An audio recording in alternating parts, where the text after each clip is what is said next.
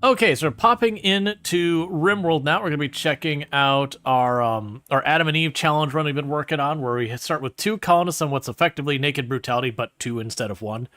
So, no clothing, no equipment, anything like that. I need to get the queue started, and we'll get that going. But with all that said, the colony is still alive and still kicking, but the idea is all of our colonists were only allowed to get more colonists through having children from the initial 2 people. So every one of these colonists are children of those 2. And we are very clearly making a pretty big colony. Eventually this whole thing will implode. You can see we've been having some fights, judging by all the bodies in the door. But for those just checking in on us over on the YouTube side, as a reminder, we are raising money for Hope for the Day, which is a charity that works in proactive suicide prevention as well as destigmatizing mental health. If you ever heard the phrase, "It's okay to not be okay," that's their slogan. But the entire idea is to get people more comfortable talking about mental health, good, bad, otherwise, all that kind of good stuff, because that can do so much for saving lives, and all that. So we are raising money.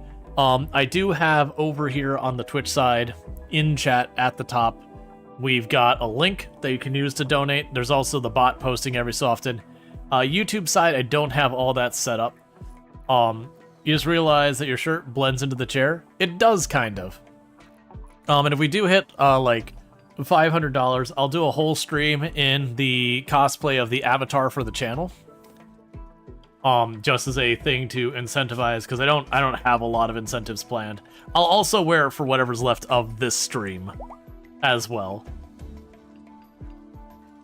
But anyways, catching up what we got going on. So as you can see, we're getting a lot more colonists in here. So we've got a bunch of children going on as they're working on it. We're trying to research the bioferrate power, because I am going to need that in order to keep things going. It's been a real struggle for us. We got ourselves some cave alpaca. By that I mean they're alpaca that live in a cave, because I need them, and that's just how I'm taking care of it. There's also an option to donate anonymously if you don't want to be shouted out. Yes, you can anonymously donate as well. Alright, so you are an industrious teetotaler. I can give you super immune, is very helpful. I'm honestly gonna give you super immune, because most of the other ones, I'm like, Night Owl would be fine to have like multiple schedules and all that. That doesn't matter that much when you're cave dwelling. Psychically deaf can also be useful. Social, crafting. I'll add melee on there, even though I don't plan to do that, just for if you get caught up in melee fights, you have a chance of doing better. So that's Sunshine that just aged up into being an adult. So you can go here, change your restrictions, work. You will also warden. Right, and you help mine, and then if you have more availability, you can help craft as well. That's a lynx hunting mandible.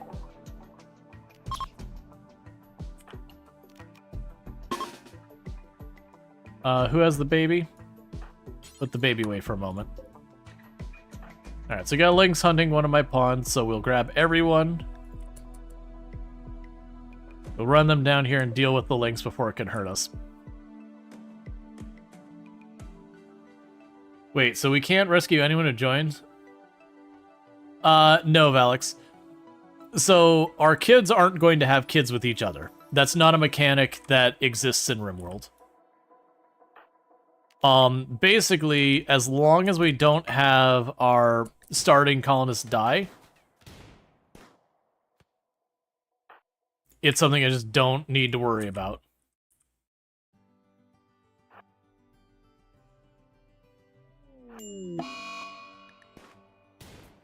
Oh, you're still...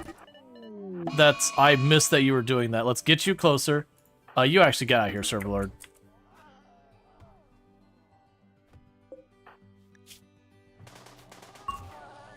Okay, luckily you took care of it with the Zeus hammer real fast.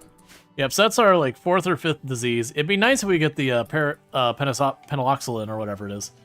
But yeah, I do have a rule that I've never taken advantage of in these challenges because I've managed to not lose one of the two main, like, starting people. That if one of the two main starting people does become incapable of having more kids, you need to go to bed. You have the flu and you are bleeding. So please do that instead of anything else you might be wanting to do.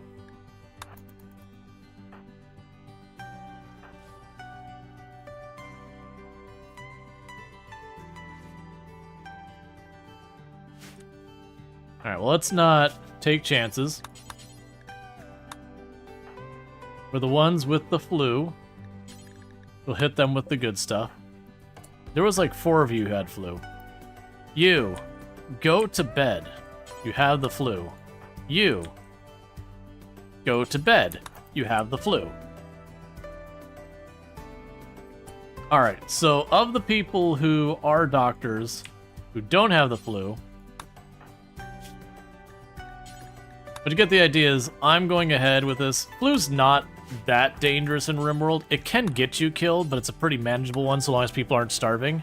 Oh, it doesn't matter what I set the medicine to. I've got nothing but the crappy medicine now. We finally used it all up.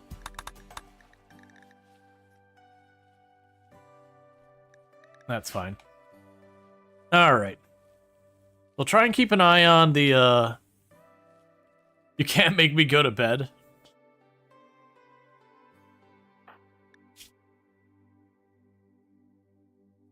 Alright.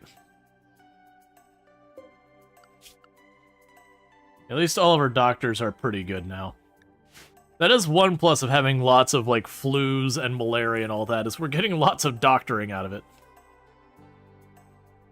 Didn't we have a baby who got, like, 3 diseases in one run? Oh, yeah, no, we've had, like, children in the game get, like, stacking diseases. I think the worst I ever had for a run that I got killed by disease, it wasn't even a high disease tile, but I had a pawn that literally, it was like malaria, flu, and plague all at the same time. Now, granted, it was like one of them was at like 98% and about to go immune, but you get the idea. They were all stacking on top of each other. Yeah, so right now, you're all winning against your stuff. You only barely, which does worry me. I could preach health one person, but none of them are doing particularly amazing right now. Because I have pretty lousy medicine.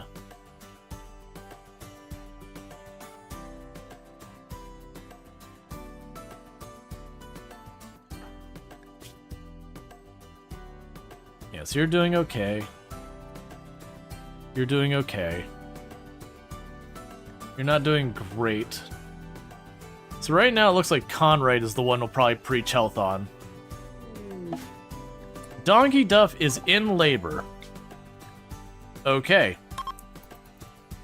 You are pretty far from the hospital. So new baby is on its way into the colony. The colony shall grow. Conrad is your priest. Oh, right. That sucks.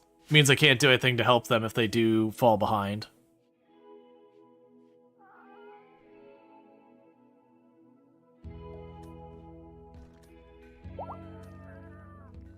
See, more to the family? Yep. Okay, baby is sick. This is actually pretty bad because I don't have good medicine to work with. So what we're gonna need to do is intervene and do what we can. Luckily, it's sick and not, like, mortally ill. There's a higher level of sick that's really bad. Mandible, go to bed, buddy. You have the flu. No school on flu day, all right? We're responsible adults in this colony, and we don't make our children go to school when they have the flu.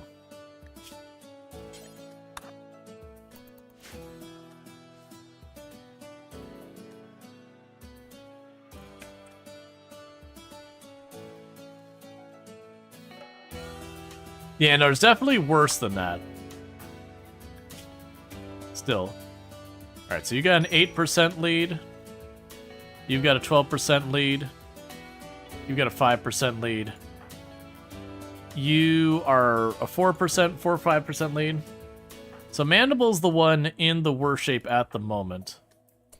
You'll be worse if no one treats you. Just saying.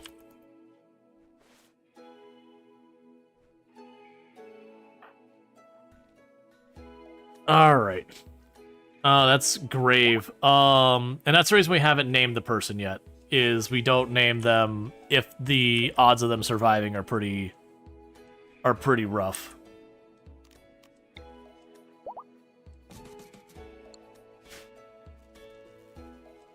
As you reminded the half your brain, parsed very orange collared shirt as a prison jumpsuit. I was like, what? Yeah, you don't see a lot of people wear orange. I mean, outside of like biker events. Okay, everyone seems to be holding up all right. As much as I'd like to do that, because a Masterwork Assault Rifle would be nice, that's not happening.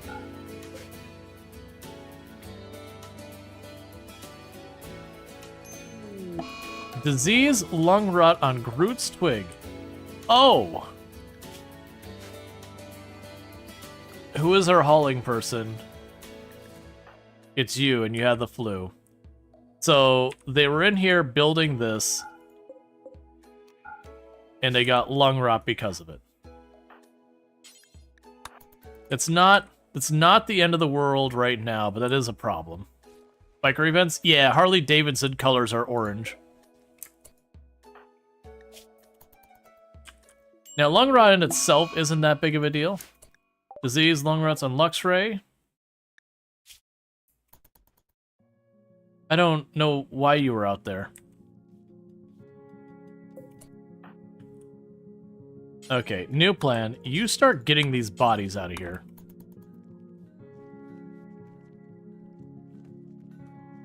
Medical treatment needed. Donkey Duff also has lung rot now.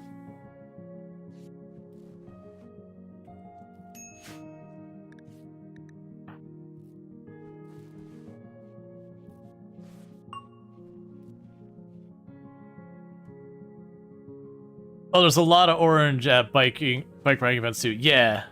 Well, it's a high visibility color, so it's really good for dealing with a lot of that. Well, oh man, even you have really high exposure.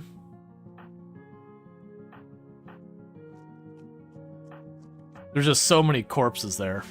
I probably should just lit it on fire. Can I set up cremation or anything? I don't have the power yet. We're getting close, but I don't have the power yet. Once we get the bioferrite generator, I should have plenty of power to do that.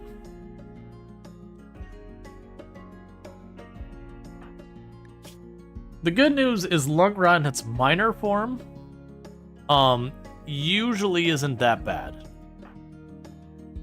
It is dangerous, but it can be pretty manageable. Ah, Conrad, buddy, I need you to have more of a lead on that.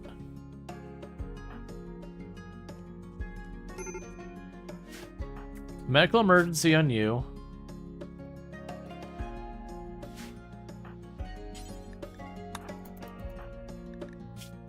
Alright, this is not looking promising.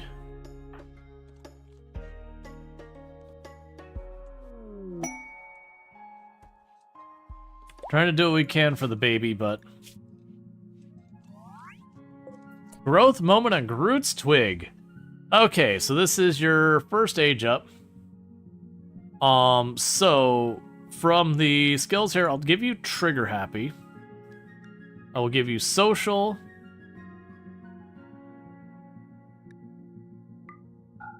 And I'll give you mining. So I'll go to work.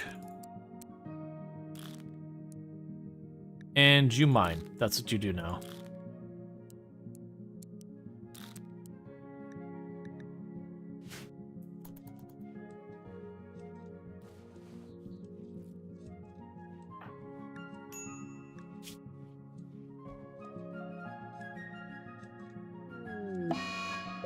Disease and lung rot on another person. Because they have, like, no one who's not sick who's able to deal with the corpses. And it's just there's so many corpses and they're just cutting through that hallway is giving people lung rot.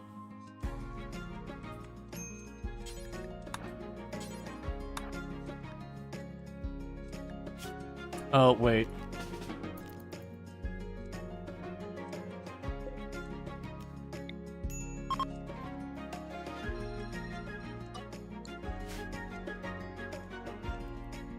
Alright. So the good news is the disease did go down in severity. That said, it's really close to fatal.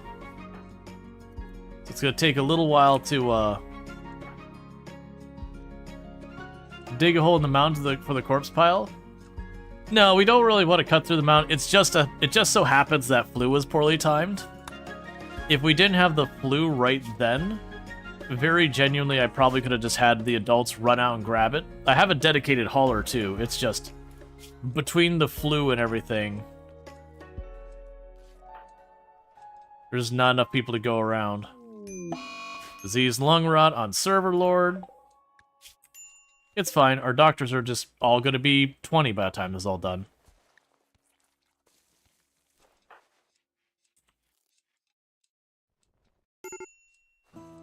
Major break risk on donkey duff. Eat. Stop starving. There's no need for you to be starving. There's food. Stop killing yourself.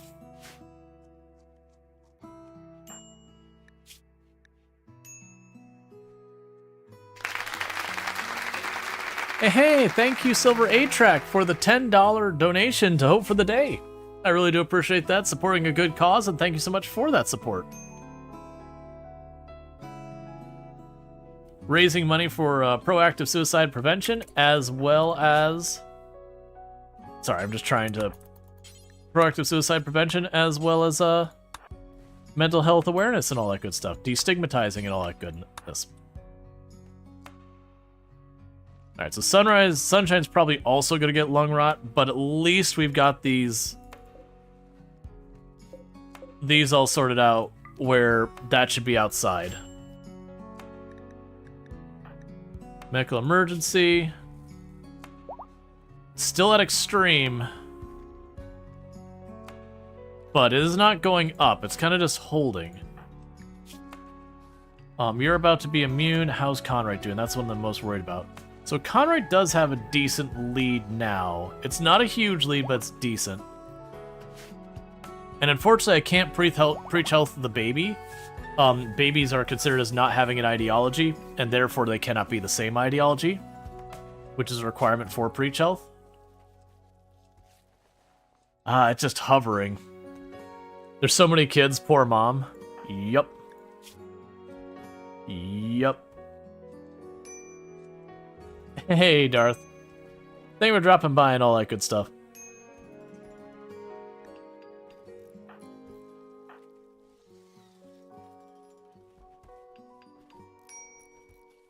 Alright, so you're holding up alright. You have yourself a good lurk, and thank you again for popping in. Major break risk on Sunshine because you're ravenously hungry. That is a bad tend. That may have just killed that kid. We'll see. The good thing is it dropped from grave to common, so it doesn't require as good of a tend to hold up. The one time you had a baby age up to a kid, and they decided they wanted to be the ideology of a guest I was hosting for the quest, I was like, really? I didn't think that's a thing. I thought it was automatically they would choose the ideology of the parents. I can't remember if it was like it was guaranteed one of the parents or RNG between them. But that's also those things that could easily be stuff with mods.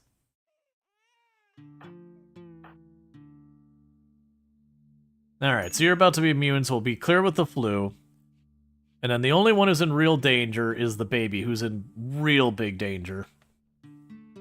Because they're hovering right on the fence. What I need is one really solid tend. Went to mild. Okay. Alright, we're good. We're good. We just need to not have, like, a horrifically bad 10 of, like, 10% or something. And baby should make it.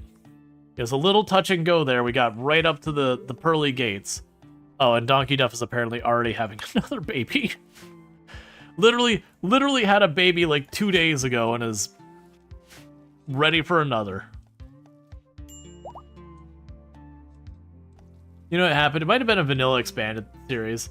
Yeah, I'm guessing it's probably like an unintended side effect of vanilla expanded. That doesn't sound like an intended feature. That sounds like a bug.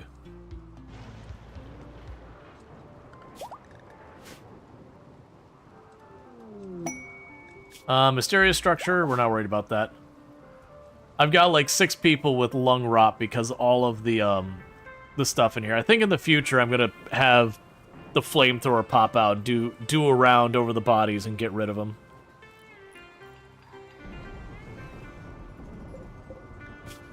Meanwhile, entity, extract bioferrite, extract bioferrite, extract bioferrite, extract bioferrite. Because you're gonna need a lot of bioferrite.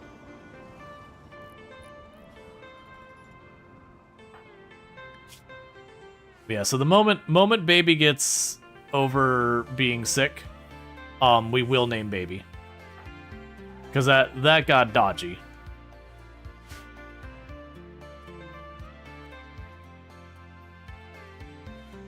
It was bad enough I queued up another sarcophagus with not positive expectations.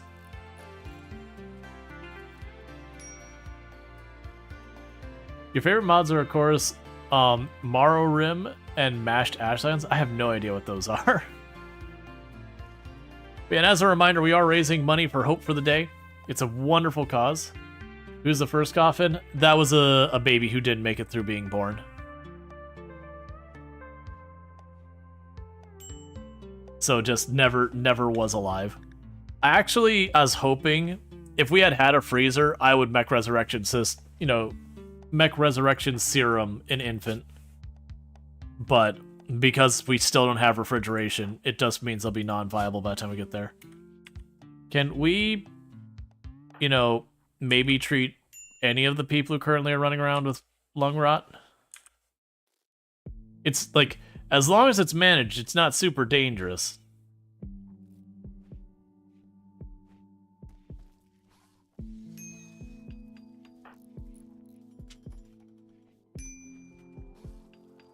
All right.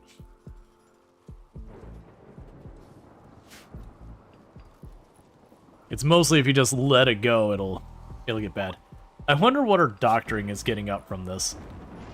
12, 9, 7, 6. I think we're like that. Yep, no, I mean, that's a thing that could happen in real life. It's just not particularly high odds.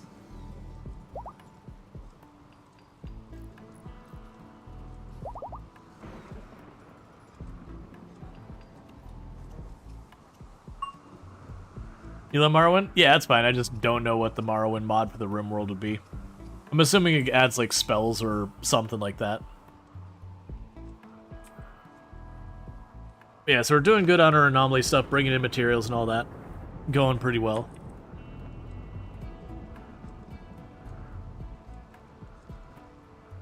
RimWorld's also a good, like, RimWorld's a weird game with considerations of, like, mental health and all that, because on one hand, RimWorld lets you do some awful things, which we're not doing. But it also does go into the point where you've got like these ideas around like break risk and all that. That's not how it works in real life. There isn't like some measure where you hit some point and then your character starts having breakdowns or whatever.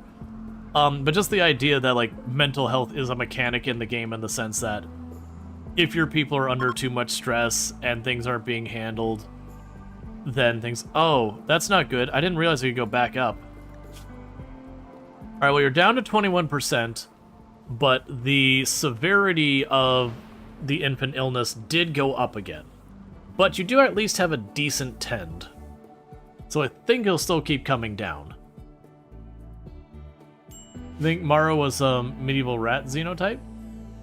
Oh, I have no idea. Yeah, no, I'm assuming it just thematically makes the game like Morrowind, which is fine.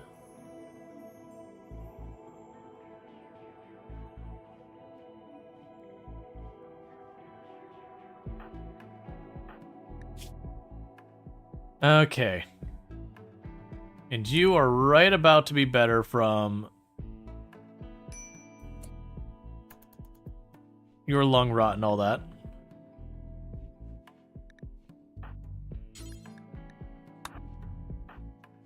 Yeah, so a lot of people are getting over their lung rot, which it's just basically you keep treating till it goes down to 0%. The big thing is if you don't have enough medicine. Fortunately, I've got literally hundreds of medicine. So, barring people doing like 0% 10s, we're fine. Alright, so it is looking like the infant is still going down so far as their severity. The big concern is, will our next 10 be a good one? Because that can lose ground, or if this escalates in severity. I believe after a while it'll go away regardless. It's just a matter of keeping the kid alive that long.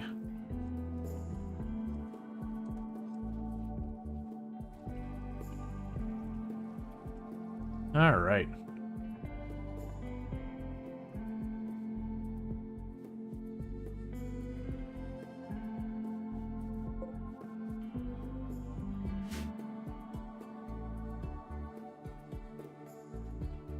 And meanwhile, they're smoothing out the floors. We got the thing for chronophagy, so we can do that later. We've got our ideology room. Let's see, how long can illness go on for? Can it persist into adulthood? No, I don't believe so.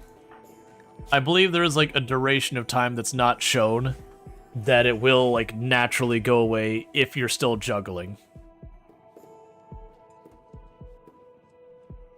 Which I think mechanically one of the things they also do is its rate of where it escalates and decline. I think it leans towards going to milder as time goes on. Alright, we got skip abduction has been researched for anomaly. Sleep suppressor. Because it'd be really hard not to either lose or win against it. Like, balancing it out would not be a easy to achieve thing. Starvation on who? Stop starving yourself. Hey, Warren, thank you so much for the raid. Bringing in 81 people. For those who don't know, Warren, absolutely a fantastic content creator. Could I get a shout out for Warren? Plays a lot of RimWorld among other games. So I do hope you had yourself a good stream. Warren had to go real fast? Gotcha. But yeah, so Warren was also playing RimWorld and all that stuff. Does a lot of like really sweaty, no pause, 300, like 500% naked brutality kind of stuff over there. So if you're looking for some really sweaty kind of RimWorld, definitely makes it happen. Also does like thematic things as well. But you get the idea. Good times over there. Highly recommend. Warren spilled A1 all over himself. Gotcha. So Warren is taking care of cleaning up mess. I totally get it. But for everyone popping in here, I am Rual Storge. I do play a variety of games here on Twitch, including a lot of RimWorld. And we are doing the Adam and Eve challenge, which the gist of it is, it's basically naked brutality, but instead of one pawn, you get two. They start with the trait beautiful, and you got one male and female, and they both start very young. And you immediately get them to hook up, and everyone in your colony has to be a descendant of them. So if we look at this, there's mom and dad. Those are their children. We are dealing with a little bit of a rough time in that we do have a sick kid. So far, that's gone well. It got really close to tragedy. They got up to like 85-ish% on grave infant sickness. But they did manage to recoup. With that said, we are also doing charity today. So if you look and you see like all the stuff on the top of the screen and all that, we are raising money for Hope for the Day. For those who do not know who that charity is, Hope for the Day is a charity that is proactive suicide prevention. So instead of waiting to the point of it getting down to like crisis hotlines and all that, they do stuff like work on destigmatizing mental health, you know, hopefully getting people to be willing to be like, hey, I'm having a tough time, being more open and comfortable, you know, talking about what they're going through and all that to help hopefully prevent people from reaching the point that they need those hotlines and all that. So we are raising money for that. This is my 3rd year raising money for them. And yes, we did just shoot a gazelle with a flamethrower. It is what it is. Get wrecked, gazelle. But we've been going pretty good. So this run, I don't have it on like the sweatiest try-hard settings. Like we're not 500% or anything like through that. I prefer to do thematic challenges. This challenge, the first phase that made it really hard is we are using the geological landforms map. And so you look at this and go, oh my god, that's like the most defensible map you can find. It's pretty good. But there's negatives. So like, for example, when you have the raid, that's supposed to be one group up here, one group over there, one group down there, and then you go, okay, I'll run out, I'll kill that group real fast, the other 2 will run in and we deal with it. They show up here, all 3 of them, as one giant massive ball, and it's like getting one super raid. That's not that bad. The big one has been food, because I had one little teeny tiny grow spot here, and one little grow spot there, and then you get animals, but like we get a lot of these animals that tend to fight back. And thank you for the donation for Hope for the Day. And that was by... I can't read your name there, my UI hasn't updated here on the dashboard side. There. Refresh it. But thank you so much for supporting Hope for the Day. Like, seriously, update so I can see the name. For Gen Z Defen, thank you so much for that. I really do appreciate that. It's a good cause, and I appreciate that. We do have the obelisk. We've learned more about the... Yeah, so this is the obelisk that mutates people. Things that may be possible to safely shut it down, but we'll need to study more. That's fine. I actually need it for the advanced research, because the only way I'm going to power this thing is using bioferrite. Because there's nowhere to grow wood. I also have the no research random research mod, so I have no control over my own research, by the way. Like, you'll see the button here, but it does have random research turned on. Why are you... Oh, everyone's asleep, that's why. How's the baby doing? Hopefully... It's gone back up to grave, unfortunately. So they are at 10%. We're probably going to lose... Well, actually, at 70%? I think we'll lose ground at 70. Yeah, we're losing ground to it at 70%. But we're trying to get that baby through. I don't have any good medicine left, so we're making do with what we've got.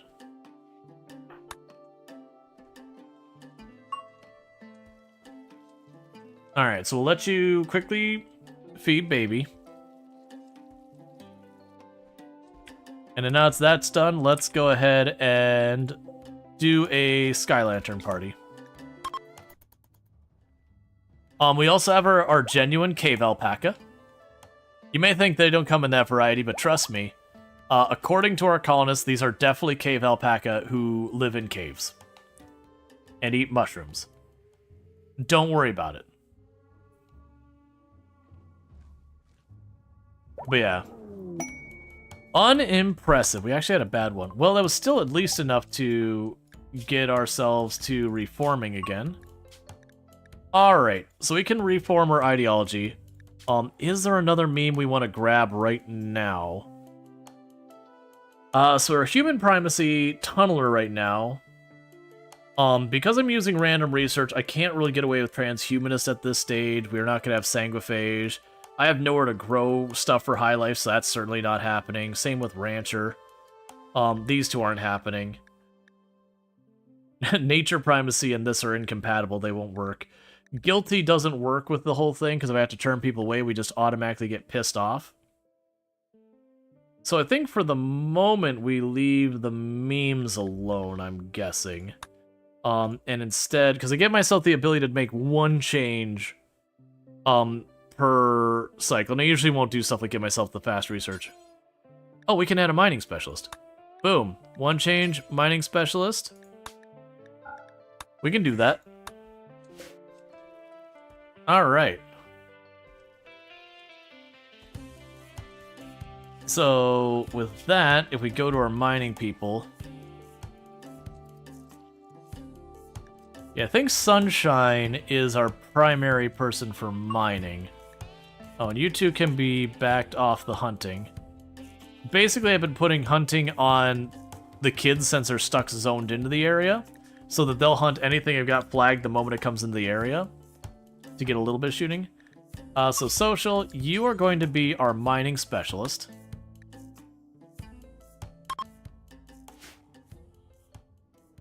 What does that do? The mining specialist mines much faster, and I believe they get a perk. I think they can make other people around them mine faster with the with an active ability.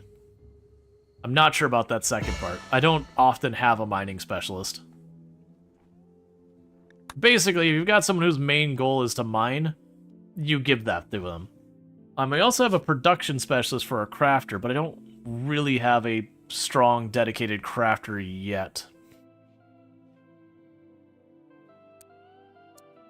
Honestly, I could probably take you off of that.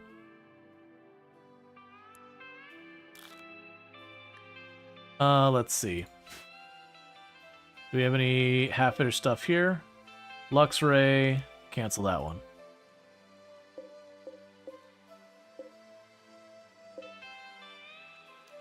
Just cancel them all. They can get it all back. Because we've had guests who crafted a little bit here. The other one that's a little bit tricky about this run is when you're doing like Naked Brutality, it's really its roughest before you get that first handful of colonists. But usually it's not too bad. You just got to get that little bit of distance to get that second or third colonist and things start settling into a normal run. This one, because I'm only allowed to have kids born in here, it means at a minimum, I've got like the 18 days that the person has the kid, followed by they're effectively a burden against the parents as far as what they can get done for that much longer. Did you... Hey! Yeah, so this is where they survive long enough that they became immune to it. That's what it's saying there's a timer. So that colonist is going to get named. Baby's going to get named. I just didn't want to name them while it was spotty that they might not make it. So you have Mohan Rai.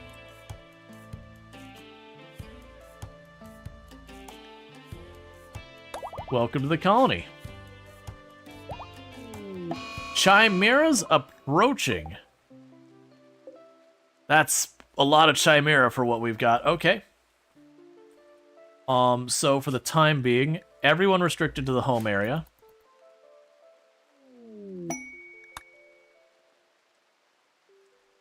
So the problem here is while we do have a lot of colonists, we have a lot of children. They did not wait. Okay, fair enough. They said it was time right away at the beginning. So there's a really good chance the Chimera are just going to bully their way through here. I don't really have anyone durable enough to block the door with any hope of not having tragedy.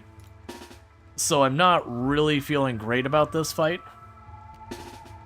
I'm kind of hoping we can get away with it by using lots of fire.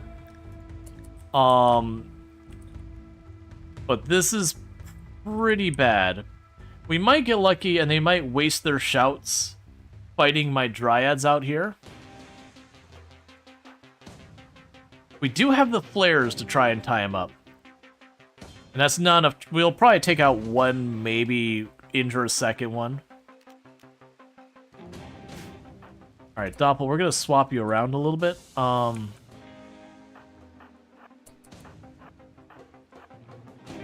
Trying to get all ones in the middle with that aura. It'd be good to get you in the middle, but that's not going to happen yet. Okay.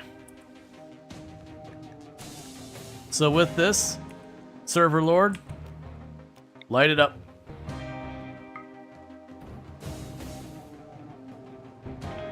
And that's not designed to superheat the room right thing. That's basically to hit the enemies with fire. A lot of them will then retreat to go to the water to put themselves out, taking damage the whole time. So it can be used to split stuff up.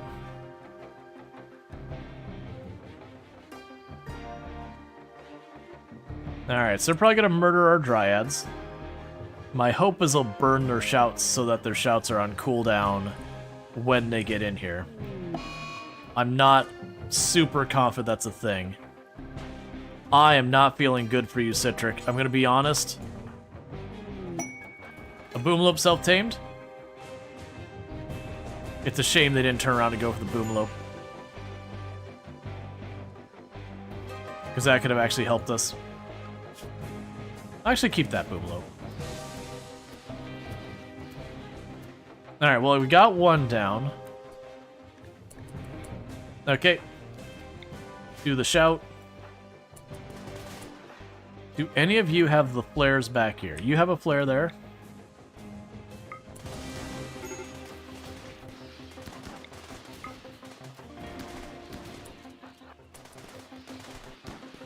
Oh, that's bad. Get away from the children.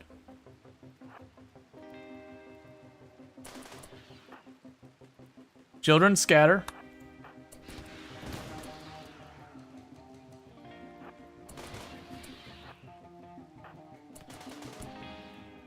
There's just too many for me to keep them under control. We will try and drop another flare to stun what we can over here.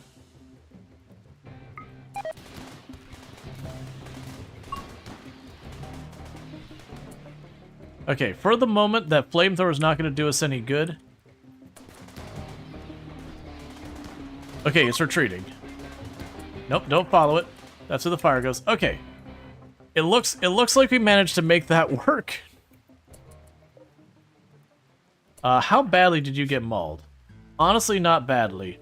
All things considered, when that scattered like that, and they went right next to the group of children, I was like, oh, one of these children are dead. Luckily, it seems like it was still just trying to keep the fire under control, and we managed to get all that. Where are you going? Don't worry about that. You go to bed. You go treat them. So all in all, that didn't go... As far as I'm just breaking past my lines, I figured. Normally you want to choke point them. I just figured if Citric tried to hold that choke point, they were just gonna get mauled, lose their limbs. Citric's still only 17. Doesn't have that great of stuff going on for him quite yet.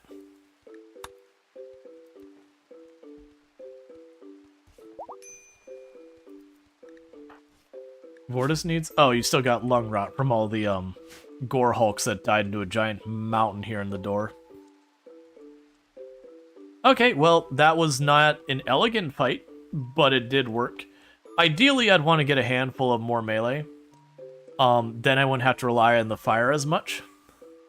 Or whatever got past the fire. The other thing is the animals don't tend to go for the water like humans do. With, like, if we get, like, a Neanderthal raid and they get in here and they get lit on fire, they all just run right back out.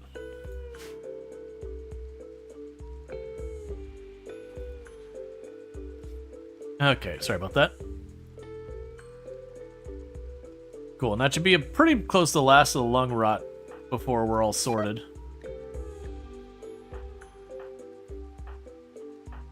Oh yeah, and our quote-unquote Eve. One of the first fights in the game got in a fight where we had a melee pawn show up with some like 12-15 melee skill and a knife, and we just tried to slow him down as much as possible, got like one hit and just took the arm right off. Forgot about that.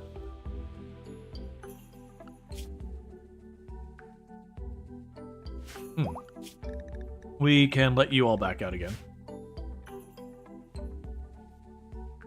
Now, probably good that we didn't keep any of those, because I'd be tempted to try and keep a Chimera for the advanced research and the bioferrite. But very realistically, that's one with the wrong person in that room that you can lose the pawn to it. Has there been any infestations yet? Yeah, I think we've had 2. We had one infestation down in this area. No, it was like literally this area, because there wasn't doors that did bridge over here. Almost destroyed our infinite chem fuel reactor, but as far as like actually feeling threatened by the infestations these days, they aren't as strong as they used to be.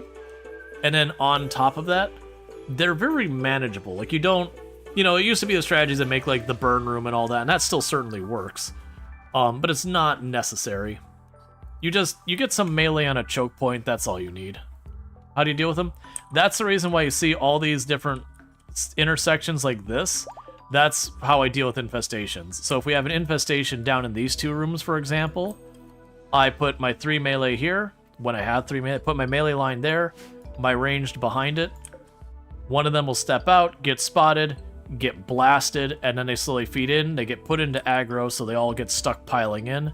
It gets to be 1-on-3 on the melee line, and any of your misses still tend to hit the stuff behind it, and you just basically fill the hallway with bullets, and it sorts itself out. So you kind of have a sacrificial amp. Well, no, if you have a pawn that's got, like, tough or nimble, you know, it's a setup, you know, a decent melee pawn, they can usually hold their own long enough for you to wipe them out. And especially if you have, like, 2 or 3 of them, the insects aren't that bad on killing you. Not like, for example, scythers. Scythers are one of those things, they die real easy, but if they get on top of you, they can do a lot of damage real quick. Even the mega spiders aren't too terrible in the amount of damage they can deal with. And a lot of times it won't even be the mega spider that gets to be in the choke point at first. And then you consider if you have the 3 melee against the 1 person, it's very likely those 3 melee will get the stun on the spider or whatever's there in front, and you'll just sit there and get wailed on and not even get a chance to fight back. It's just a numbers game at that point. Like, you can get unlucky and lose an arm or a leg, I've certainly had that. But honestly, late game RimWorld, that's just the nature of the beast. Any major fight that you get stopped, like you get into it, limbs will get lost.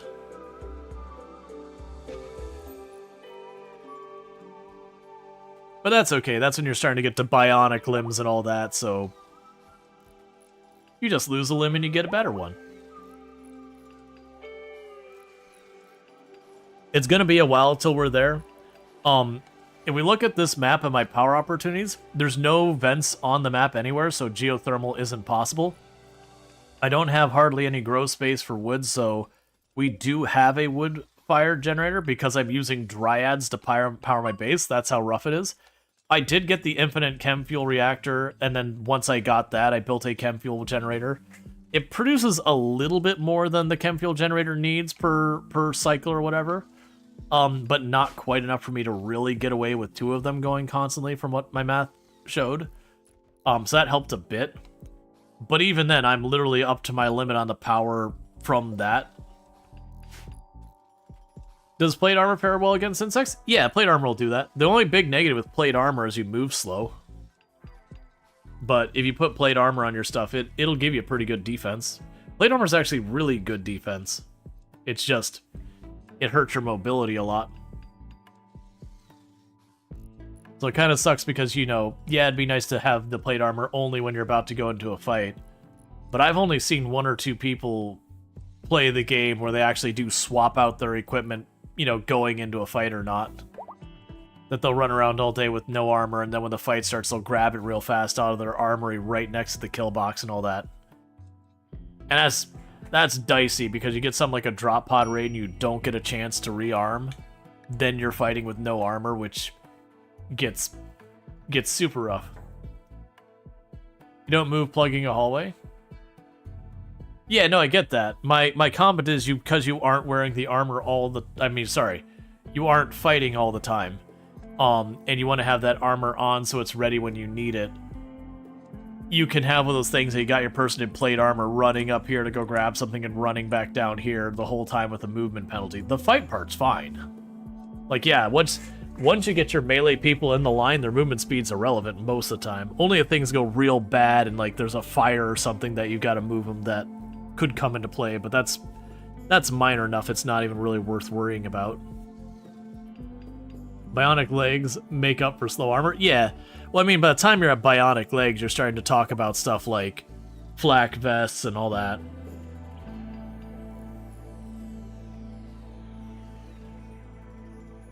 Yeah, and I'm really hoping to get away from the Dryad soon, but that's going to require us to have bioferrite generators, a lot of things that go bump in the night locked in the cellar, and our bioferrite research done. We're working on the bioferrite power research right now. It's getting pretty far. And that's because I've got the monolith here we're researching. I'd love to get a Revenant at this point. A Revenant would be just a give me. Alright, Sleep Suppressor, Frenzy Inducer. I don't actually care about the rest of the anomaly research in the basic stuff. I'm just grabbing it because it can. You have time to prepare for the insects. They often don't go for your colonists immediately. Right, but at the counter of that, if you have, like, the hives pop up here, for example... Oh, I want to lock that door open. If the hives go up here, for example, I want to get in there and get rid of the insects as fast as possible because I can't replace an infinite chem reactor. Or if, for example, they pop up here in my production room, I do not want to let them loose in my production room any longer than I need to because of how much they can destroy in there. And not even for the material cost, I just don't want to reset up any of the recipe lists. That's genuinely, I need to get the mod again. I haven't had it in a very long time. That there's a mod that, like, if I have my stove here and I've configured all my recipes and it gets destroyed, someone throws a tantrum and breaks it. When it rebuilds, as long as I don't cancel the rebuild, it puts it all back. Because that should just be the default behavior if you've got your little hammer turned on.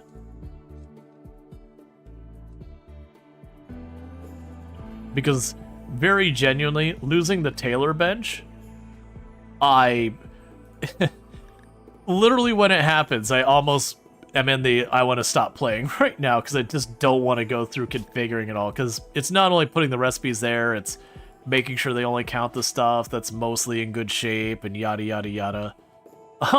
It's like, I don't wanna. Just remember it.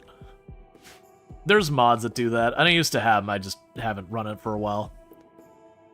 I don't really need the Boomalope. I just figured, you know what, it's fine.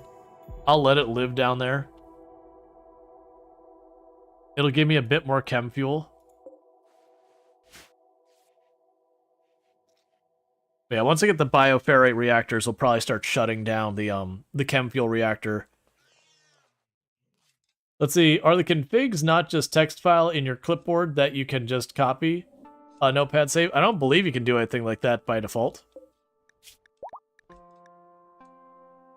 Like, here, based on default here, to my knowledge, you can't just hit a button to, like, inject them. There are mods, though, on this that you can have it where it'll save, and you'll have, like, a little second window over here. That'll be like, oh yeah, this is the good food setting. You hit that, it drops in all your recipes. I used to run that, but yeah, now the base is getting big. Normally my bases don't end up being these big unless I'm doing, like, this big, unless I'm doing, like, the whole tile challenge or something like that. But kind of the idea behind the Adam and Eve run is just basically see how far you can push things. But yeah, as far as, like, configs, maybe you could save it to the hard drive and all that, I don't know. You want a pile of money. Fine.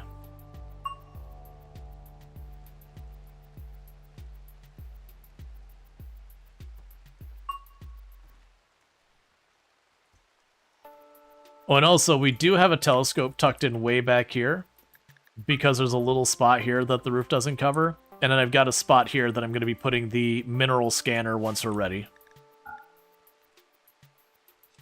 Unfortunately, that does make this spot eligible for drop pod, but, I mean, if you want to drop pod into my ritual room, that's a you life choice.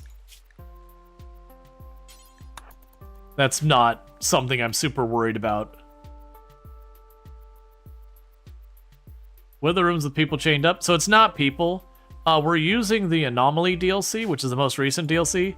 Basically, there are things that go bump in the night, so we've got, like, these invisible creatures that claw at you in the dark. We've got these mutated balls of flesh with hooks and all that that come after you. We've got gore hulks, which are, like, vaguely human-like, but, you know, they're all grotesque and bent out of shape with spikes coming at them that they throw at you. They're scary nightmare fuel. And what we do is we shackle them down to the table so that we can research them, as well as extract bioferrite from their bodies, which I can only assume is bone goop that we then turn into a like cement-like material. And that is not a mod. That's literally the DLC. It's It's the vaguely not quite horror DLC.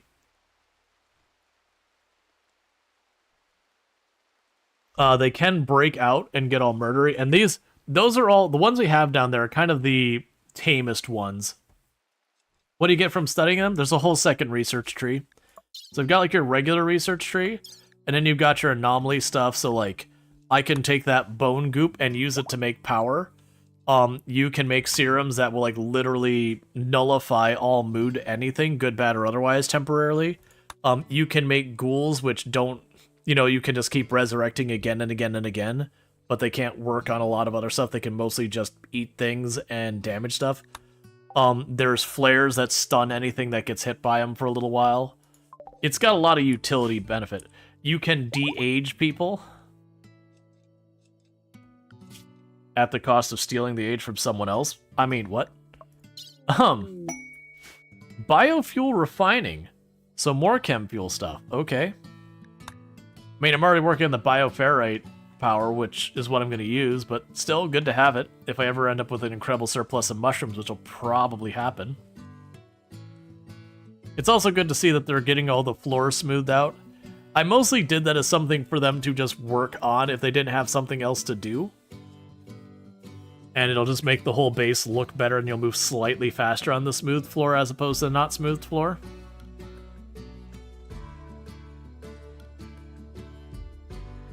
Not sure it's de-age so much as age transfer. It is age transfer, but it does de-age the person receiving it. So an argument to be made there. As a reminder, we are raising money for Hope for the Day. I'm actually, you know what? Let's go ahead and let's do the video real fast, because I want to do that periodically. So bear with me for just a minute. There is a video for the charity. We're just going to go ahead and play that real quick, because we are raising money for Hope for the Day today. So let me go ahead and kill the RimWorld music for just a minute, and then we'll bring the video. We'll do this real fast, and then we'll get back to some more RimWorld.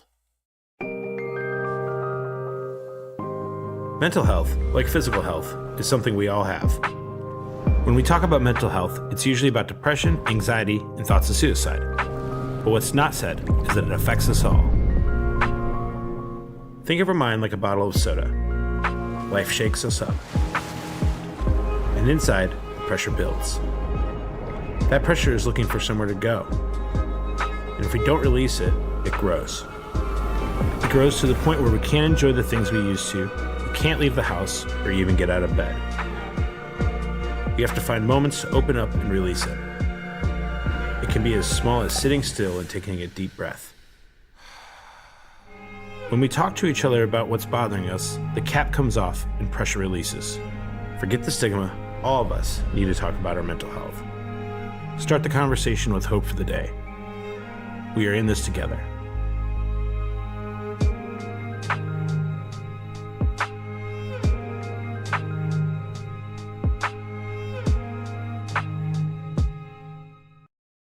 Alright, let me go ahead and get us back off of display capture, get the game sound back.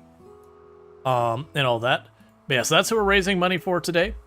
It's a really good cause. They do proactive suicide prevention. So again, a lot of that is around tackling, mental health and all that, destigmatizing the discussion of mental health. So, people don't just suffer in silence, that they're like, hey, having a difficult time, that instead of the situation that we've all probably been in at some point, where somebody either makes an attempt on their own life or succeeds, and you would be none the wiser, anything's been wrong, that people talk about it so that, you can hopefully get ahead before it gets to that level of crisis and all that.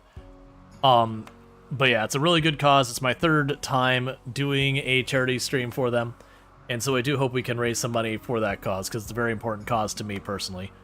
And then also, Kalaria stars a child now. So we can go ahead and do that, and Kalaria will go ahead and get their schedule of recreation all day, stay in the home zone, work, get you all situated here.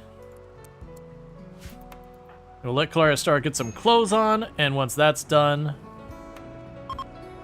we can go from there to getting you equipped with some kind of something. That's a flame bow. We're getting pretty low on our equipment that's... I guess you're just going to get a recurve bow for the moment. We need more weapons. But yeah, so it's a whole thing. Yeah, so raising money for today, that's a big thing we got going on for it.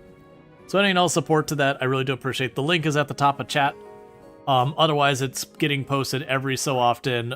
That and Luxray is also aged up. Okay, so with that, Luxray is already tough. Okay, so Undergrounder certainly works well with this. I'm not super worried about that. Kind is a really good one as well. I think that's what I'm going to go with. Body Modder, because I don't have control of my research, can end up being a frustration point. Let's go ahead and... I'm just going to give you... We'll give you melee as well. You might end up becoming a melee pawn down the road. Let's look at your schedule there in Luxray. That's fine. Yeah, so you're set to be able to mine all that as well. I don't really need that many people mining. When Luxray gets a little older, we'll probably plan for Luxray to be a crafter. That's the direction we'll go with that.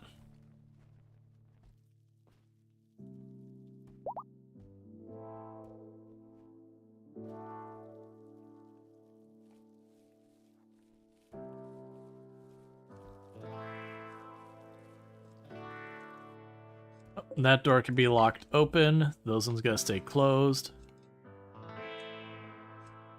Okay. And we do have more uranium. So we definitely would like to do that. But you want to be a doctor? Yes, but if the game doesn't give me the option to give you a passion for it, you're not gonna get it. I'm at the mercy of RNG. And plus, doctoring is not a full-time job. In this game. You doctor as needed. The rest of the time you do something else.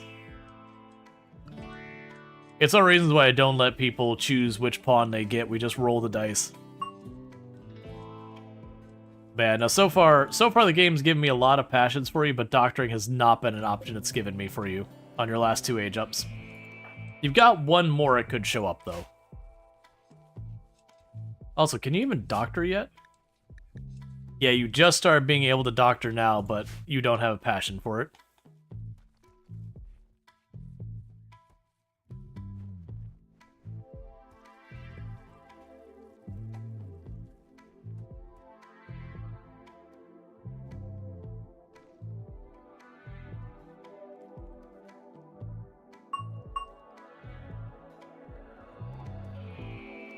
Okay, and everyone's getting their lessons and all that. We got all the Chimera corpses over here.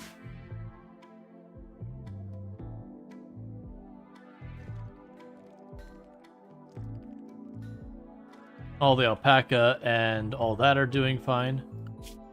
You can probably afford to take on another alpaca or two.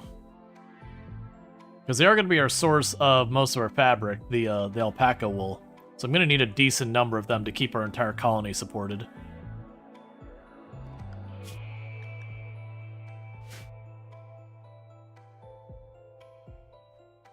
Because while I could grow out there, it just means every single raid burns my stuff and it gets really old real fast.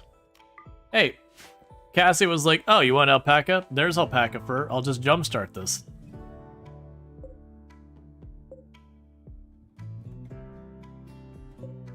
Yeah, getting all biofair right. So we're probably getting to the point pretty soon that everyone who doesn't have something else will have the flare backpacks. Very genuinely, the flare backpacks are probably my favorite utility item in the game. That almost every run I will go out of my way to get those flare backpacks set up. Another thing I want to do is all this uranium. There's a good chance we're going to want to go in here. So you see like I made these walls all out of uranium and everything? I'll probably want to go through here and start doing the same on this side.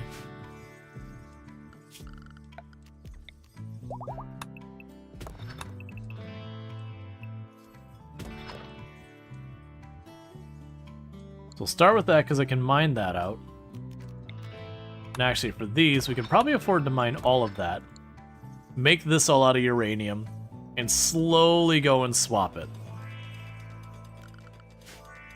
Because the idea here is we want to make as much of that have the stronger durability as possible.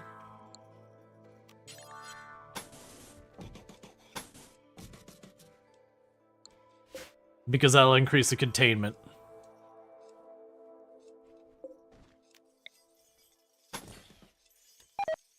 And the more we increase the containment, the better.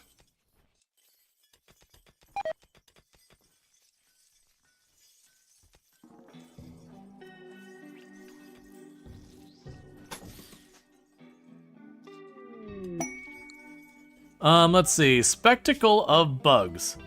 I can't really do much with the Archite capsules right now. They would give me 2 champions. I don't really care about the LTEX thing or the implants. Honestly, I wouldn't mind doing it for, like, if they had rewards I wanted. Like, the Archite I could see wanting down the road. But with random research, I don't know if I'll ever be able to really use them. So that one's one I'm going to pass on just... It would be assuming risk with no reward, effectively.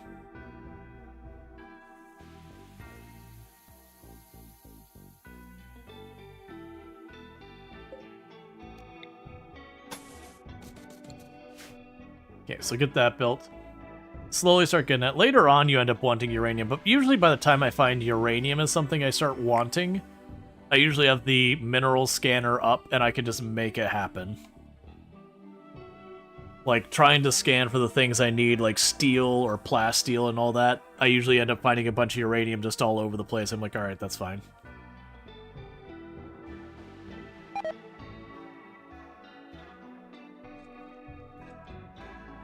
Oh, you know what we also should probably do? I haven't figured out what I'm doing for our freezer. Because already with what I've grown here, we're getting pretty far out of the way. Now, the options I've got is, one, I can probably put the freezer and the kitchen and then move our break room up here. Right now it's down there. I could move it up here, and that's certainly one option. I could also put it way down here, which puts it closer to the food, but away from the bedrooms and all that. Which is honestly not a terrible option either. I think either way, they'll be like suboptimally placed. I think up here makes more sense to be close to the hospital. So what we could do is this could be our new break room. We'd go over here with this, we'd connect that up. It doesn't really matter where the doors are. Put the doors there and there, we'd connect that up. From here, we'd probably want to have a little kitchen. And then we'd have like the big... the larger room for all that. We're probably not going to do much butchering of animals. So it could be like literally just a little kitchen. Like that. And I'd want the walls to be too thick. As opposed to the one that we normally have them.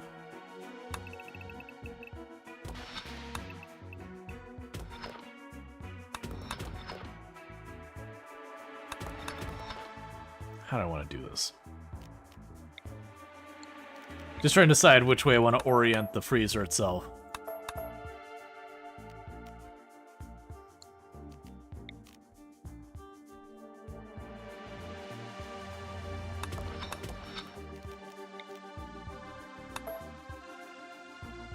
That give me enough room for the double door setup. Actually, you know what? We don't even need to go that far.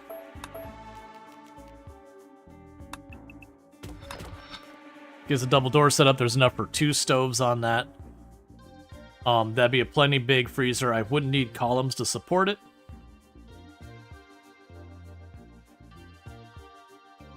Because the alternatives I'd go over here and do that.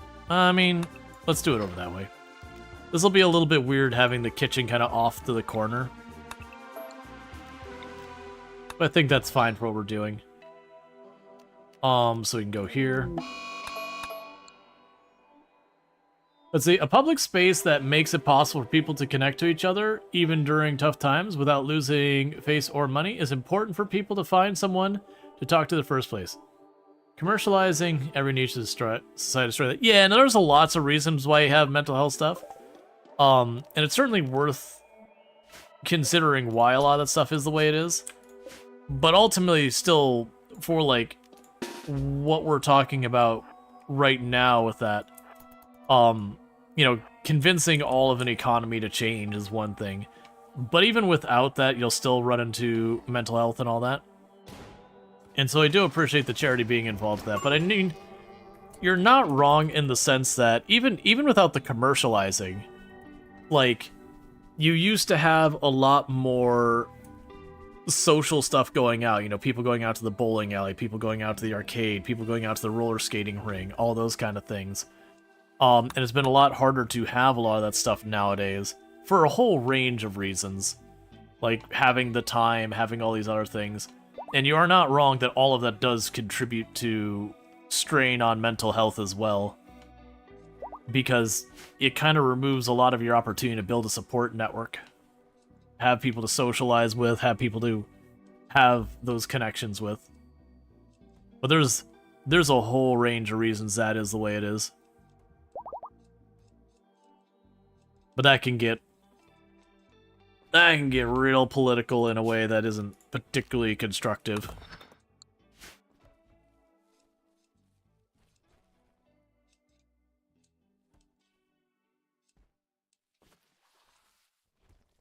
Yeah, Otan, we're not gonna dig into that one too much. It's just kind of one of those things, like, genuinely speaking, like here we are all right now, we're watching streams, playing games and all that. That's not going out and socializing. There's a social element to streaming and all that, certainly. But I do agree it's different than, you know, going out and meeting with friends at the local arcade or the roller skating ring or whatever. And even honestly, if we go back to the days of the arcades, those arcades got straight up awful in the amount of money they would extract out of you. Roller skating rings and ice skating rings, and those weren't too bad. They had an expense, but honestly, they weren't really running you dry. But I wouldn't even say that's necessarily even an economic thing in itself. That's a cultural thing. Just what people want to do and their plans and all that changes as well.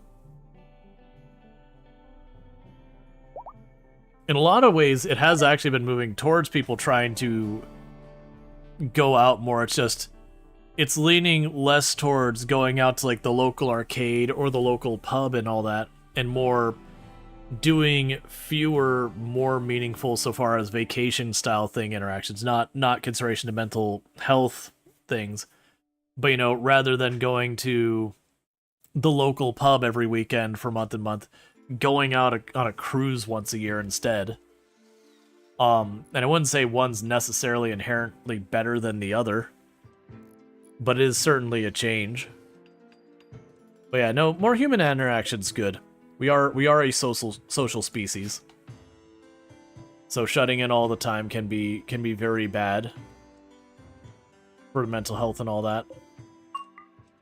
We also have people who have different needs, though, socially. There are people who can be very comfortable spending most of their time on their own, and that going to the local grocery store to get their groceries is their social interaction for the week. And there are positives and negatives to that. But it's just different people have different needs, different cultures, all that. But it is another one to normalize discussing mental health and all that, because there can be a balance to figure out there. That you might have someone who does need a lot of social interaction, but they prefer to have it be just, you know, one or two friends versus, you know, those same individuals going out to the bar where there might be dozens of people is very uncomfortable for them, not fun. And by having it where it's like, okay, you know, you can kind of talk with others and be like, you know, hey, it'd be really nice if we could hang out just the two of us, because that'd help. You know. Alright. Okay, we have mechs emerging from the water right in front of the base, which is one of the dangers that this map presents. So let's get people into position. We don't know what we're going to get here. I don't have EMP yet because we have random research, and that's just nothing that's happened. Actually, I bet you... Oh, no, because I don't have the machining table right. Yeah, right. So it's just kind of the nature of the beast. So we'll see what's popping out. I'll be able to stun them with the flares. It's not going to do me a whole lot of good. Meanwhile, Server Lord here is going to have to go grab just a regular old recurve bow, because that flamethrower is not going to do anything. Donkey Duff, run. Yeah, so that's the dangers. You get no warning with that. Oh! Donkey Duff, I need you to crawl like your life depends on it, because it absolutely does.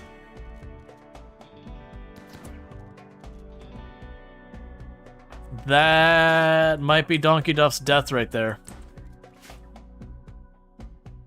If she can get over here where I don't have to run through all these... Oh, that Dryad running away like that might also be not helping, because she's only got 4 hours. Did she take a neck hit? Is that what I saw? No, she took a heart hit.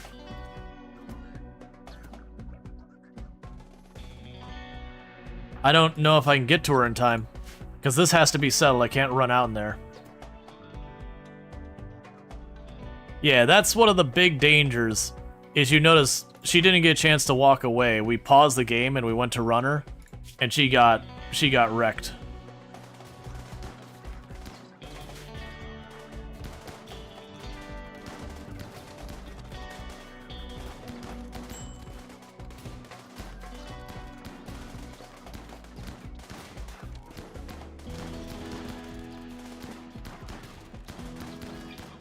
Yeah, they're just gonna stand back and shoot. That's fine, we're going quick. Alright, Fortis. The moment this goes down, I need you to run out there, buddy. In fact, don't wait. Get to it. You, get in there. You're covering for Vortis. We got friendly fire.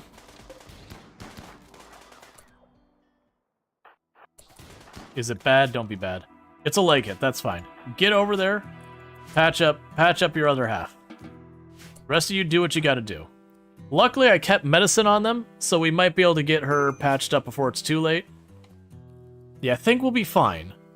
We patch the heart first, and we should be able to get her through this.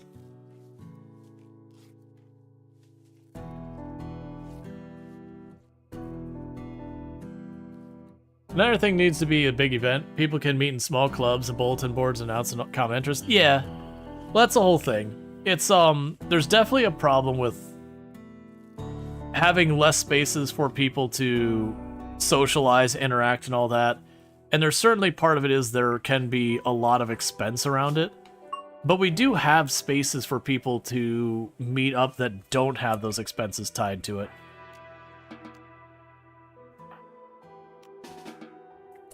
Would you... There. Alright, so Kalaria, you go grab that. Server Lord, you go grab your flamethrower.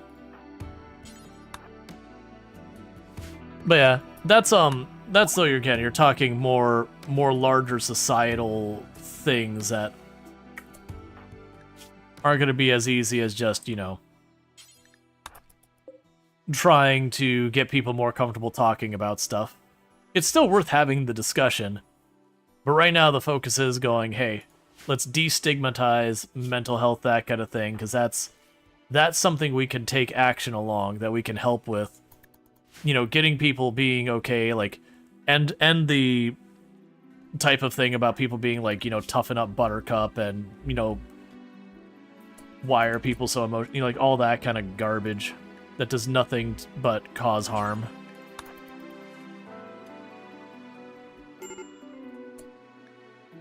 Colonist needs a rescue, because apparently we're running around and not getting treated, because of course we're not. Do we have any of our doctors that aren't injured? No, literally all of our doctors are injured. Per the usual. How badly are you hurt? Not badly, you're all patched up. Go rescue them immediately.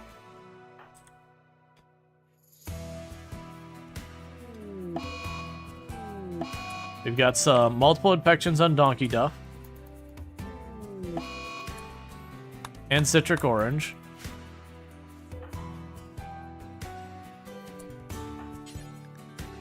Please treat everybody.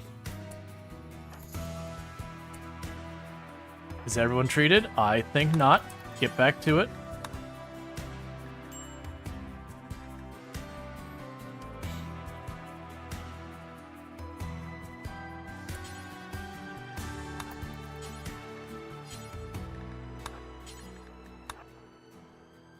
All right.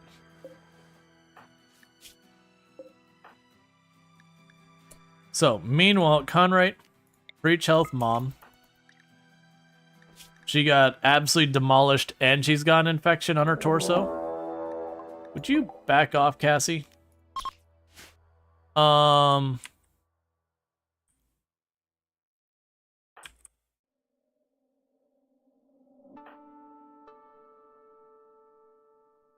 Just be fast about it.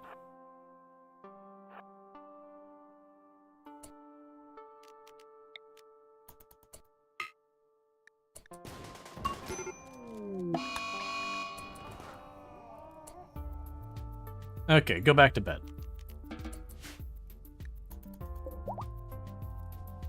All right. Comfort depends on social expectations. Oh, Tan, let's move on. You're just kind of saying a bunch of stuff. Like, we're trying to destigmatize. That's the whole point. Focus on the charity. Focus on what we're working on.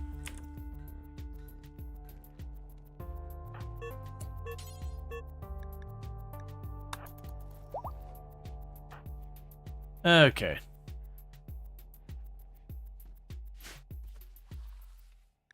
So, Citric, you dropped your hammer.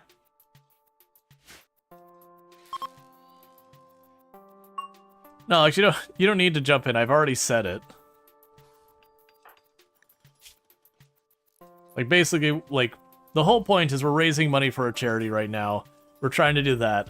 Like, yes, there are societal problems, and yes, there's, like, current events and all those that going on that hopefully we can work on and all that. But, like, the important part of the conversation right now is what we could do to, like, help with the immediate. Like, no one in this chat room is going to be changing society on the larger scale. It can certainly have, like, there's certainly stuff to be talked about with that. But it's just, you know, it's taking away from the conversation in support of a charity. That's something we individually can do to create action. That's not what I want. Conrite is losing their battle with their infection right now because they got a horrifically bad tend. And you are busy extracting bioferrite and not getting your infection taken care of.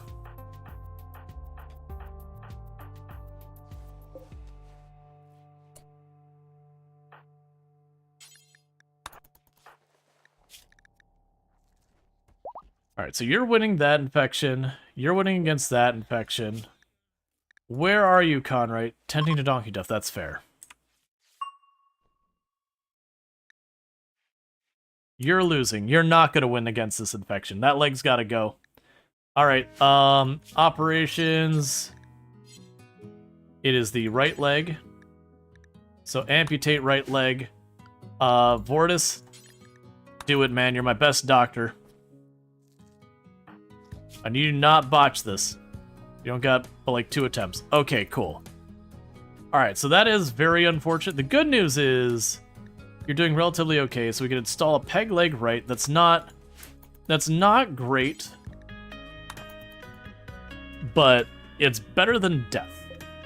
Especially with everyone related to everyone. That's one of the hardest parts with this run, is if you lose a colonist, literally every single member in your colony gets a massive mood penalty. And there is not enough mind numb serum in the world to manage having a colony of like 20 people all running around with like minus 60 because you took 2 deaths in your colony.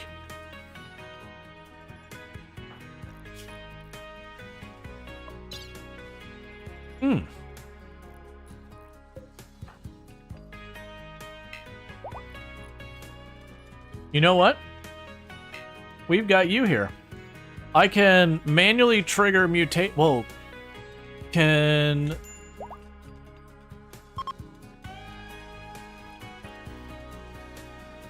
Gotcha. Saw the message, Lux. You're good. I believe with Conrate.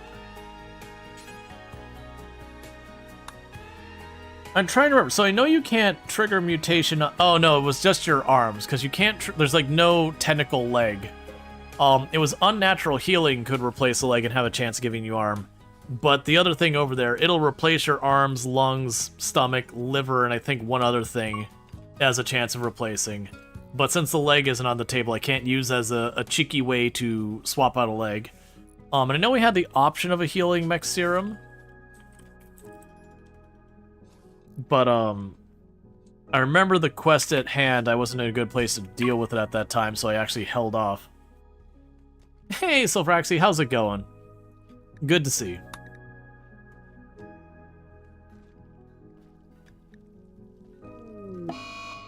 Alright, the Dryad died. That's not a big deal to me. So Donkey Duff is back up. Medium Psychic Drone, that's not going to help anything.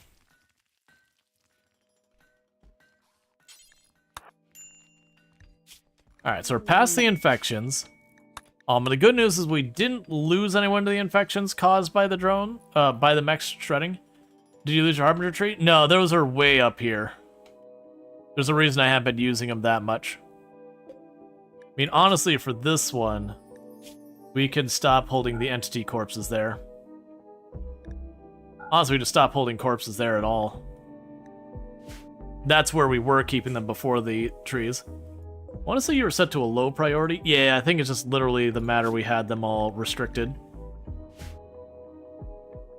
But that's the danger. As long as we're running out here, that's always going to be the risk of all the stuff popping out here. But I can't stop going out here until these dryads get sorted.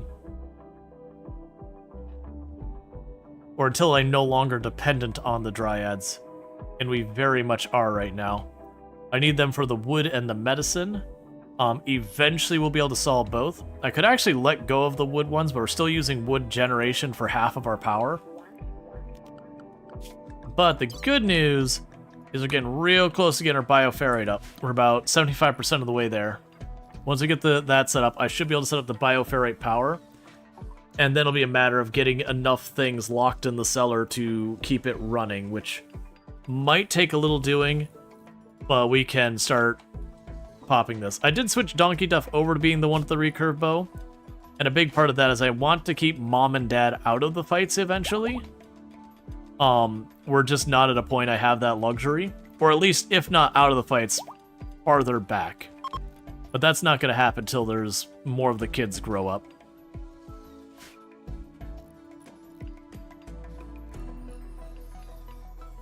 Yeah, losing that leg is pretty rough.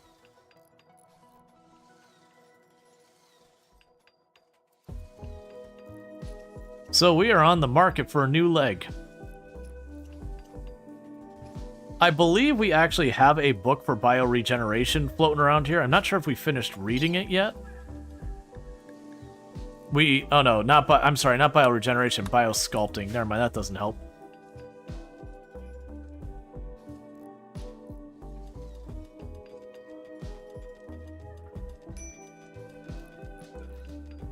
Alright. And I'm mostly using the stone traps are pretty terrible. I'm mostly using those because I have an overabundance of stone that's just going to keep getting worse as time goes on. And that's a way to slowly chew away at my oversupply of stone.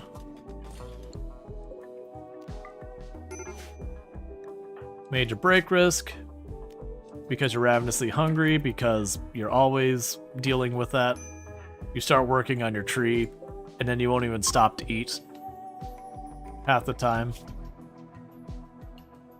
And Porta's the only one that's set that high.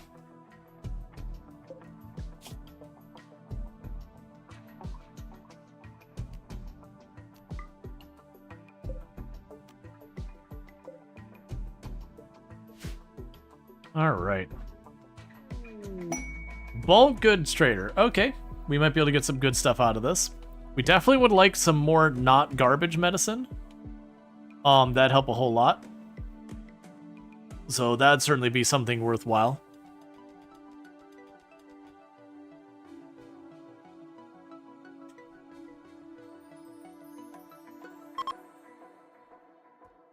And Preach Health is back up. We don't really need that at the moment. Okay.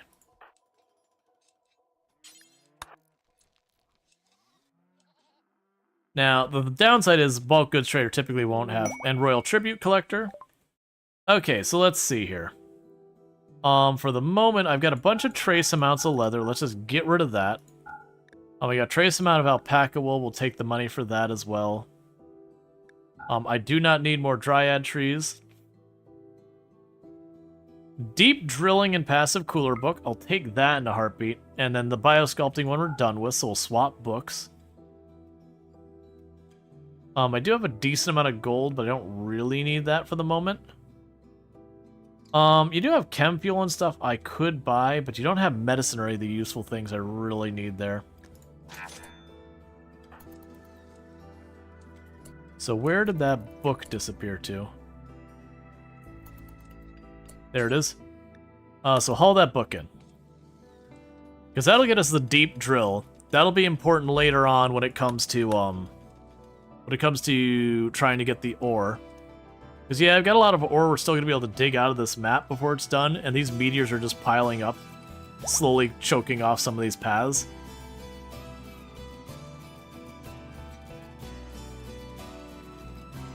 But not going to be the most important. Frenzy Inducer. Draw animals.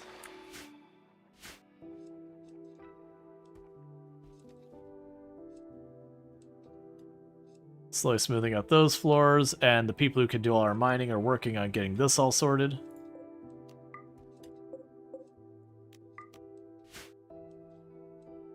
Okay.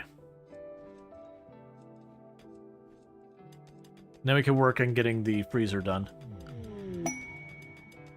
Psychic Soothe Mail, that's fine.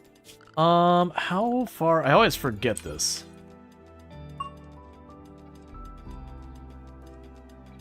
Yeah, so if I continued the freezer north, I would need columns for the middle.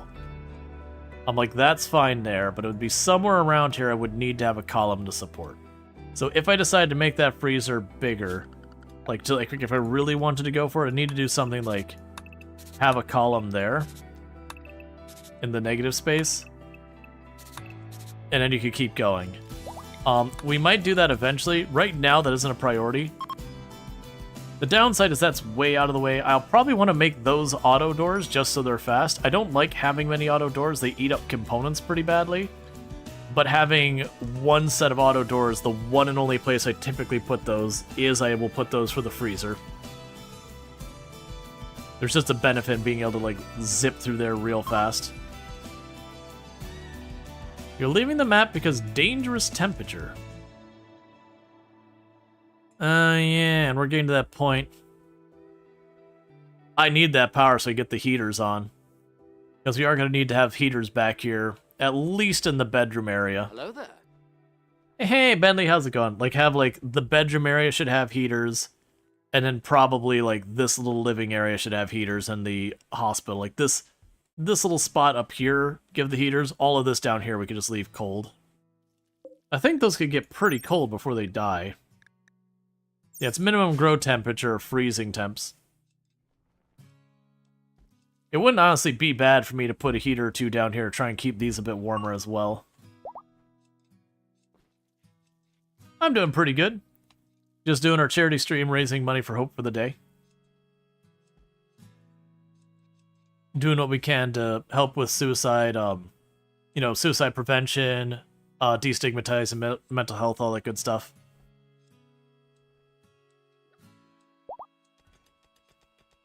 And I have said if we reach $500, I do have a cosplay of my avatar that we'll do for the rest of the stream, and we will do for one entire stream. You hope it goes well? It's been going pretty good so far. not raised a huge amount of money, but, you know, it is always one of those things with the charity streams that sometimes they pull big dollars, sometimes they don't. It's really kind of all over the place. You just do what you can. Like, no complaining. We've had some people who have been very generous in giving money. I know it's a very tough time right now. So I do understand it's going to be a bit harder for charities in the current circumstances. You know, it's just the unfortunate reality.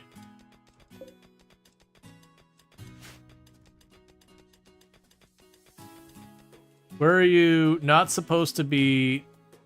Wait, where are you not? You're gonna have to try again, Luxray. I don't know what you're saying.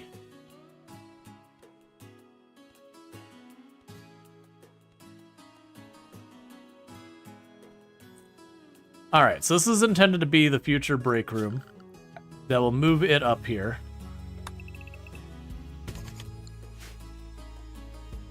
We'll wait till it's all smoothed out, prepped, all that stuff.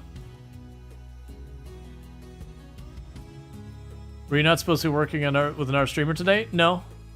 If you're thinking about the collaboration, and thank you, Harry Paulzak, for the $25 donation, for Hope for the Day and all that stuff. I really do appreciate that. Help chipping in to do support for, you know, preventing, you know, proactive prevention of suicide and all that, as well as destigmatizing mental health and all that. So thank you so much for that. I really do appreciate it. Yeah, no, the collab, you're thinking probably the collab with FG Squared. That's the 20th. That's Roadcraft, not the charity stream. I've not actually done very many collaborative charity streams. Actually, have I done any at all? I don't know if I have done any at all. I wouldn't be against it. It's just not a thing that's happened. Oh, that door should be latched open. Yeah, so thank you so much for that, and I do appreciate it. Yeah, no, I do what I can. Like, try to promote a good cause. This is the 3rd year we're raising money for Hope for the Day. Really good organization that I 100% stand behind. Alright. Yeah, the big charities I tend to support is Doctors Without Borders, Hope for the Day, and then there's a couple charities that here and there I'll support that, you know, help bring stuff into... Man, you're already having the next kid? The kids happen so fast. Gloria, go grab Mom's bow. I actually got worried that I wasn't gonna have enough cribs. But, and then also I'll support charities that help bring normalcy to kids who get stuck with, like, extended care. So, you know, kids who are, you know, they're dealing with something that they're gonna be hospitalized for a while. You can't just be like, no, I'm not feeling the childbirth. It's not how it works. Get back in there.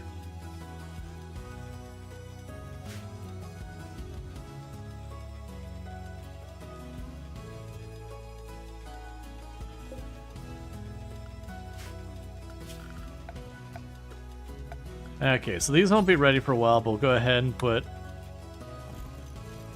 the 2 auto doors there. But yeah, it's also the ones like Gamers Outreach and those that again, they try and bring, like, for people like stuck in long-term care or, you know, otherwise that are not able to be around friends and all that because of medical reasons, that okay, thank you for the healthy baby. They, you know, they have some normalcy, be able to talk to their friends, play games with their friends, even if they're stuck in the hospital for long term. So it's Earth Rush Stony is the brand new kid to the colony. Welcome to the colony. Let's go on to your stuff here. Urgent on literally anyone who can. I realize there's more people who can do that. That's fine. Alright. And the colony grows. That's already 2 new kids this stream. Starvation on Donkey Duff. Please go feed your wife. But yeah, so it's a good cause. I try not to do too many charity streams too close together just because it is those things I understand, you know, people want to support, but it can be difficult. And it can kind of hurt both charities if you do like charity and then like a week or two later you do another charity, because you know people give what they can, and then you know they need a chance to recover. But yeah, because I think there's this charity. I think the next charity I'll do is Doctors Without Borders for the RimWorld Hot Potato when that comes around, but that's not going to be for a while. That's usually fall. Okay, we're going to latch this open for right now, but that'll be an auto door for later. I'm not going to bar running power up there until I have something to power it.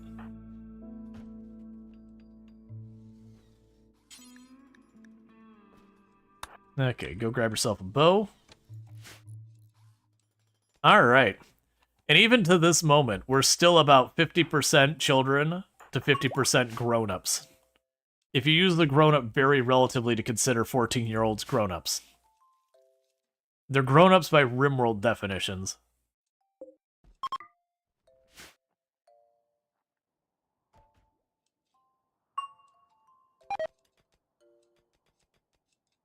But yeah, so far we're up to $241 raised. I was a little ambitious, so like, let's aim for the goal of 1,000. I do think we can get there. I do know it's a little bit of a stretch with everything going on, but at the same time, I didn't want to pop and be like, yeah, $300, we can knock it out. While it would certainly be an accomplishable goal, we've certainly raised more than that in the past. And if we don't hit it, we don't hit it. It's fine. Just do what we can. Ghoul infusion, even though we're probably not going to do it because it'd be ghoul infusing our own family, which, you know, sounds pretty grim.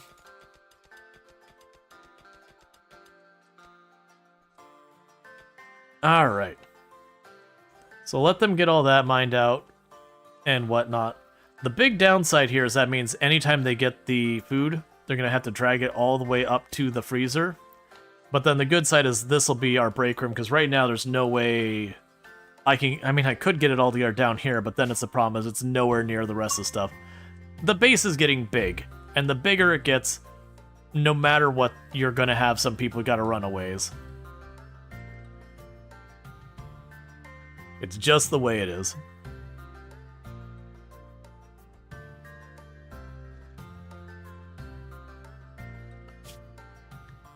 You're so close. Just a couple more rounds on that thing and we should have our bioferrite generator.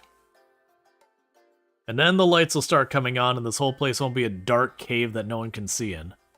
Other than the mushroom rooms, because those have to stay dark.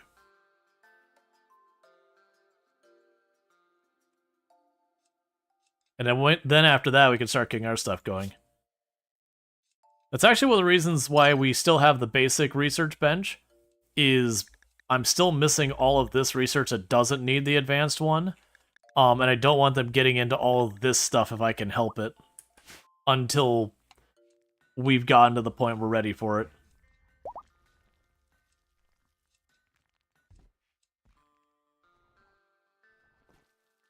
But I think it will be a thing. I'll probably plunk down the advanced research bench right there. We'll see. I haven't decided yet. Usually I keep it in my production room as well, but there is a bonus for having it like a sterilized room that your research bench works better.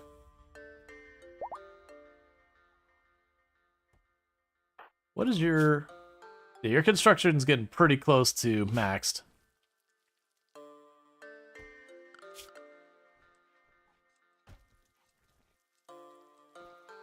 That's fine.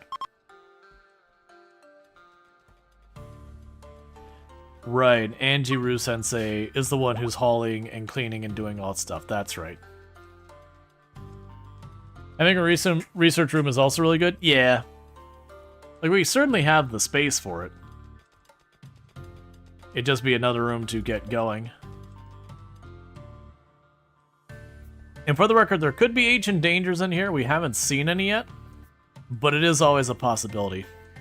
The other big thing we need to do is we need to up our weapon tech. Like, I need to be moving towards getting something like chain shotguns or something like that. Need to get flak going. But none of that's going to happen while our research is not going very fast. Oh man, you're getting that floor smoothed out relatively quick.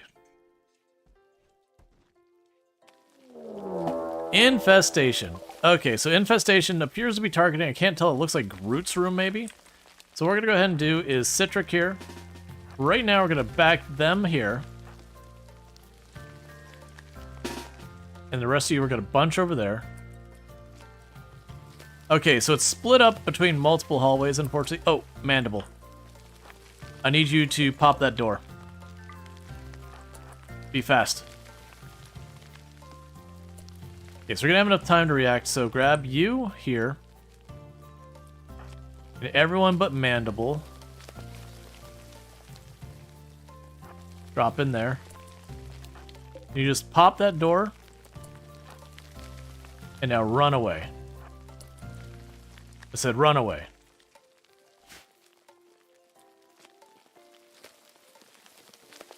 No, actually it's not going there. It looks like it's just Groot's room. So reposition you over there.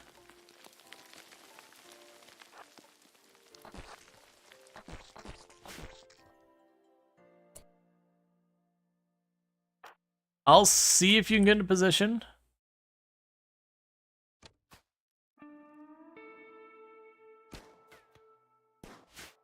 All right, here we go.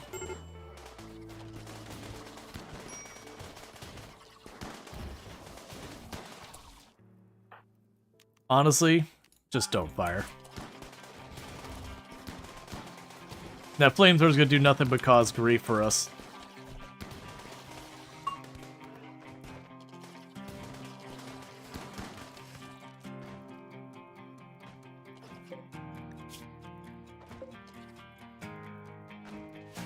So they are destroying the bed. We're gonna let them do that. They should wander out here, and once we could do the next thing. Oh, you actually managed to get put back out? Don't trash my crap, please. How badly are you hurt? So meanwhile, you start tending to them.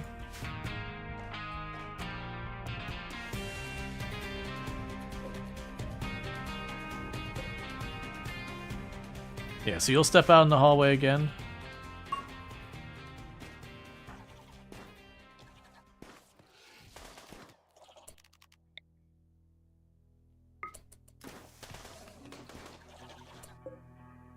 Please get back.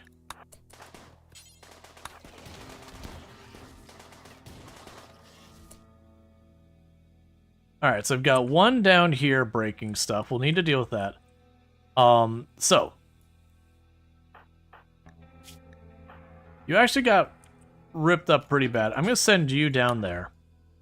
We'll grab the rest of you, start running you over here to grab that thing's attention.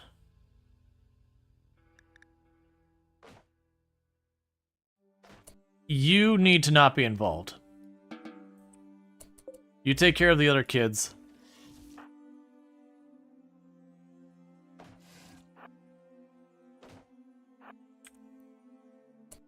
Okay, adults get in first.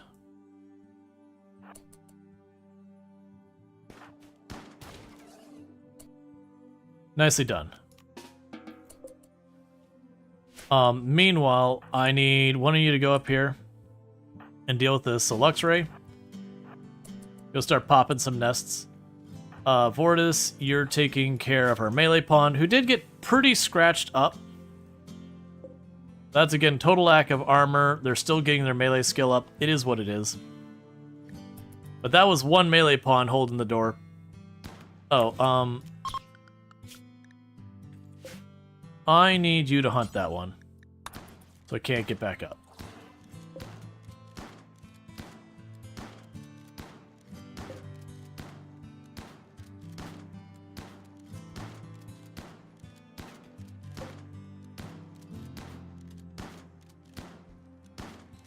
Well, you'll get there someday.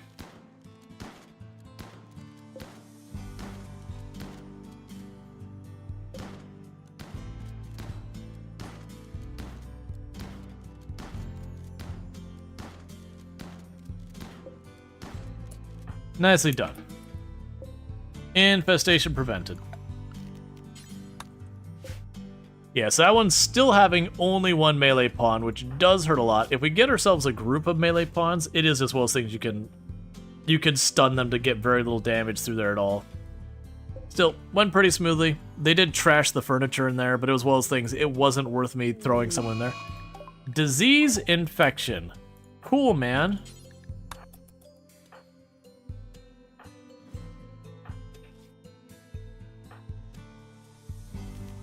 Preach health. Been so good. I mean, to be fair, Luxray is a little kid and only has 5. Oh yeah, and you're probably going to be melee when you grow up too. Yeah, so you preach health on Citrix as well, since they're the only one who got injured and they got an infection, so just throw everything at it, get it dealt.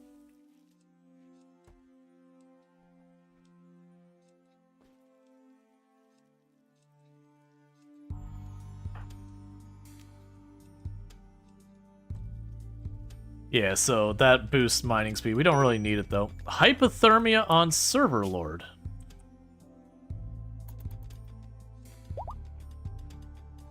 Been a long time since I've seen hypothermia.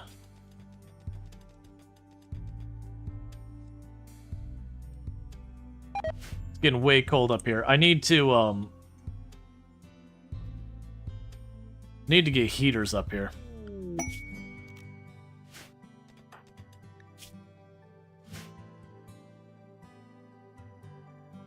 But that's not going to happen until we get our bioferrite generator done. It's so close. I keep saying that, but it's really, really getting close. That's what I'm eagerly awaiting. Oh, you have a slate end table? Oh, gotcha. That one didn't get destroyed. It popped up because the hive had nowhere to go, so it knocked it off the ground.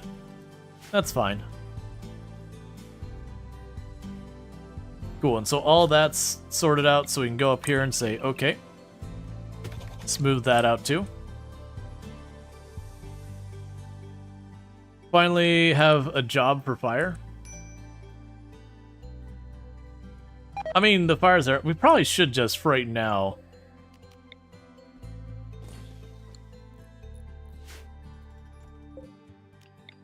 Till we have, like, heat and all that. I do have the spare materials. We can just toss a couple of fires up there. Down here, we don't need it that much. But that should be plenty.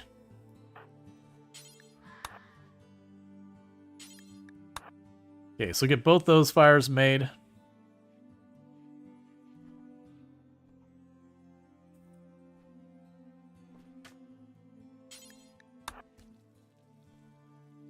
And that should keep those temperatures to be not quite as bad, so we hopefully aren't dealing with, like, hypothermia as much.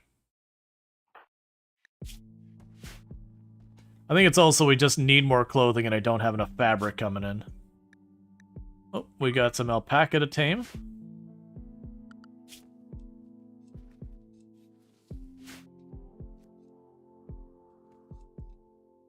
Because I do feel like we could afford to have 5 or 6 alpaca in here. And that would probably be fine.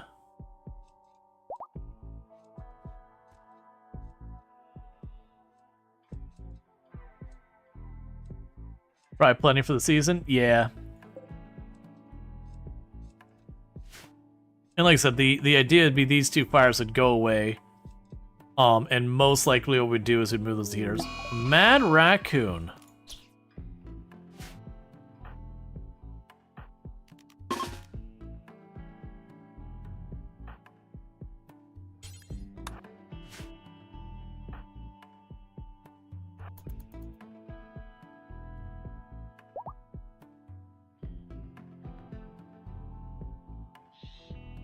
Okay.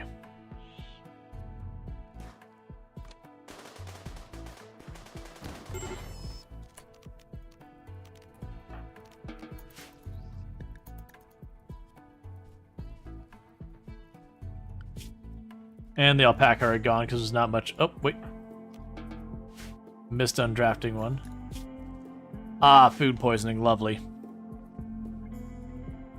That'll do it. Yeah, so we got lots of work to do up there. That's really not going to come online until we have our freezer stuff up. I know I could build the shelves. I'm actually holding off doing that because then I don't have to deal with like multiple configurations of them. It'd be a whole thing.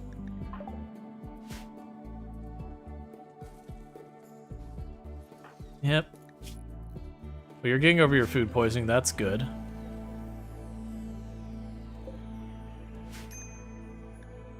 Starvation and Conripe because food poisoning and they keep getting sick. Okay, it's starting to have the first of a raw fungus rotting in storage because just that. Yeah, it still says it's growing at a rate of 96. This is getting cold enough down here that its grow rate is slowing.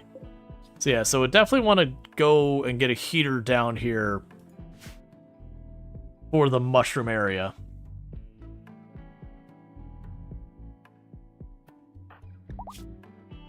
Alright, you're basically healed, other than you've got a bunch of scars.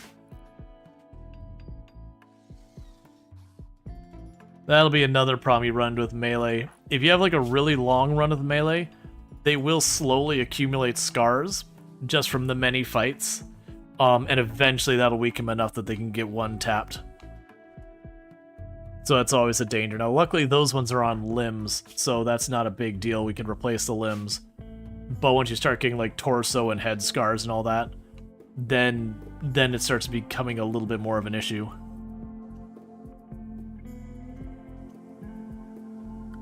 Alright, so you got biochemical refueling going. The other thing is we're eating up a lot of research time on the basic research. The good news is we're almost done with that.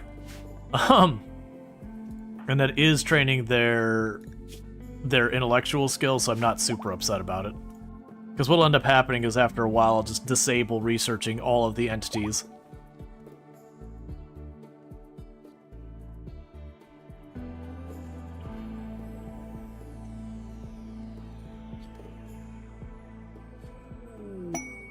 Paid Toxic Spewer.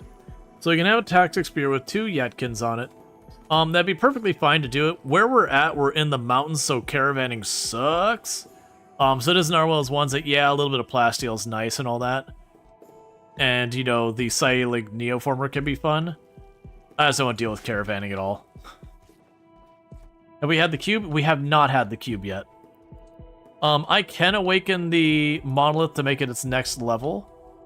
I have not done that. We haven't bothered researching the monolith itself at all because it's like right on the edge of the map. And that'll give us more dangerous things showing up. I'm not sure if we do end up menacing with the anomaly taking it to the next level or not. I can go either way with that. I'm a little worried if we get the one that teleports, that could be super dangerous. Or if we get the hole in the ground that you have to go under, that could be super dangerous with what we're dealing with. The hole in the ground is more manageable, but definitely the teleporting one, if it ends up grabbing a bunch of the kids, could be a real easy time to lose a lot of colonists. That's it, it can still happen. Alright, so Mandible just became an adult. Cool, so you're a tough kind. Out of these ones, I'll take Quick Sleeper. Unfortunately, nothing else for the melee, but that's okay. We'll get you on medical, mining, and intellectual, I think. Actually, you might become our dedicated handler. Alright, so let's go check Mandible's schedule, open that up, because you no longer need to be restricted. Work, you now doctor, you can handle as your main priority, well, you can handle as one of your priorities. Think that's fine. And then you're just a jack of all trades and everything else. Meanwhile, I think... Oh, wait, I don't have another melee weapon available that's any good, do I? Alright. So we'll have you grab an Equa. And then you can grab that submachine gun. Didn't I have someone else who had tough? That I had talked about maybe making melee? Right, it was Anjiru-sensei. Let's do that. Let's plan for the 3 of you to be my, my melee team. And I know I was trying to keep them all in chronological order from, like, oldest to youngest. Is this Oni in RimWorld? I don't know what you mean by that.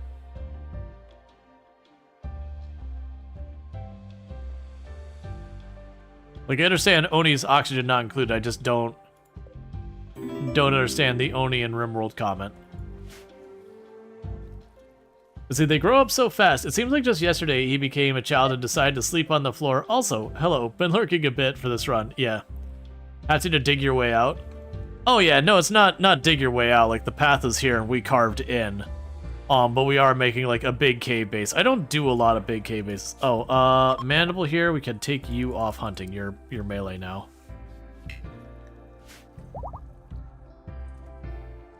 Okay. But we are slowly building up the roster.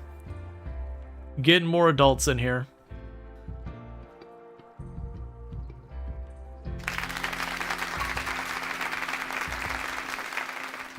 And thank you, Randall Thor, for throwing $10 at Hope for the Day. I really do appreciate that.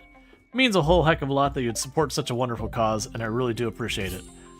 Helping destigmatize mental health and supporting proactive suicide prevention. So thank you so much for that. As a reminder, that's why we're here today, raising money for Hope for the Day. If you ever heard the saying, you know, it's okay to not be okay, that's literally their slogan. They're the ones who kind of popularized that and all that. So that is all their work. So thank you again so much for chipping in that cause. Pushing us over $250 on the clock, $251. So thank you so much that we have raised $250,000, quarter of the way to our final goal. So thank you so much for all of that. And I have said if we do hit $500 for the rest of the stream, I will do the avatar, when I say avatar, for the channel, the avatar, that's not me. That's a character from GTRP I used to play way back. I will do a cosplay of that, and I will also do an entire stream in that cosplay. Probably the next stream, we'll see. Yeah, it'll probably be the next stream. I'll just say it'll be the next stream just that way so it's on the clock and I don't keep putting it off. But we'll do that. I didn't have a whole lot of milestones set for this one. Just didn't know what I wanted to do for it, so keeping it simple. Just trying to raise money for a good cause. So thank you so much for that.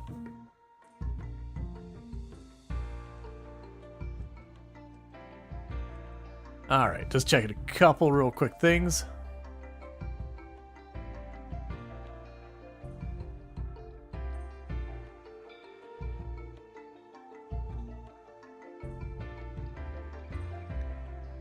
Yeah, so it looks like we're getting a lot of tattered apparel.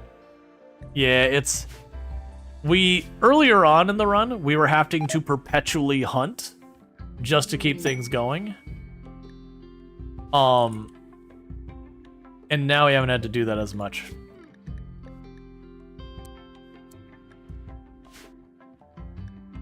Okay, so I need one of my cooks to immediately deal with cooking some baby food. There, you're already on it. Good. Making baby food with insect jelly. The babies are getting the premium stuff.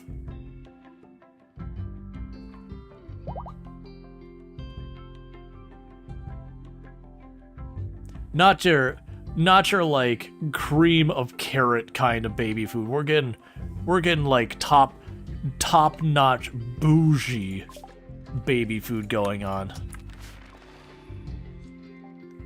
All right, another anomaly research done. Solar flare, sure. I could genuinely probably power a second one of those, but since we're about to get bioferrite generator, we're literally less than 5 points of research. Okay, and that's the passive cooler. All right, so to clarify, we are on year 8. We have now researched passive cooler. For anyone keeping track, year 8. We got passive cooler. Random research. You are a troll. Starvation on you, because you're pruning your tree until you literally start actively starving to death.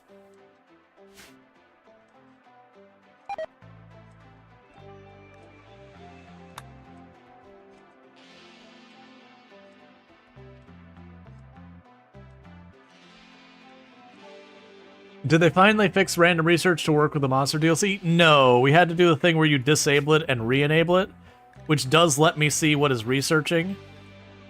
But yeah. You thought turning insect jelly into baby food was not necessary? No, it's not. But we just have them set up to cook it anyways. And the insect jelly, while they can eat it, it does have a higher chance of causing food poisoning. So there's pros and cons. So you don't need to do it, and I'm not going out of my way to do it, but I'd rather have the baby food on hand than specifically feeding them insect jelly. So it happens on its own unless I go out of my way to intervene. Like go in and remove it from the ingredients or whatever.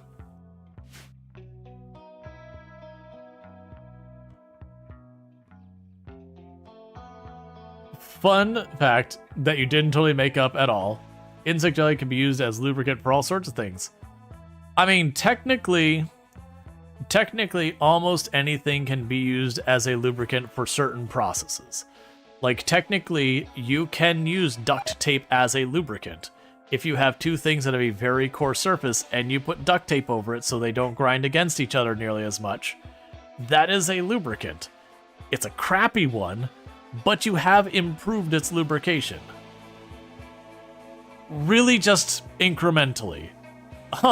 Like, you could lubricate sandpaper by putting duct tape over the grid. Why you would do such a thing, I don't know. But it has been technically lubricated. Lubrication equals less friction. That's the gist of it. If I had rusty metal and I covered it with duct tape, I've lubricated it. Poorly, very poorly, but it has improved it.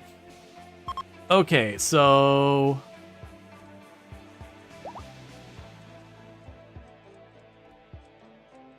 I don't even know how that would work.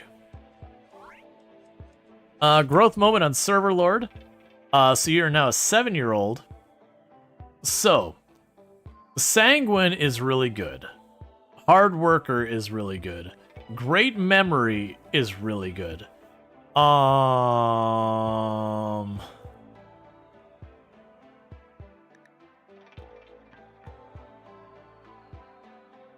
I'm gonna go with Great Memory on this. So the only reason I'm hesitant to take Hard Worker is that would block us from being able to get Industrious, which is the better thing, even though statistical odds or chances of getting Industrious after seeing this are not good. But I definitely am going to need Crafters. Social is always just useful, and you'll get Shooting. Great Memory is all around good. It's definitely not something to be... I'm going to go with Hard Worker. That's what we're doing. Meanwhile, that goes on to you, so... Oh, right, you can't hunt with a flamethrower.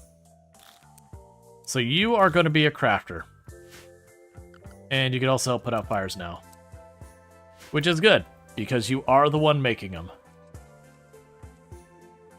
So what I was about to say is I'm curious how this will work. That I think it's just honestly not even going to drop the mech clusters. It technically could manage to put a little one up there. And there's a couple pockets it could put up there. It's pretty low chances of successfully deploying a mech cluster. So I wonder if it just won't do it. But the sandbar actually can profit. Sandpaper can actually profit from proper lubrication. Sandpaper has a lot of friction, but it's not needed to shave off material. Well, I mean, that's just usually use a different grit. Like, if you're trying to reduce this, like, the grit of the sandpaper, you should just be using a higher grit sandpaper. Now, you can have it where, like, the sandpaper gets unevenly worn, but it's sandpaper. It's cheap. Relatively speaking. But yeah, no, if you're using sandpaper as a means of significantly altering something, you're doing it wrong. Like, if you're trying to, remove material from more than, like, smoothing it, you shouldn't be using sandpaper for that. Like, you're using sandpaper as a grinder. It'll do it in a pinch, but you're just gonna, like, it's just a lot more effort than you need. I'm genuinely curious, so The name queue is open for anyone to type !join. Yes, we do have the name queue. You can do !join. Normally it'd be showing up there. We have the link for the charity up there. I think that's a higher priority. I'm gonna do it. We probably shouldn't, but I'm too curious to let things go. Okay, so we got 5 prisoners. All right, I think we'll have to. So that one can become a prison bed as well. Capture. Capture. Capture. Capture. Capture. I didn't check. How long am I keeping these people? 10 days is not that bad. So I didn't also check if they're just regular prisoners or they're paralytic abasia. If they're paralytic abasia, that's the dream, because then they won't cause me any trouble. Oh no, they're blood rot. That's kind of annoying, but kind of fine. We will convert them all, or all the ones we can. And that's mostly to just practice social. I'm not actually caring about if they get converted. Alright. But it's supposed to deploy 2 mech clusters nearby. Are any of you exceptionally dangerous? You're not a... Okay. Honestly, they're all pretty bad, so far as potentially causing us grief. Well, belt grinders kind of do something similar. Yeah, they're just made for different intent. Like, if you want to grind something down to a piece of sandpaper, rip your hands. Or, you know, you're just wearing an electric sander faster than you need to. Well, like I said, it can do it, certainly. And I've seen people do it for that purpose. But it's one of those things you stop there, like, you're trying to take off 1/4 of an inch, just take it to the saw, man, or whatever's the appropriate tool. But sometimes you just don't have the tools you need and you make do with what you got, which is fair.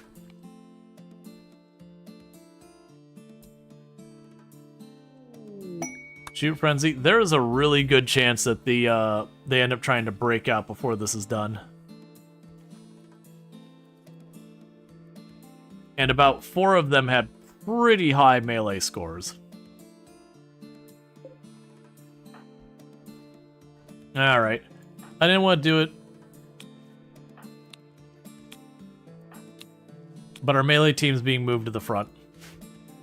So these 3 are out of age order, everyone else is in age order.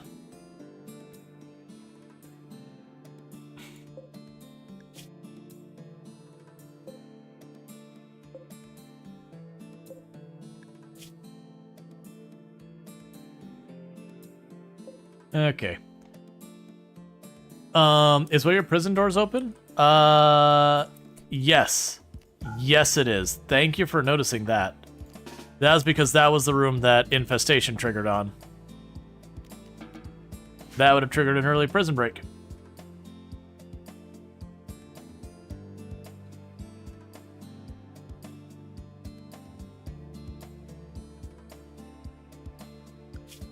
Okay, how long? Just over 3 points of advanced anomaly research.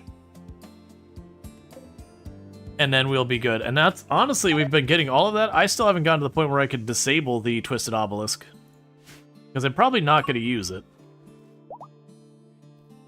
I mean, actually, we could Transhumanist use that. That actually wouldn't be bad.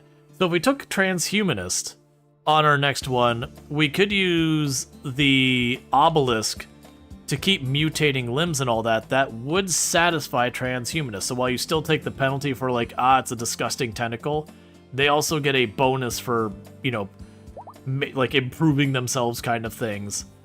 And we could lean into that. At which point the family will start getting a little bit more interesting.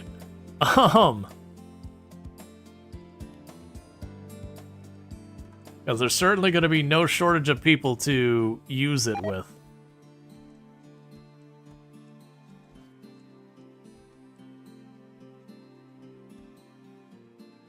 I might do that. The downside is I won't be able to do the de-aging or the neuro supercharge. Not till we get lucky with the research, which is the big hesitation there, because those penalties will outweigh the bonuses from getting those things. Like, it'll be the benefit of the tentacles will be basically almost the mood penalty be really closely countered by the transhumanist so far as that, but then all the negative thing. Now we're turning into a bad Japanese manga. Yeah. I mean, right now, just Mandible's the only one who has one because they just procced it on just researching that.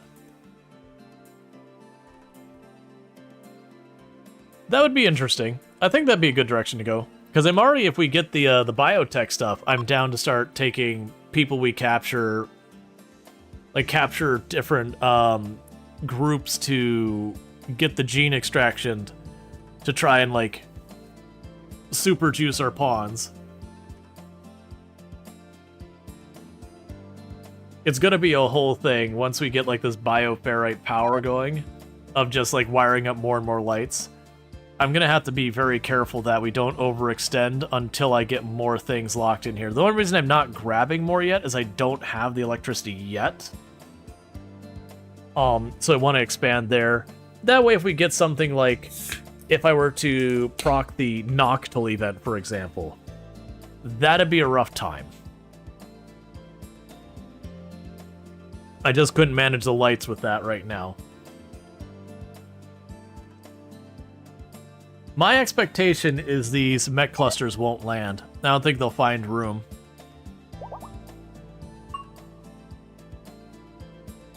But that's where you have some of these events that you're supposed to have time to react to will instantly trigger attack, and that overall this is going to be a more defensible position. Like, it's going to be, for like 95% of the events, this is going to be a very strong map. But there will be those one-off events that are dangerous. Like, for example, having that water right there with the mechs popping out, we're going to get that mech popping out right there at our door, probably pretty regularly. Because there's a lot of other events that can't target us. Because we're underneath a mine, I can technically have a drop pod raid right there, but that's the only spot that's eligible is there and the front of my kill box. The rest is under heavy mountain, so it's not reachable. I guess technically here for right now, but once I put something under it, it won't be available anymore.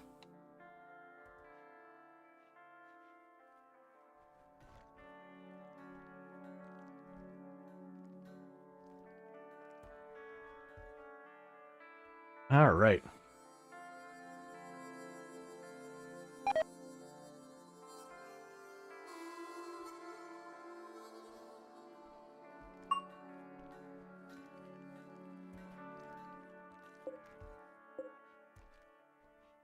Okay, so we're in spring, so I'm going to go ahead and let these fires burn out.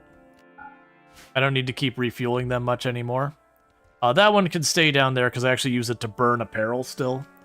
Eventually, we'll want to get like the actual furnace to, you know, burn clothing and that without having that. Because when you get to that point, our dependency on wood will go down a lot.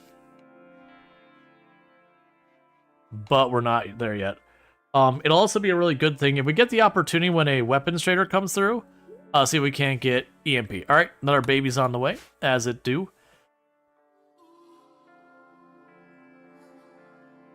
That'll be good. Yeah, I was looking at the event. So far, the event for raising money for Hope for the Day, I believe, and that's not this stream, to be clear. But like where they're doing this campaign now this year to try and bring more people in, I believe they've raised, it says $56,291 towards the charity, which is awesome. Let's see, this colony has, is the colony having babies a mod? Mine never had that. That is the biotech DLC. The biotech DLC adds children.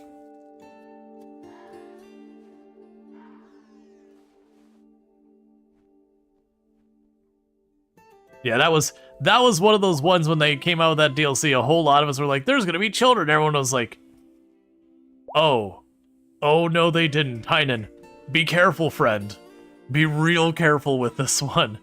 They did a good job of it, but very, very much when they announced it before it actually came out, everyone was kind of like, you know what game this is, right? are you really sure you want to get children and toddlers involved? You're about to get this game pulled from the shelf in like half the world.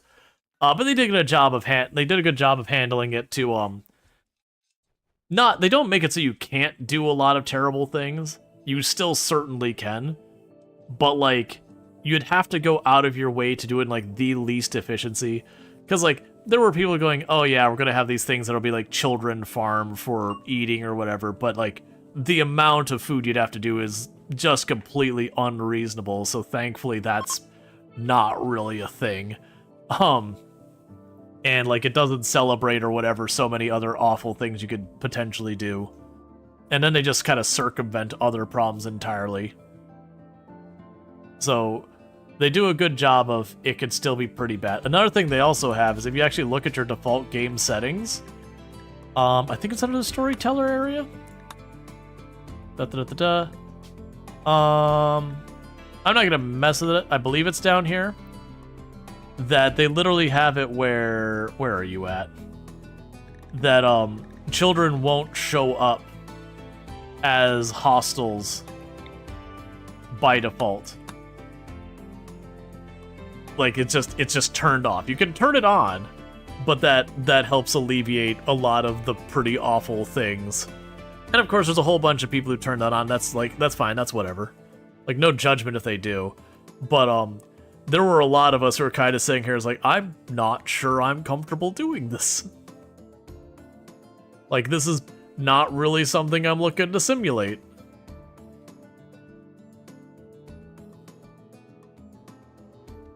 And you can turn off the kids entirely if it just makes you uncomfortable. So I think they did a good job of, you know, kind of taking that thing saying, hey, if you want to be awful, it's there on the table. You can do it. No one's going to judge you. It's a single-player game. Have fun. But also, if you don't want to do it, you can actually not only like turn it off, you can adjust a lot of stuff to it. And even that, just having the kids can get pretty grim as well. You remember that wasn't turned on when the DLC hit? It was shortly after they did that, after feedback of people not wanting to fight kids if they betray. I thought it was on at the very beginning. I could be wrong. I do know, like, it is a thing now that there is a little bit of a meta strategy you get from that. When you have refugees show up, if there is a child refugee, they will never betray you, unless you change the settings. Thank you for the follow. Welcome to the stream. You think it was a bug? Yeah, because I was under the impression right from the beginning, refugees, if they have a child, were supposed to be physically incapable of betraying you. Like, if you attacked them, they would defend themselves kind of thing, potentially. But they wouldn't do the betrayal event where they just suddenly turn on you. If they have a kid. If they don't have a kid, it's exactly the way it's always been.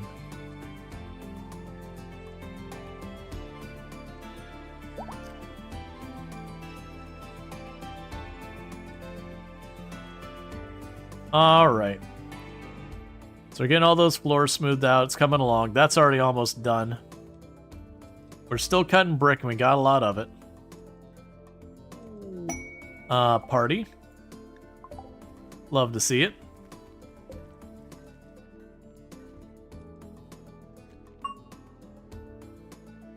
We might even go at some point and make a throne room, even if we're not doing the royalty thing. Just keep expanding the base. See how far we can take this. It would be interesting to launch the ship on this map. I don't know how we would do it. Very genuinely, because it's all overhead mountain. I don't think you can launch the ship from inside mountain. I don't think it'll let you. I've never tried because it's just nothing I normally think about. I don't do very many mountain bases. But as far as out here, I can make that place, I could fill that in with moisture pumps. But I can't fill the river in with moisture pumps, I don't believe. Which means where on earth would that thing?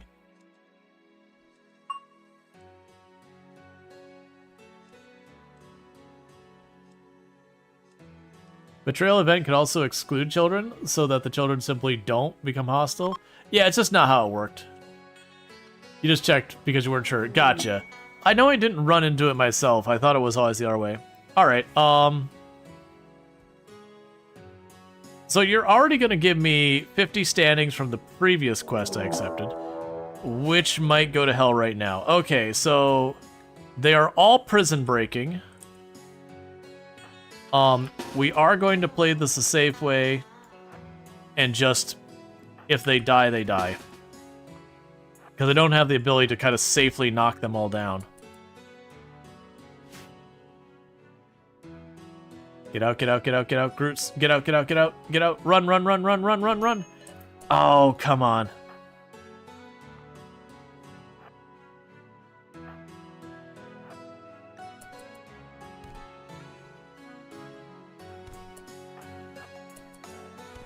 Because they actually have a lot of strong melee.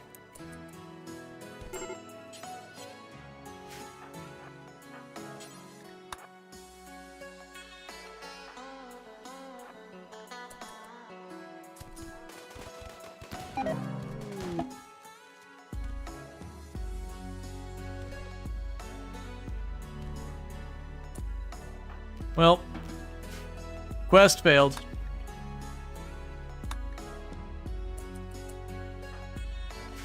And how badly did you get hurt? You lost a leg.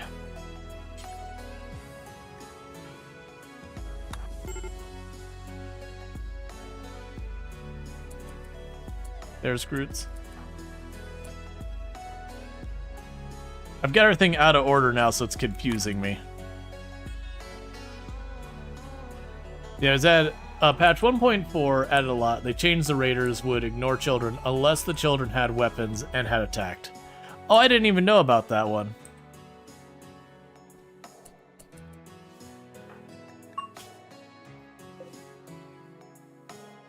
Yeah, so we ended up having an event with the quest there. Because unfortunately, Groots got roughed up real bad. Was just in the wrong place, couldn't get away from him in time. I probably should have left Groots in the area. Well, so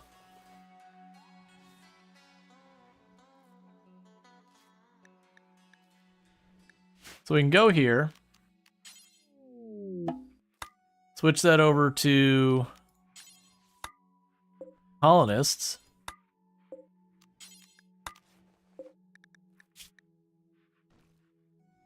So I don't gain any relations for dealing with any of that.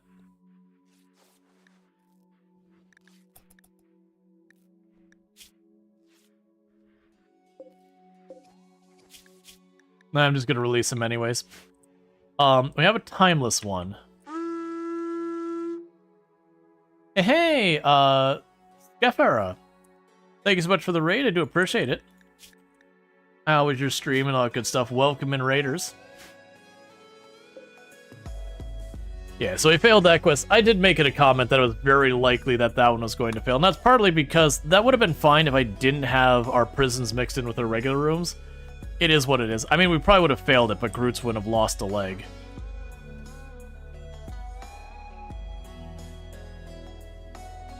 Where did your weapon go, by the way? You were the one who had the flamethrower.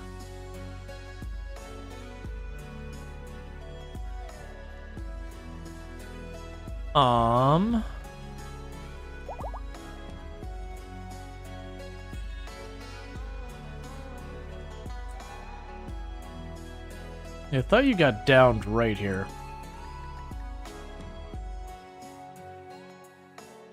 Oh, one of them grabbed it and ran off the map? No! I didn't see that.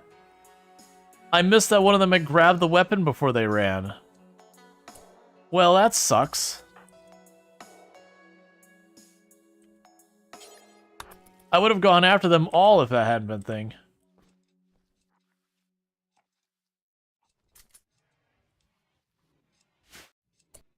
Okay, so let's grab everybody. Group them up. Because there's a chance that this person can betray me when I tell them no.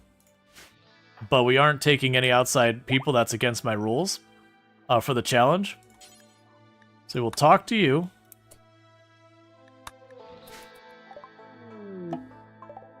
Okay, she went peacefully.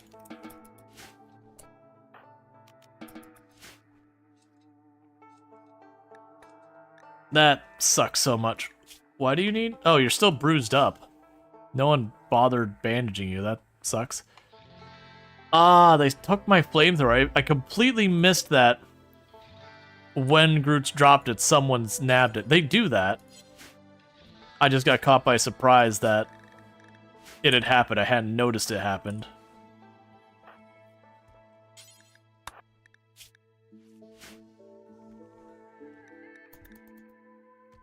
Because we had them tied up in melee, it makes sense. If I really should... I was even saying a thing is like, oh, I should probably take these people out before they leave. I'm like, no, they're just running by. Let me take care of Groot real fast. That sucks. Oh, wait, no, it doesn't. Wait, you didn't have the flamethrower. What weapon did we lose? Never mind, Server has the flamethrower. Okay, that's way better. I don't even know what weapon we lost. It's fine. Someone grabbed whatever weapons and took off, and that's whatever. Okay. So you're willing to give me the standing. Okay, so with that, this one I don't have to worry about, like, them betraying me or whatever. We can go here. Work.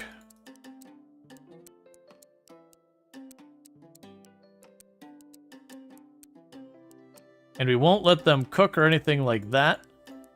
And the reason I'm not going to let the guests cook is if they happen to have the gray flesh event thing going on, that is a way for them to spread it. Yeah, you won't hunt.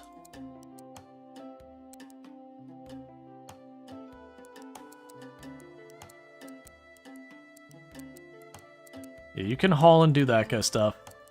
Otherwise, they'll give you all of a 4 for construction and mining, so you can smooth floors or whatever. The important thing is that they're going to run around here in recreation and mostly just chill. That is going to strain our food a bit, but we are in the middle of harvesting the next round of mushrooms, so that's fine. Wonder if eventually the tree will die from, like, no one maintaining it at all. Mad Boomalope.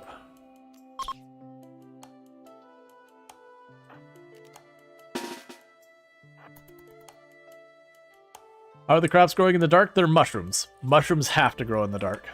You can only grow the mushrooms if you have a place that's enclosed to do so. So you can use it on some maps, like you could enclose a room, put a ceiling on it, and grow it in the dirt. Usually just wouldn't. Or if you get the tunneler ideology will let you put down mushroom dirt to grow on any place that's underneath overhead mountain. So if you look here, on the bottom left it says fungal gravel. That's a special floor I can put down by being tunneler. But yeah, it's to a point, if this gets in the light, it'll kill the mushrooms.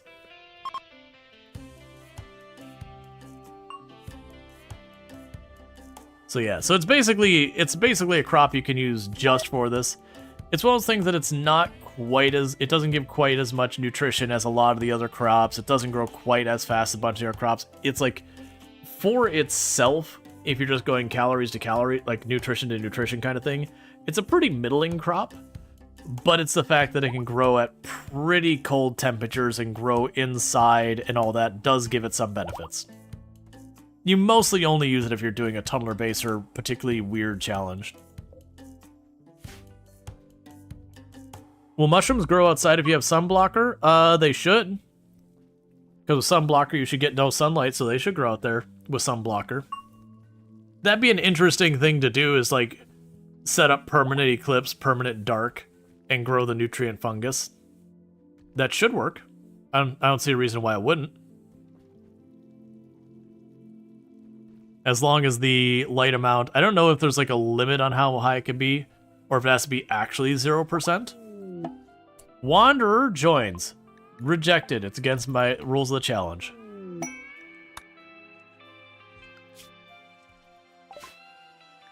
Bliss lobotomy.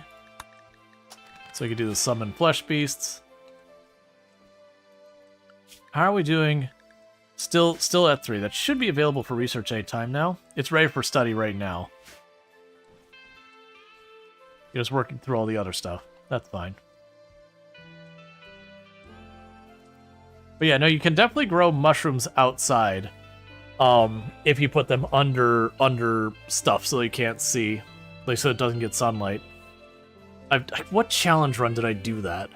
There's definitely a challenge run where I was making little enclosed spaces on the regular dirt and then growing mushrooms on them. Because I didn't have access to electricity and just I couldn't leave the stuff outside entirely. Maybe that was the one where I was setting the permanent noctile event so all the plants would die so I could grow mushrooms as my only option. When I say permanent noctile, it was permanently pitch black and the darkness would hurt you, not... Oh no, it wouldn't have been that one because I would have gotten hurt trying to harvest and plant them. Well,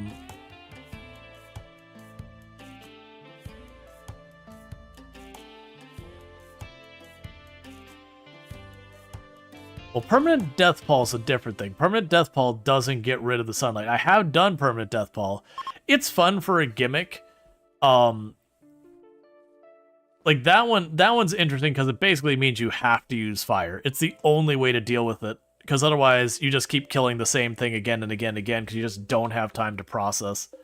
Versus you just huck a bunch of fire down the hallway. Manhunter pack. Okay, we got...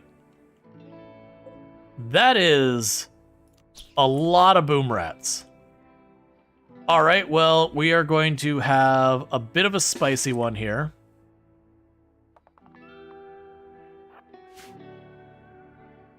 Okay, so the concern here is those boom rats, they explode when you kill them. And that's not too big a deal.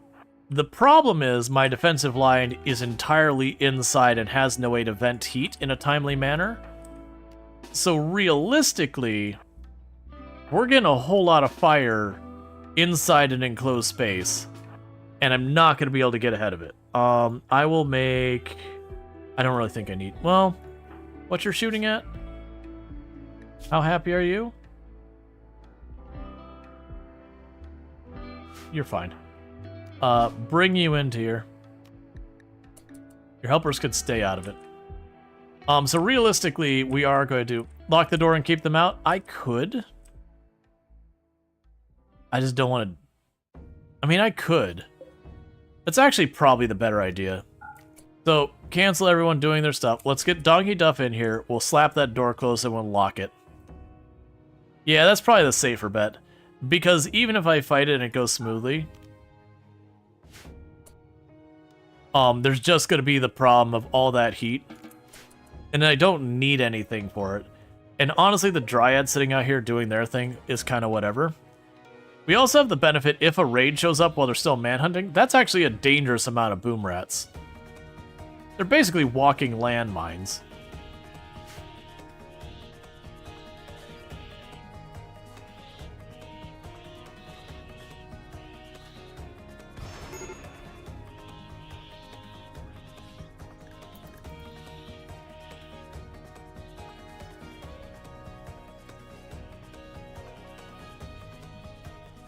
Alright, sorry about that.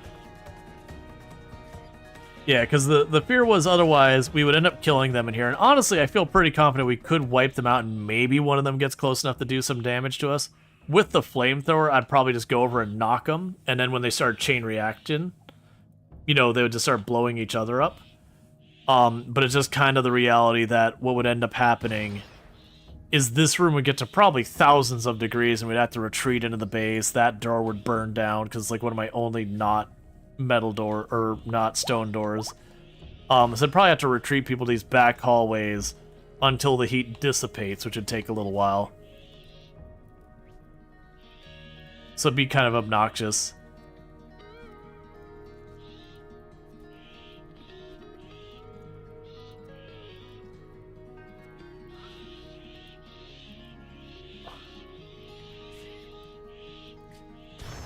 And little by little, the Dryads keep getting hurt.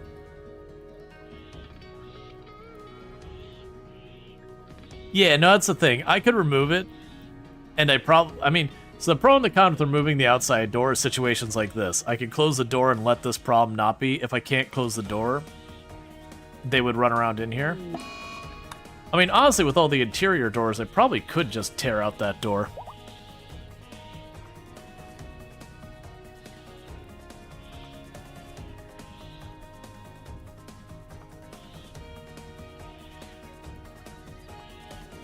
I actually don't believe it's flammable.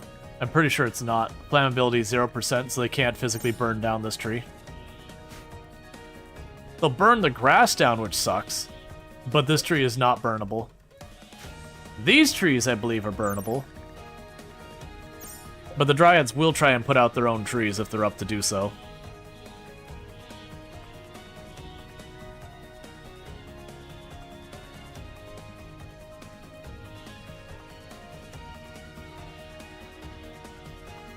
I'm not too worried about it, honestly.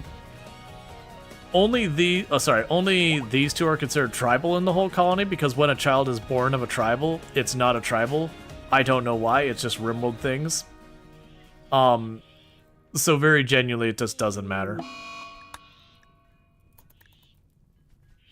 It's one of those annoying things that, like, is just a weird quirk about it. Yeah, no, it's gonna be here. Like, I'm not willing to run out there and do it. We could have fought at the beginning, but I'm not super worried about it. I'm just getting a little annoyed about the constant speed up, slow down, because the Dryad's getting hurt. Honestly, if they kill some of the Dryad trees, that wouldn't be the end of the world.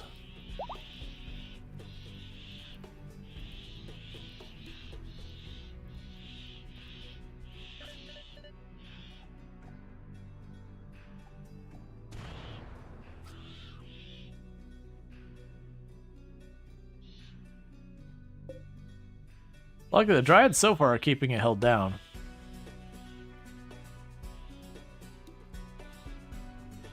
Alright, one of the things we're going to want to do for them is they will want to add meditate onto their schedule. They won't gain anything from meditating here, nor will they really help me. The reason I want them to have meditate on their schedule, though... Let's see, and they could not have made it so that you can't actually cut down the animal tree. Nope. But it did make it fireproof. Yeah, I mean, it warns you when you go to cut it down. Like, if we sit here and go chop it down, it says, warning, you are marked the animatry for cutting. Maybe it could have a more significant warning, but it does ultimately prompt you to be like, hey, you're doing a thing you may want to reconsider. But it's really easy to overlook that warning. Especially if you're like, oh, you know, I have this big fire, let me just cut down those trees. Or not fire, I'm like desperately low on wood. I need to do this so I don't freeze to death. And you just kind of pop it over and you move. And you just fail to catch that warning because you're in the middle of juggling 3-4 things.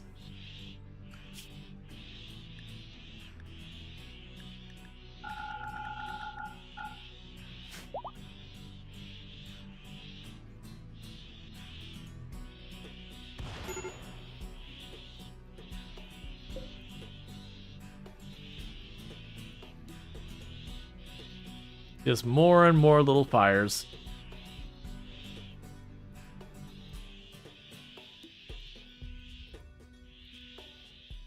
Yeah, no, I've definitely cut down the tree if it had spawned, like, right here. I've definitely cut it down to try and get better placement. Sometimes it works, sometimes it doesn't.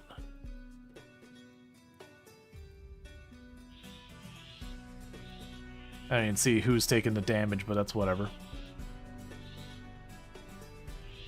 Yeah, you can get them cut down from Grow Zone, putting them on them as well.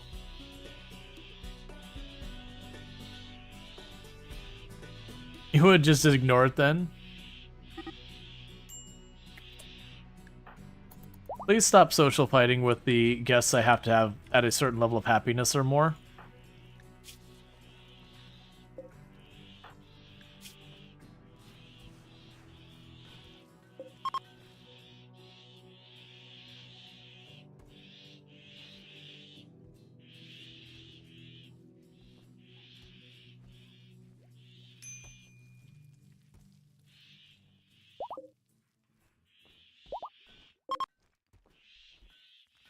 Begin conversion ritual. Why not? Everyone's stuck in here anyways. Let's have a conversion ritual. May get a masterwork conversion and get some goodies out of it.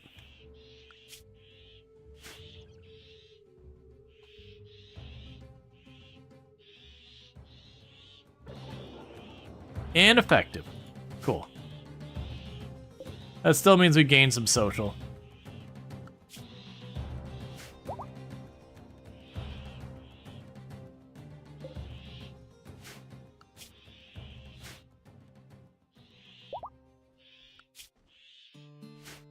I suspect they're walking off the map now.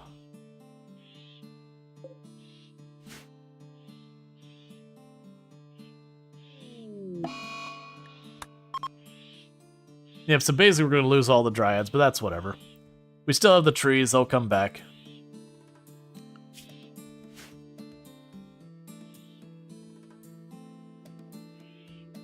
Oh, the real problem is we are going to need to get out there. That's the real problem, is that's building up, and I'm going to have to get out there and deal with it. So thank you for the inspiration with the Adam and Eve challenge. It's been a while since you were hooked on RimWorld. Mostly came down to been there, done that. Yeah, and that's the whole thing, is coming up with new challenges to try.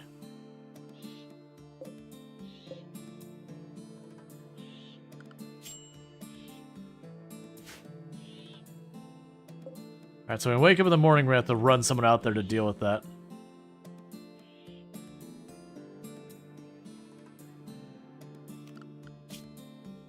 Because they should wake up and just nope out. If it gets up to like 85% before they start peacing out, we'll just get people up and have them go. Alright, so that's another one noping out. So there's only like 3 left.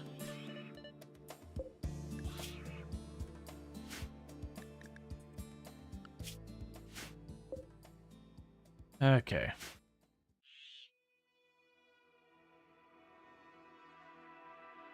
Come on, pick up the speed. Because I think they're literally all leaving now.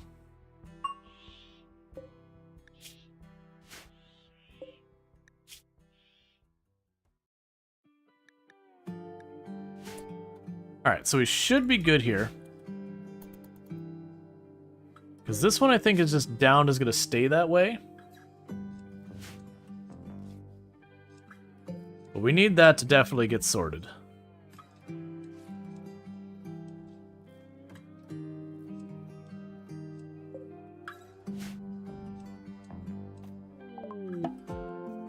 Obelisk mutation, we got that at the same time. We also got bioferrite.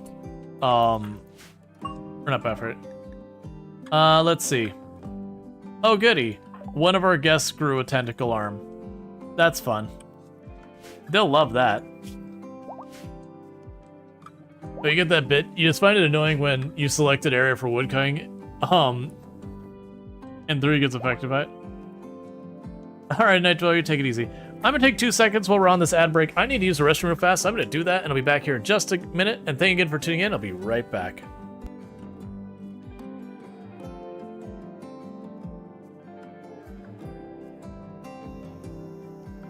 Get our next batch of watermelon ready.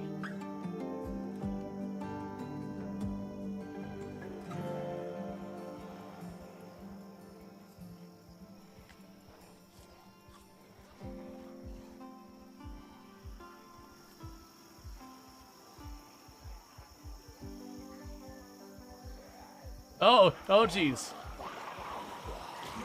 Oh, I thought I actually got away with it. When she got most of the way back up on her feet, I was like, wait a sec, did I literally just get away with this? Zidian's like, if. Okay. Trees are the real enemy. Never trust a tree. They will betray you at your moment of weakness. They will look you in the eyes as you reach forward and say, please help me. And they will spit on your hand and slap it away and watch you fail. And by that I mean a zombie will walk through and grab you and bite you in the face. But, you know, sometimes you got to just talk it up a little. I'll blow you to smithereens, you got that? Yeah, we both can do that. I'm trying to explain that we both have guns on each other. I couldn't even hear. Who even are you? What are you doing here alone? I'm doing what I want. That's what I'm doing. Are you doing what you want, are you? You do what you... Yeah, what you gonna do? You gonna take me to your leader? Is that what you're gonna do? Because we got know what? the Why not? killer back there with gunpoint. And you want to Yeah, survive? You better start place. See, here's the thing. You're in my car. You're in my car, and I am in charge here. So your buddies might have the cure, but do you know what you don't have? Their safety. You're gonna kill us both. Oh, it wouldn't be You're the first time crazy. I'd had that said. Any of that. You should have seen what was left of my ex. Yeah, unfortunately, you got beat up too, so. Is it just like because I had an expensive colony earlier? It's like, no, we're just gonna keep this going. Just no, never let up. Just keep it going.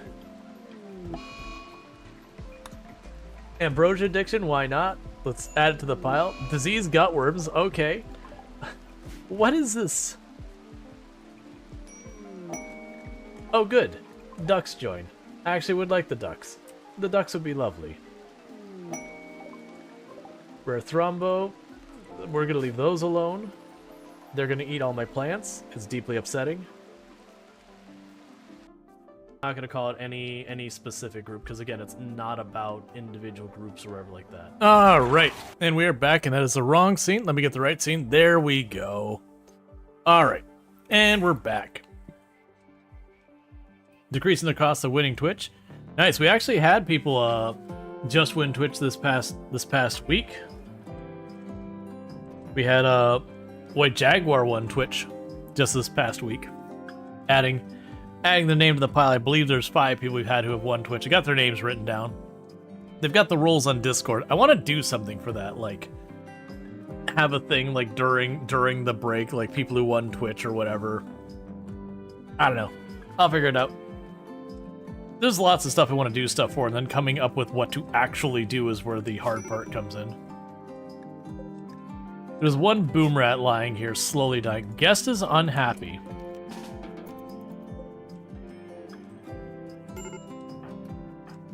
I need you to get yourself sorted and not be ravenously hungry.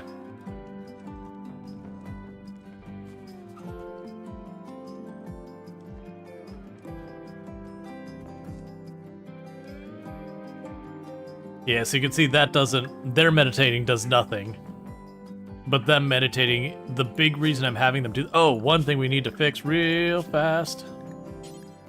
No drugs. Their ideology will make them mad if we let them. Oh, wait, you don't have a bedroom?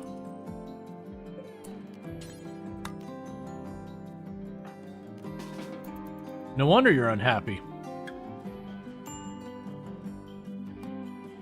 I was not expecting to run out of bedrooms already. Okay, I guess we'll get started in the next section of bedrooms.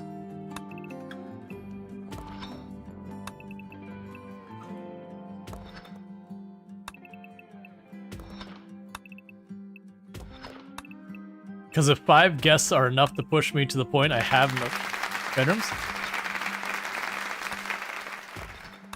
And thank you, Marcos, please, for donating $25 to Hope for the Day. I really do appreciate that. Supporting a fantastic cause, and that means a heck of a lot. So thank you so much for that that contribution, putting us up to $276 raised for Hope for the Day. Means a heck of a lot. So thank you so much for that.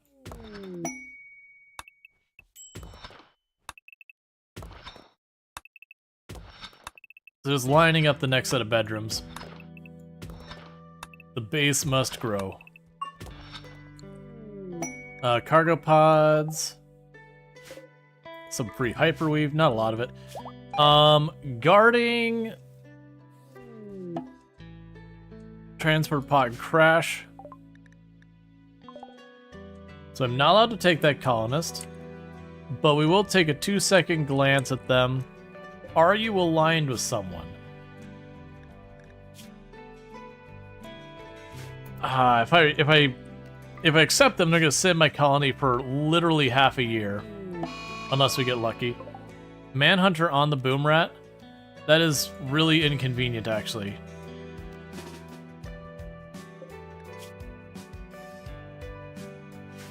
So you're really, really slowed, so we can run you away for a minute.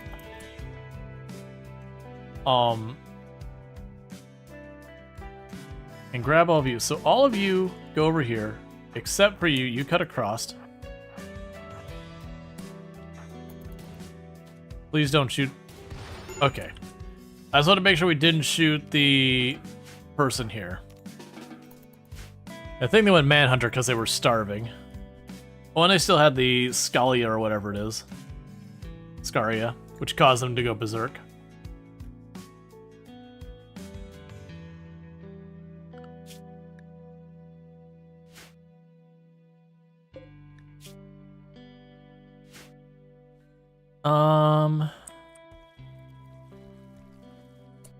We can make... Oh wait, they would go into a medical bed. That's fine. I will rescue them. If they join, we have to banish them. But I want to rescue them to potentially get some standings. We have the spare food. So that's fine.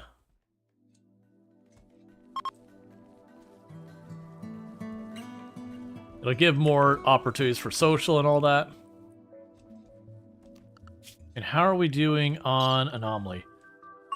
2.5 to go until Bioferrite generation. Or Bioferrite electric generator.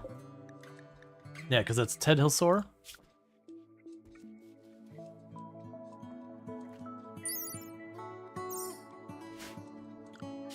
I didn't need to do that. Yeah, so Ted Hillsore is one of the ones that can have guns and all that. We are friends with them, but we're not allies with them. So this could give us a little extra standings at the cost of entirely too much food for what it's worth. But yeah, it's that faction over there is the one that they drop pod from.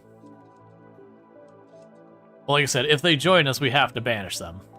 Because that would go against the rules if they stay. And that is in the write-up of the rules. It's like, if someone automatically joins you, you banish them. Because RimWorld does have a couple events that will force that on you. Some of them are avoidable, some of them it's a little bit more difficult to avoid.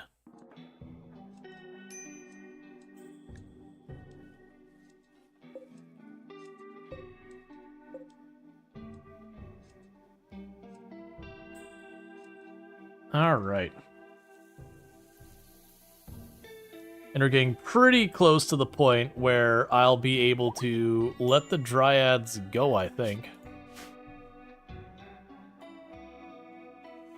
Yeah, because we only need them for the wood and the medicine. Once the generator's done, I really won't need that much wood going forward, so I probably won't need the Dryad for wood, and it'll be just the medicine. And I probably could just basically turn off maintaining the trees entirely for a good long while. And then just, when the medicine starts to get low, send them out there to all three of them be on the medicine Dryad stockpile again, and then shut it down. And then once we get hydroponics, we can move that indoors.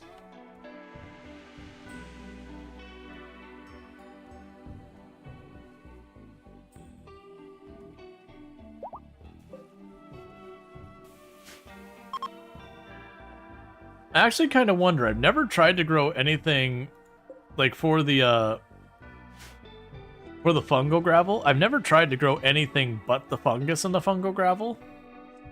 I'm assuming you can't, because otherwise that feels like that'd be weird. I do, like, it'd be interesting if you could go down here, put down fungal gravel, chuck down the big sunlight or whatever it is, and then grow something like that. Alright, so there's deep drilling. We didn't get that from our regular research. We actually got that from the book. So we do have deep drilling now. So if I get the long-range mineral... Sorry, the mineral scanner, not long-range mineral scanner. If we get the mineral scanner, I can put that here. It's a shame we don't have a Dryad death counter. That could have been fun, interesting. Ah, that is an opportunity missed. It's kind of too late to do it and have it mean anything. But thank you, thank you for the 15 stream streak, Treacle. I really do appreciate that. For those who don't know Treacle, can I get a shout out for them? But she also plays a bunch of RimWorld and all that. Kind of the same thing as like Alana with the RimWorld Plus thing, where plays a lot of RimWorld, but then occasionally plays other not RimWorld games. All right, Mohan Rai is now a child. Ah, you've been playing some Blueprints. That's right, you've been playing Blueprints as well. So definitely go check out Treacle. Good times over there. So Mohan Rai has moved up to the status of child. So we can give them all that. You are going to go find yourself some clothes. I don't think I have any extra weapons for you. Like, we don't actually have much of a source of weapons, and trade caravans are few and far in between. So go get your recurve bow.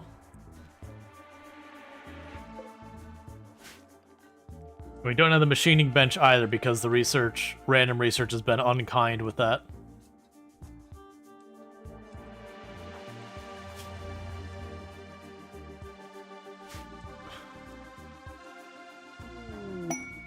Server Lord, that's fine. Less than 2 to go. Let's see. You can leave fungal gravel empty and wood mushrooms can grow. Maybe that depends on the biome. Yeah, you can. We already tested that down here. The problem is they grow RNG-wise. They take a long time to grow. So you could get trace amounts of it from that, but you'd be talking a lot of waiting to get it. And they wouldn't automatically harvest it either. So it would be a thing of waiting and waiting and waiting, and then going, okay, clean out this room from like a tree or two that give you 20 wood each. So in an absolute pinch, we were having like a really, really sweaty challenge. I could see it making sense. I think it's very unlikely to try and use it for anything significant though. So let's cut that down and cut this down, because we're going to keep putting the uranium walls up here to make these containment rooms better.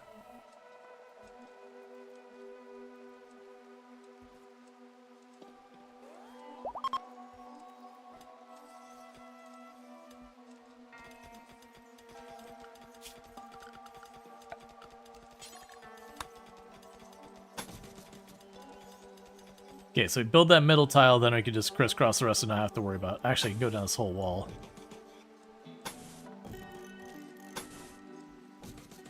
Yeah, I just need that one spot left alone. Because if we build the outer area first, there we go.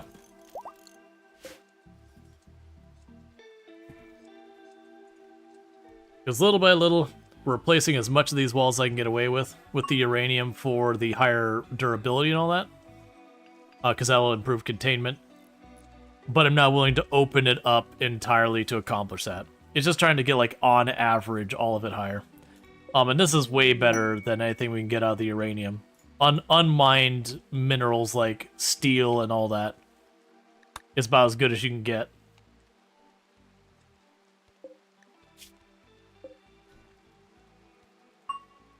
Oh, I didn't mind that one spot to have them start making the next set of bedrooms.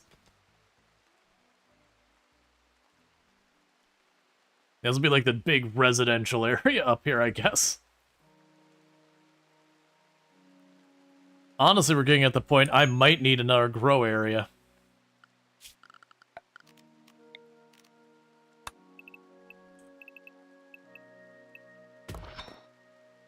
It's 5 by 11? Yep.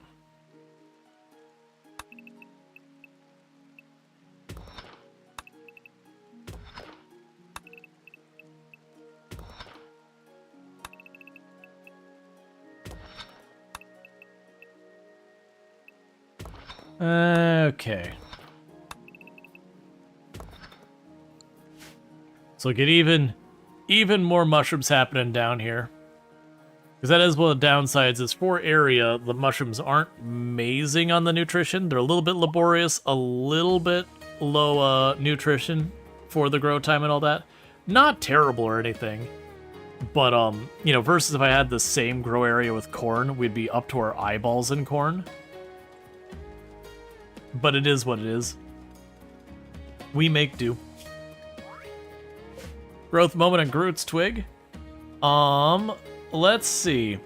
Quick sleepers are really good ones. So you got trigger happy, quick sleeper. We will give you medical because it's always a good time. Oh, a trigger happy will probably want you to not be melee. So I'll give you all the other stuff. We can go to your schedule here real fast. So Groots, you are now also a doctor. You can also handle... And you mind. Yep, corn. When we're on a map that allows for it, corn is one of my favorite crops of the game. The problem is you need a really long grow season to make it a safe crop to use. And you need, like, decent soil. Summon flesh beasts, so that's draw shamblers, and with that we will be done with everything. That's not true. Biofairy weaponry is also there for a basic one, but until I have the precision machining or whatever it is, precision guns, that won't be. So we're honestly right about to finish what we can with the basic anomaly research. At which point we'll tell them to stop researching these. Because one thing I wish anomaly wouldn't do is if you don't have like anything to research, it has the juice. That's a fun emote. Alright, so we do have the ability to deactivate this. I'm not going to. That is my only source of advanced research. So I want to get that last little bit. After that, I don't really care about most of this right now. But that Bioferrite generator is a must. And the very next time they research that in 2 days, that should be more than enough to get us the Bioferrite generators. In the meantime, let's plug that wire in there and that should be playing to get all hooked up. What ending are you shooting for? I don't have a specific ending in mind. I think realistically it'll end up having to be either royalty or anomaly. And the only reason for that is, where would I build the ship? That's the real question. Where would I build the ship?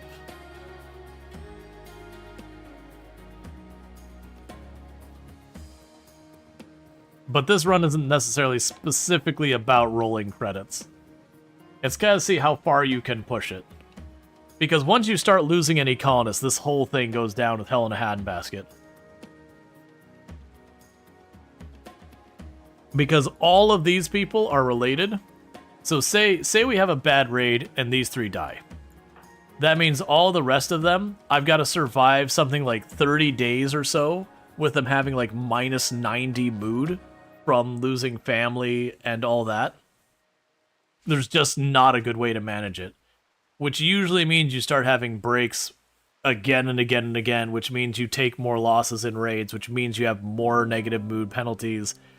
So where you get that situation where a colony gets into the death spiral, where one break leads to another break that leads to another break, and then you're just trying to bring it back on, path, usually by hitting your people with, like, mind numb or drugs or whatever.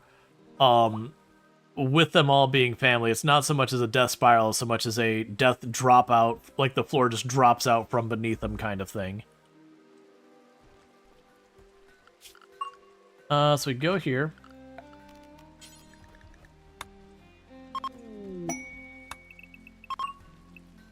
Get that floor starting to be painted. Is that a sleepy wifey I hear? Maybe. Is that a handsome hubby I hear? No, you couldn't possibly be hearing a handsome hubby. No. That sounds like lies to me. Well, that said, as a reminder, everyone, we are raising money for Hope for the Day. They are a charity that are based around proactively preventing suicide, like trying to deal with it before things get to a crisis. And they also have another main factor of destigmatizing mental health, because these things kind of go hand in hand. That very genuinely getting people comfortable with, like, talking about what they're going through, being like, hey, I'm having a rough time, all those kind of things, is a great way to get ahead of that, so that hopefully you can get people the help they need before things get, catastrophic and all that. We've raised $276 for the charity so far. The goal, I did set the goal to 1,000, which is a bit ambitious on my part, but, it is what it is. But it's a great cause, so anyone who wants to chip into it, it all does help, every dollar. So, thanks so much for everyone who is chipping in, and I understand not everyone can, only do so if you're able, and comfortable doing so and all that. But thank you again for all that support for such a good cause. They're a good group.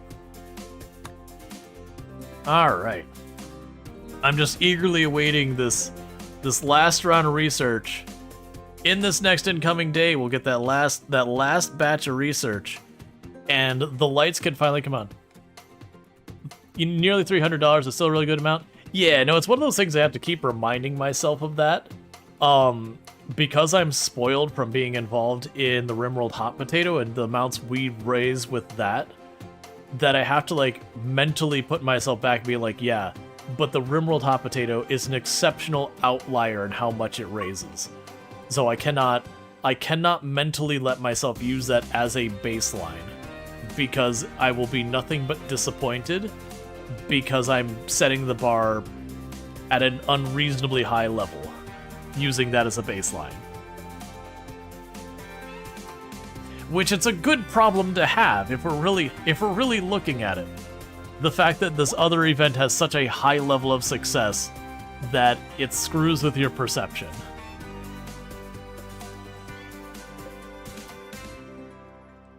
Almost there.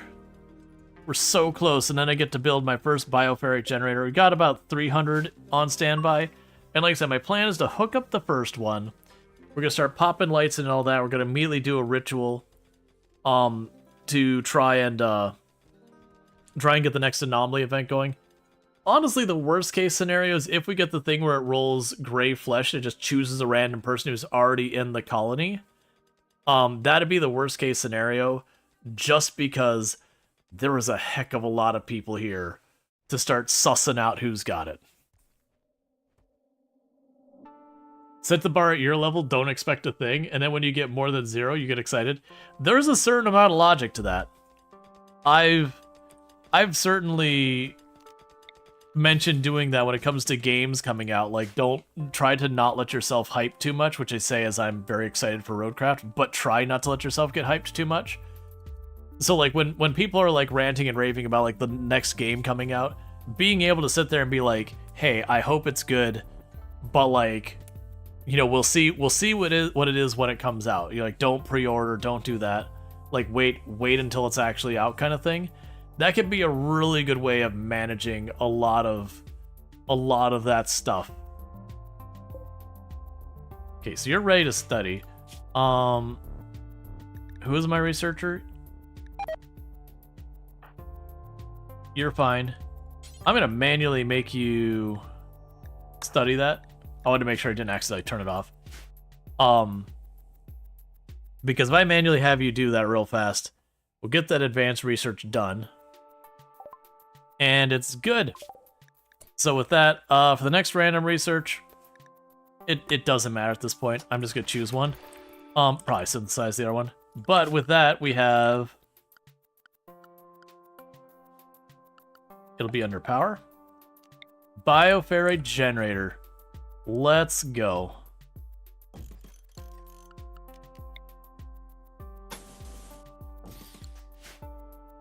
Let's see, ability and really remaster is really good. The update text with a few of your favorite quests are really good. Well, that's one of those ones that you didn't have to worry about like overhyping yourself. They didn't give you a chance. I really actually appreciated that about that.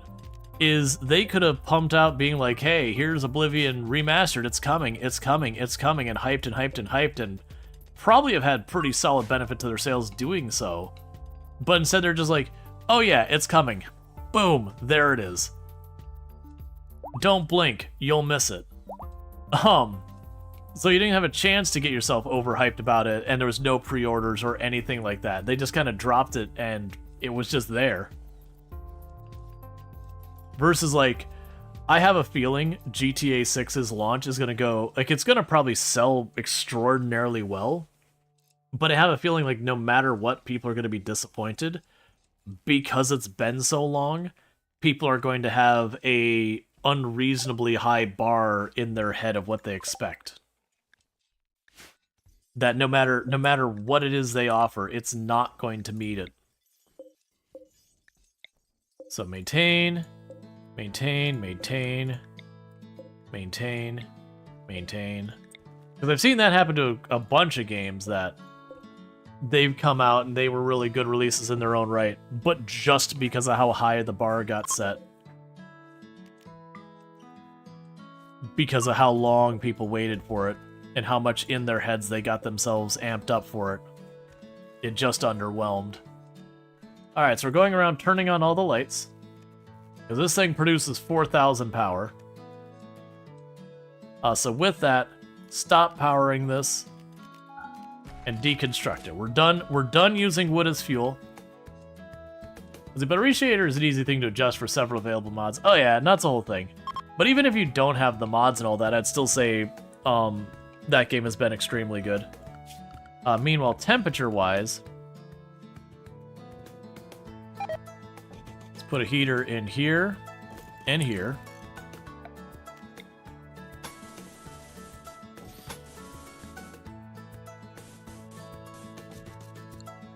And I don't have air conditioning yet to hook up the freezer. Quest expires.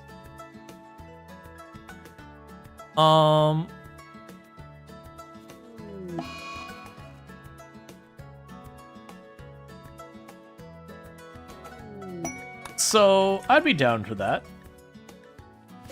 I need a prisoner room. But honestly, it doesn't matter that much because they have Paralicabasia, so they should just stay laying down.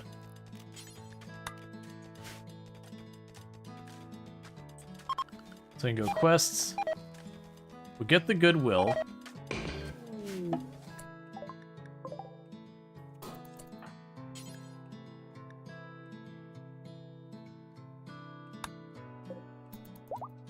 I guess someone's already getting them? Perfect. How's RimWorld going? It's going good. The family is growing. We've got mom and dad here. And then all of these, minus mom and dad, are all their kids. So we are up to 12 children so far in the colony. The colony is getting pretty big. And these are just guests here for the time being. And we're getting ready to expand again because we need more bedrooms. Everyone gets their own bedroom. We finally got our really good power on here. Now granted, I'm going to need to get more anomaly stuff in here for that to support. Colonist needs a rescue. That's kind of annoying. She basically kept pruning the tree until she collapsed, or... yeah, she collapsed from malnutrition. Malnutrition plus food poisoning. Please feed your daughter.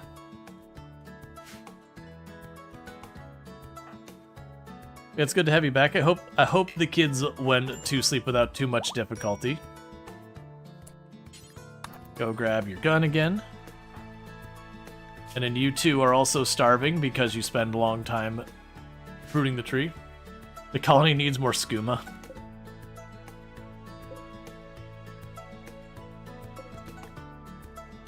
I wonder if this way I could say don't... I mean, I could take the cut plant priority off of them entirely. So let's go to Conrite. So we will take that as literally just minimum priority. Because I don't really need the dryads from that. Okay, so you have infestation is triggered. It is triggered in what will be our freezer. It's not our freezer yet, so let's get our ranged or our melee team in position. Grab everyone else. Throw them back here.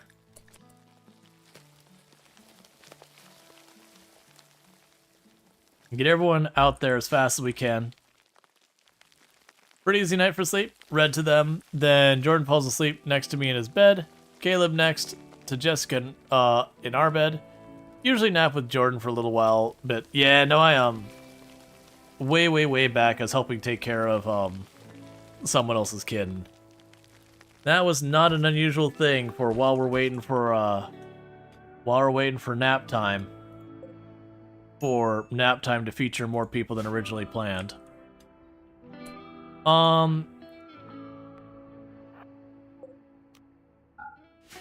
There's a little bit of a chancy thing here. We're gonna pop through that door, so I close behind them so they don't flank us. Gear in position so when they pop around here... Why are you moving so slow? Food poisoning. I need Citric to get in here. I should have closed that door so they don't go after the others. Why are you going here?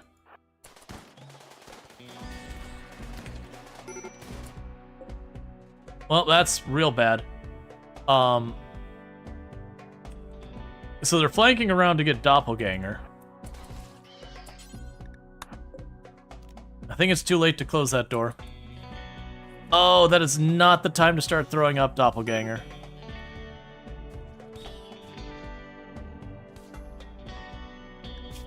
At least you went down really quickly. Where are you going to now? What do you know that I don't know?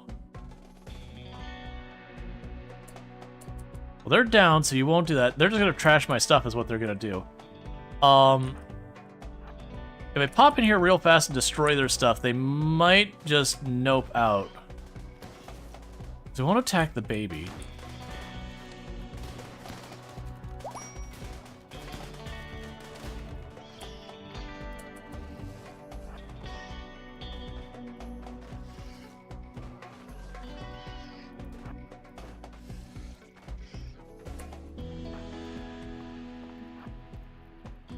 I should have closed that door in this hallway on the way by.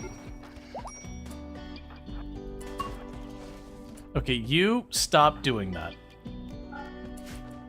I appreciate your desire to burn everything, but it's not really helping right now.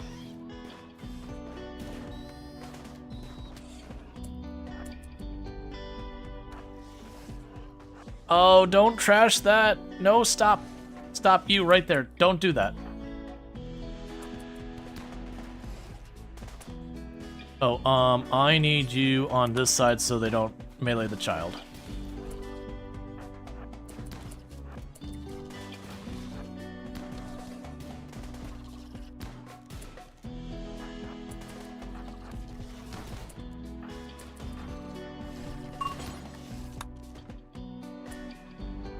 Alright, grab everyone here. Grab the 3 melee, let's get them out in front. So that way when everything kicks off, they don't immediately beeline to one of the children.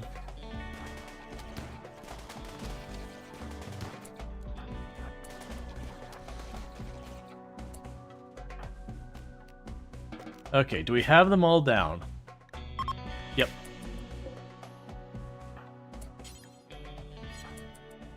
So a bunch of the kids have pretty high priority for hunting.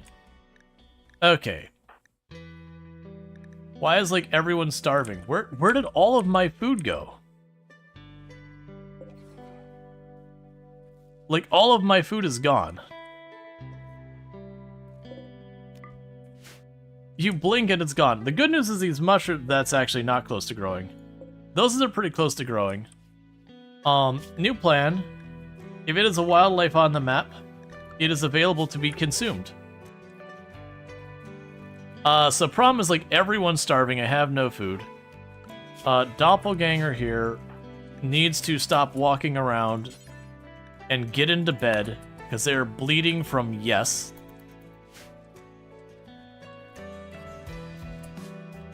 And what are you doing? Stop pruning. Start tending. Heat stroke? Who's having heat stroke? Why?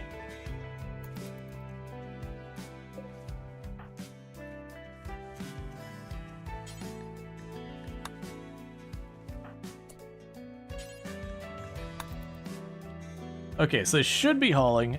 Who are our cooks? Is anyone available? Donkey Duff is available. I'm gonna need you to, instead of sleeping, get to butchering some of these animals.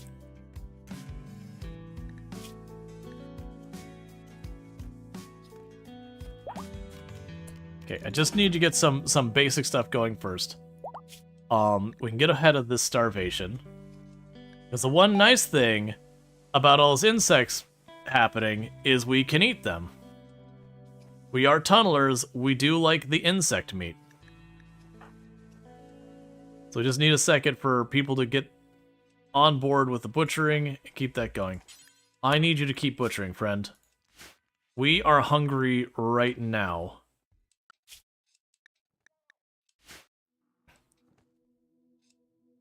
And I might just go out here and pop these Muffalo real quick.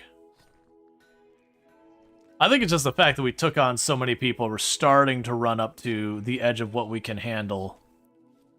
Which are food, which we were already working on. I'm already building 2 more farms down here.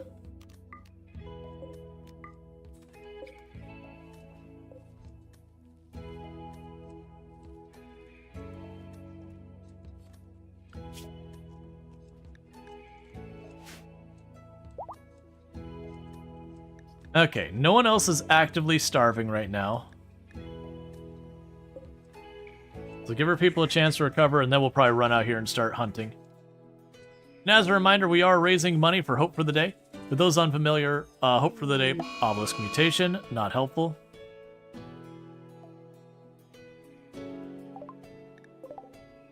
Oh, well, that's not what you want. We are raising money for Hope for the Day. It is a charity who proactively works on suicide prevention, as well as destigmatizing mental health. Sorry, I'm trying to remember where this went down. There you go. As well as destigmatizing mental health. All in all, really good cause, doing a lot of good.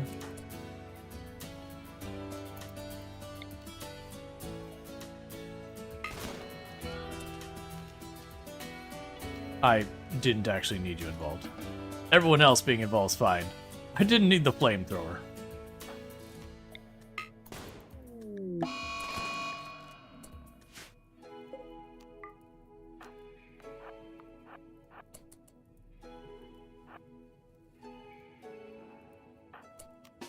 But yeah, so it's a good cause.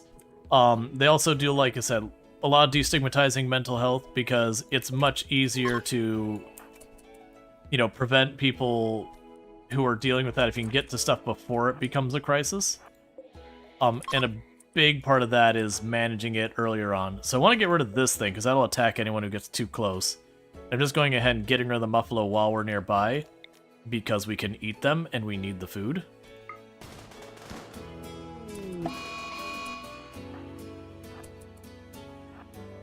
And so it's a really good cause. It's our third year we've raised money for them.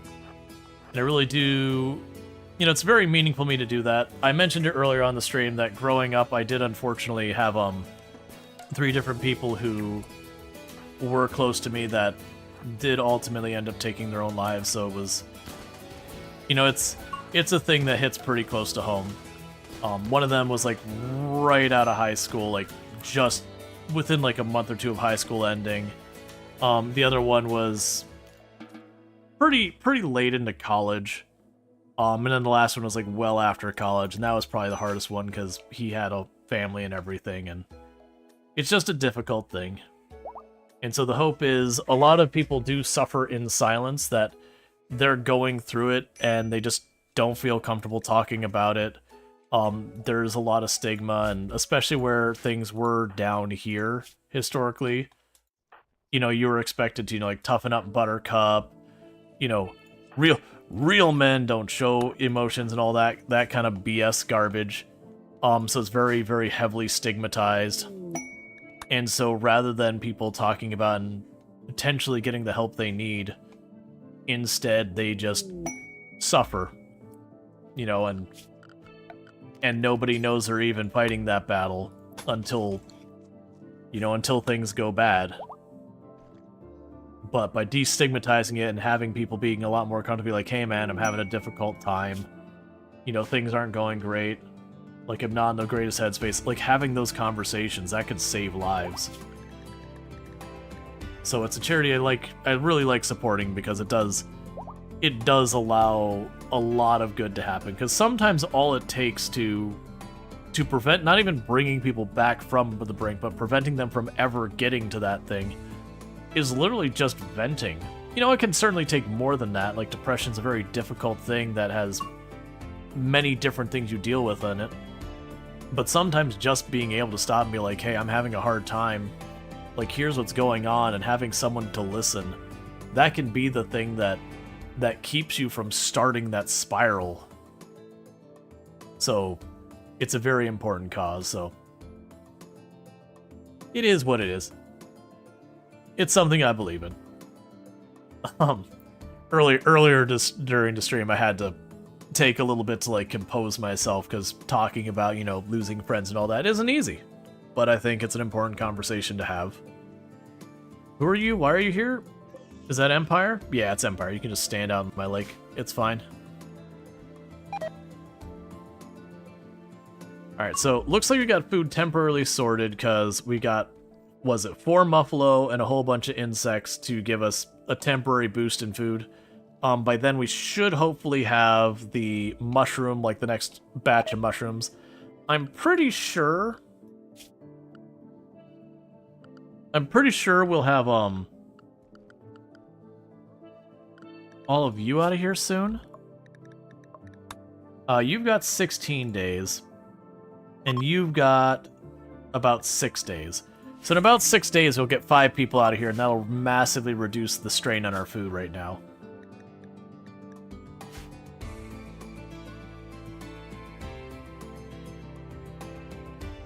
In the meantime,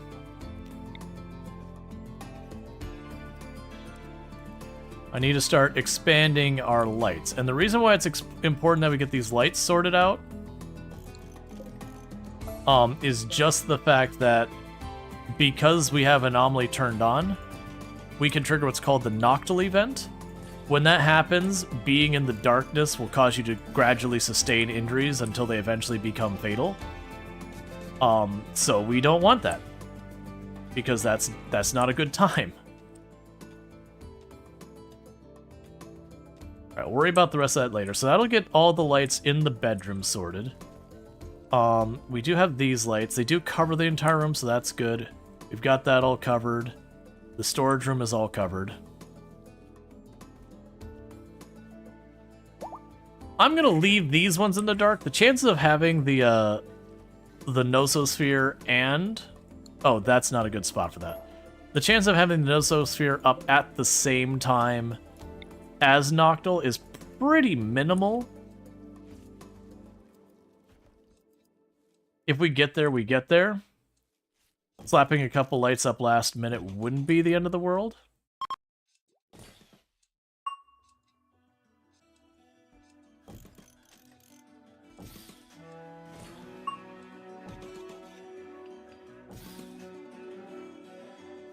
Okay, and I'm just trying to put lights into the containment rooms, because light actually does boost the containment strength.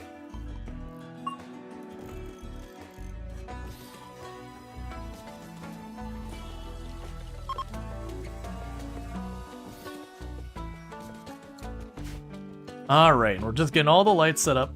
So the big thing I have to worry about is I want to make sure I do not let light get into our mushroom grow rooms. It will kill the crops.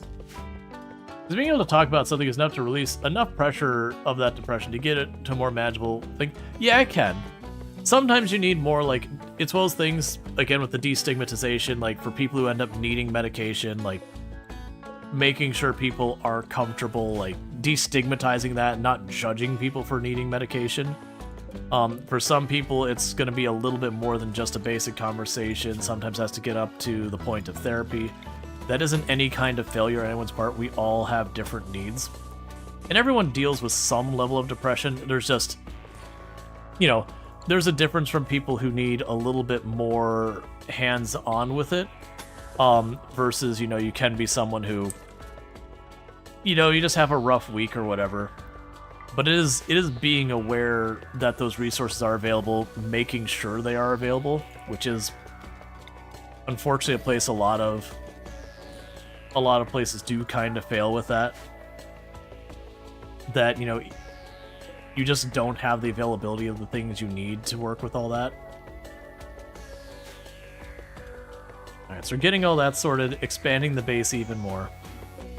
Honestly, I've got enough steel. I'm just going to go ahead and put down the rest of these tables. I don't really have a reason not to.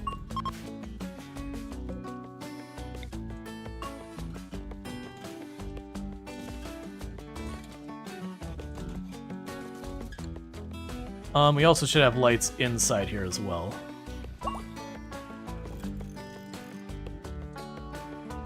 Okay, so I think we've got once that's all wired up, we'll have all of the base we go, and then I'll check what our power's at.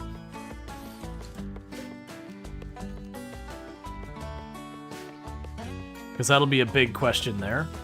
Honestly, I could also expand this room to make even more mushroom space and then more room for the alpaca.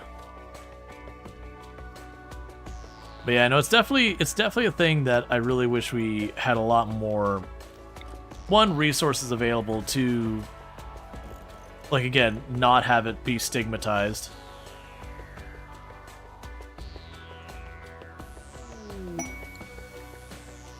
We can go power here. I'm not worried about running power all the way out here. I don't think that'd be a reasonable thing for us. And how's the power grid doing? All right, so we've already got to the point where we're almost overpowering what we're producing there. Security door, that'll be a good one for the anomaly stuff. We don't have any more basic projects. That's fine. Yeah, so we are already kind of pushing the limit of what the bioferrite generator can handle. But that's okay. We will be getting more of those, and they produce a ridiculous amount of power. The big problem we need to is we're going to need to poke the anomaly stuff. Thank you for the follow. Welcome to the stream. Okay, so you got Vagabonds requesting resources. They want a bunch of herbal medicine.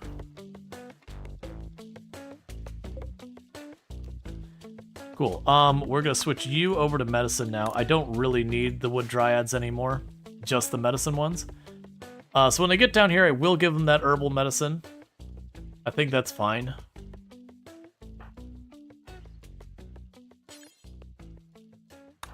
We are producing a lot of it. I got almost 300, so 70 is not that big of a hit.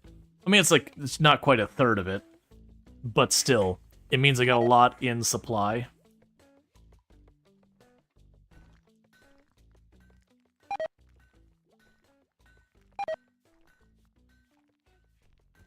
All right, once they're out of here, oh wait, it was Groot. You lost your leg, right? Yeah. So let's go install a peg leg for Groot. They lost their leg because it was just, unfortunately, we had an infestation. No, it wasn't an infestation. It was a prison break, and they just got caught up in it.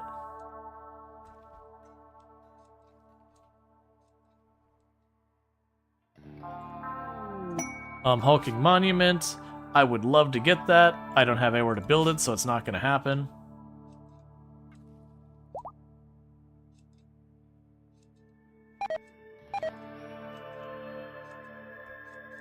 Alright. And we're already running low on food again. Mostly because it rots.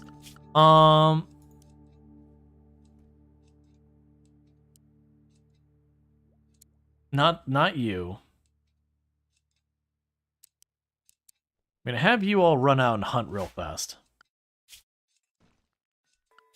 Let's double check. So you are not... Yeah, so you'll cook and then hunt. I don't mind giving up a little bit of construction for right now. And then you're our grower. I don't want you hunting.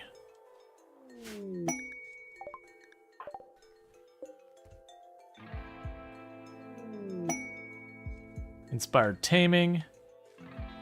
And then meanwhile, they are harvesting this little by little. So we should be able to delay that. Meanwhile, you've got 14 days. You've got 3 days. So we're on that home stretch. Alright, Luxray, you take it easy. Thank you for hanging out and all that.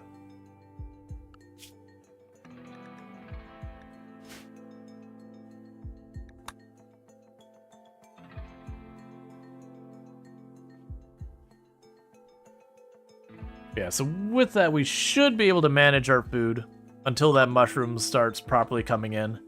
And then we get all these extra people out of here.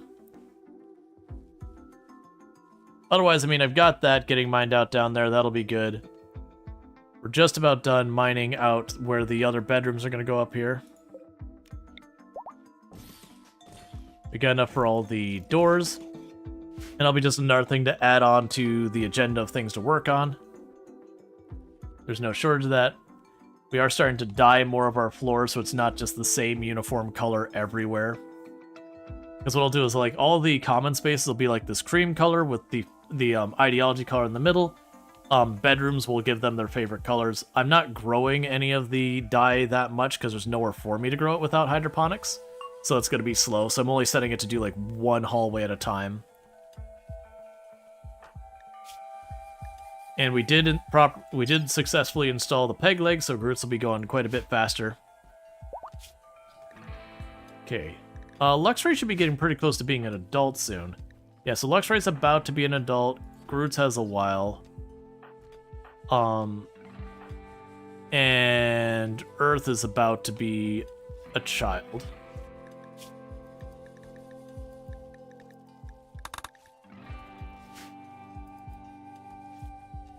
And you are right about to have another kid. So it looks like we kind of tend to have like 2 infants up at a time, 2 toddlers up at a time, and then everyone else just kind of gradients towards adulthood.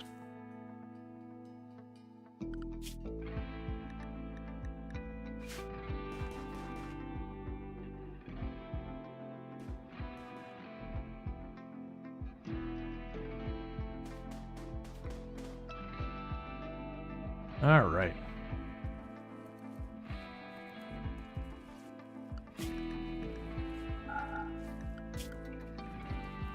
Let's go back in here. We can reduce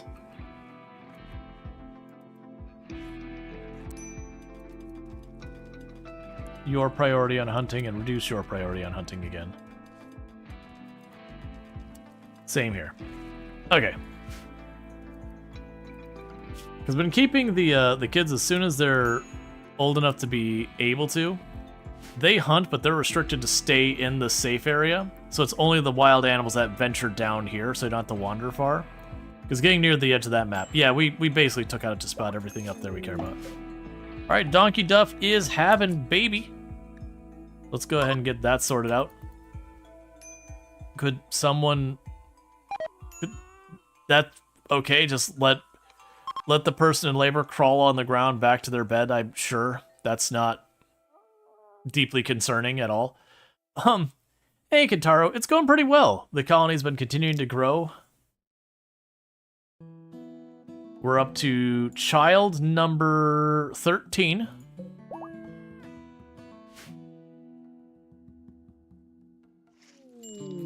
And born healthy. So let's name our brand new baby in the colony. And that'll be the very last Lardine. Did we have Lardine here? I don't... Okay, no we don't. I'm losing track because there's so many. The... Very... I'm just gonna make it Lardine. I know Lardine said that's fine in the past. The names are long enough, you're just gonna see like THE, and that's going to not help me at all tell who's who. That's another baby. We need to go on your feeding schedule. Anyone who can feed the baby, feed the baby. Don't wait. Like, it's no one individual's responsibility. If baby hungry, baby get food.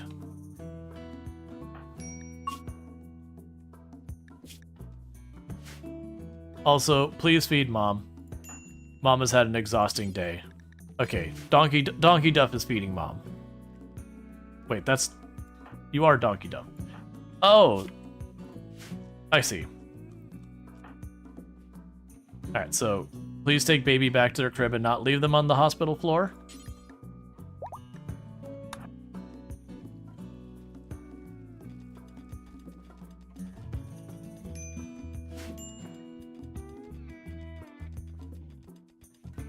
Yeah, no kick the baby. Why are you not... There is a... Oh, why did it get assigned to Mohunri? Mohunri is not a child, like, not an infant anymore. That's the problem. It, like, got weirdly hard assigned to Mohunri. There we go. So, didn't mean to interrupt you feeding the other kid, but that's fine. Get the kid to their crib. They're not laying on a sterilized floor just for the lulz or something, I don't know. Inspired trade. Looks like we're harvesting our mushrooms now, which is good. That's almost sort of... Weirdly, they skipped that one room. Just, this is the one room they don't want to do. So let's see. You're working on security doors, which are for the stuff down here. The security doors are really good. They add a lot to your containment, but they do cost plasteel, and they do require electricity to run and everything. No miner? No, we've got miner. It's just one of those things that they're bouncing around between things and not getting that window. We actually have a lot of people who can mine right now. As you can see, they can hustle too. Some of them. We got a couple of kids because you know, you split your responsibilities up between like mining and growing and all that. So we do have a handful that can help with mining. But yeah. Honestly, I do think we roll with expanding the pen as well, because that could just be another grow area.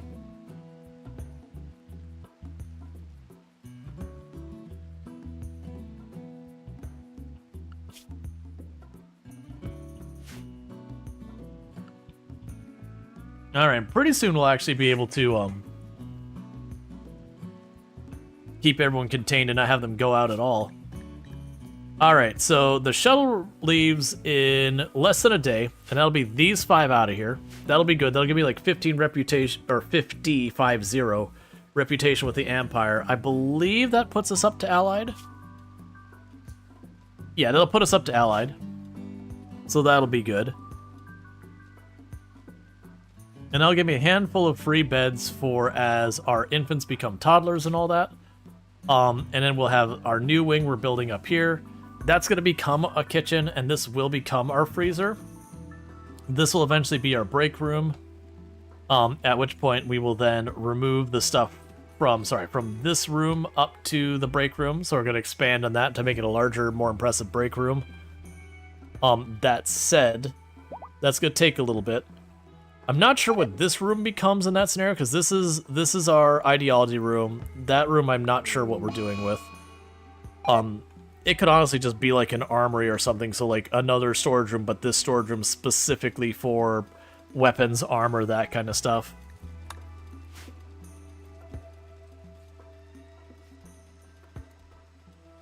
It could become the biotech room. That actually wouldn't be a bad idea. Have the gene extractor here, the gene splicer there, a bunch of the benches and all that. We don't have that tech yet, but that'd be fine. It could honestly just be the nursery. It's already labeling it as a nursery. It could literally just be the nursery. Even though it's a pretty big room with a whole lot of nothing in it once we do that. Yeah, no, actually, I could leave the school desks in here. We could leave all the stuff for the kids in here. Move all the entertainment stuff and the dining room table and all that in here, and this could just be a nursery. You don't get a special bonus for a nursery that I could think of in any kind, but it's a space I've already hollowed out that isn't really the right size for anything else. It could also become a second production room long-term as well. So as we have to put more benches in here, we move it to the other side.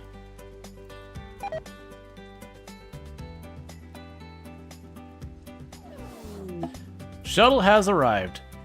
Get the expletive out of my colony. And we are now allies.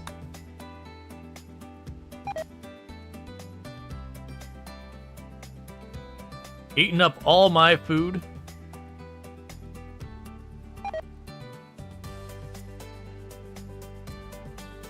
So yeah, so now we just have the prisoner here. That's, I believe that one's also for the Empire. Yeah, that's also for the Empire. Which will actually kind of go to waste because I don't really need that much goodwill, but that's fine. They're already here. Hopefully, like, when it does it, you'll get a tick that'll adjust your reputation down to kind of a default little by little. That'll lower our reputation. Hopefully that tick lands before that so we get the full, full benefit. If not, it's whatever. With that, is that still mostly meat? No, it's plant. Alright, so with that, let's go here. We can go and make decisions. Void provocation. I have no idea who has any strength with this. I don't think we have anyone who's psychically sensitive. Yeah, so it looks like it really doesn't matter. It's just you have weak psych sensitivity and you don't. So what we're going to do is we are going to poke the things that go bump in the night psychically and be like, neener, neener, you big wiener. So they get all upsetty spaghetti, and they decide to roll in and cause us some grief.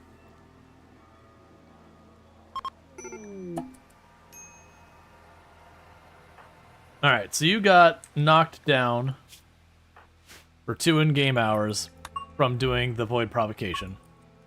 Now, we don't know what's going to show up, and in hindsight, I probably should have built the invisible detection thing first. I can probably chuck that. If I build that right here, will it be enough to cover this? It is. That actually works out pretty well.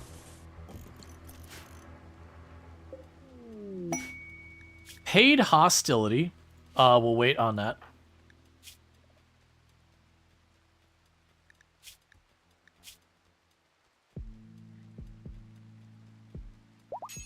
Go grab your weapon. So we don't know what's going to show up here. There's a number of things, but basically we're waiting for an event. Death Pall. Actually, Death Pall should be a pretty manageable thing. So what I'm gonna go ahead and do here, because I got one corpse there, and honestly, I don't think there's any other corpses on the map in its entirety. Okay, run outside. We are not going to restrict this from rotten right now. I want you to run outside and haul that indoors right now.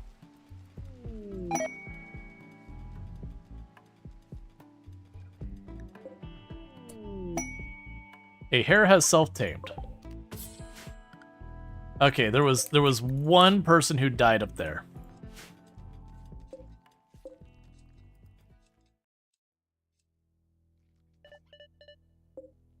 And our brand new, freshly tamed itself hare is in an epic battle with that. Come on, hare, you can do this. Oh, you definitely don't have this hare.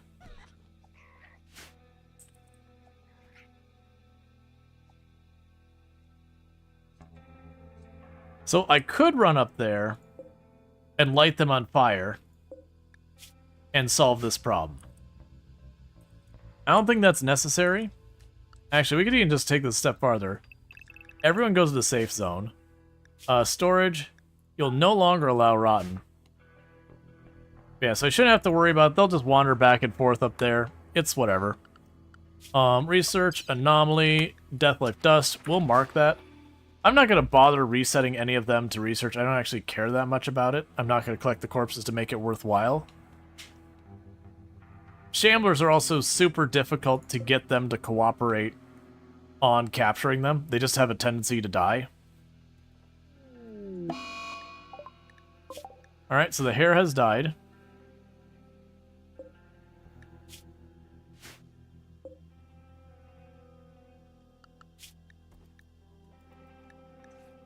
Healing Factors is actually a pretty good one. Manhunter Pack. That is a lot of lynxes. New plan. Oh good, the door's already locked. We don't even have to have a new plan. The new plan's already established. Because that is a lot of lynxes. That is a lot of lynxes.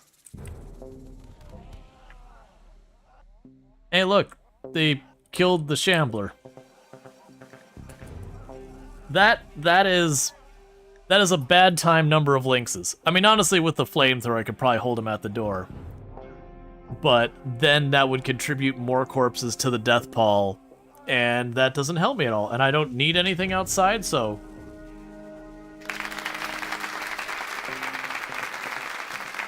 Hey, Kentaro, thank you for donating $10 to Hope for the Day. I really do appreciate it. It means a heck of a lot. So thanks so much for that, for supporting the charity. Sorry, I'm being distracted by all the lynxes. Supporting the charity.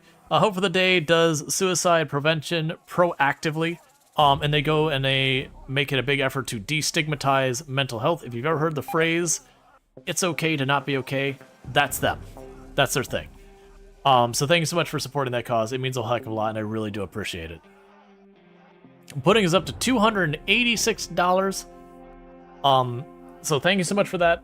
Helping little by little get this thing going.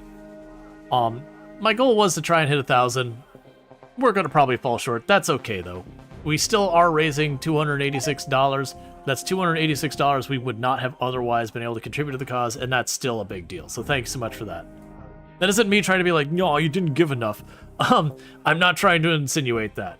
It's very genuinely every dollar helps, and I do get it that very much a charity, some days they pull big numbers, some days they don't. It is just the nature of it. And I know a lot of people are hurting right now, so I absolutely get it. Why did time slow down? Oh, they're attacking one of my dryads, because they're big old jerks.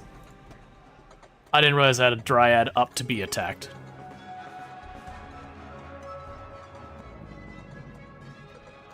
Okay, and in the meantime, we can go in here and go floors. Fungal gravel floor. Fungal gravel floor. We'll get those grow zones set up. You're mining that area out. Please stop slowing down time. A lot of Link sounds like a Looney Tune character. It does. Either that or like a DC Comics character. Either or. 50-50. It's got what is it, alliteration?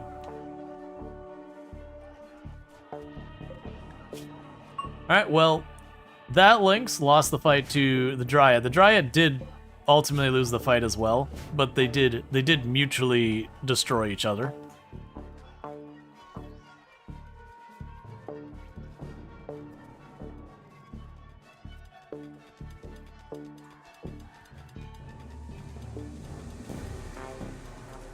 Okay.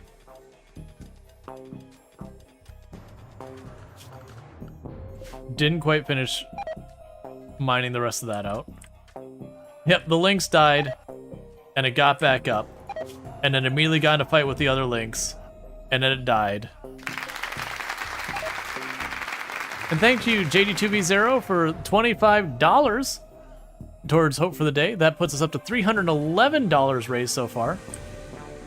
And I also did say if we pass $500, I do have a cosplay of the avatar I have on the channel, and I'll do that for the rest of the stream as well as one whole stream. Just because I didn't want it to be like the last 15 minutes being like, oh, there's a cosplay, and we're done. So I will do it for like a full extra stream, which is saying something because it has got a big scarf to it, and that's gonna get pretty roasty toasty. But it's fun. So to make that happen, we're about $189 off. I didn't have a lot of stuff planned, which is something I should have done more, but I've been struggling to come up with ideas for cool things for like milestones and all that. Let's see, in dev mode, there's an option to turn off force slow mode. Yeah, I'm not gonna worry about it. Most of the time I want it, but in this particular case, it's like, hey, could you stop doing that? I accept that this thing is going on. Yeah, most of the time I do want force slow mode turned on for like those off times that something gets hit.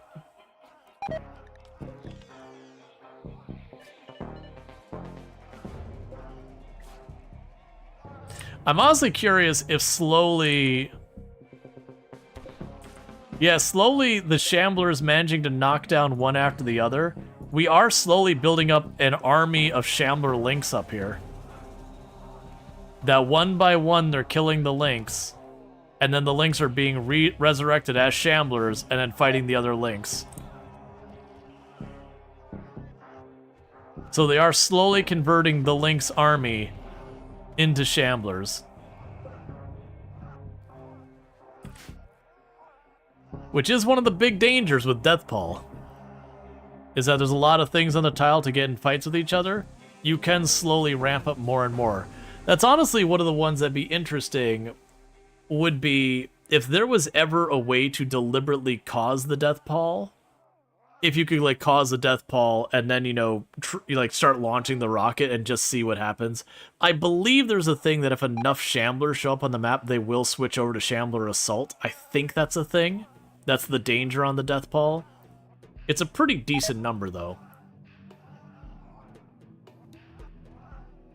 What Shambler Assault means, instead of running around out here, they just start hammering into your walls and trying to get in to get you.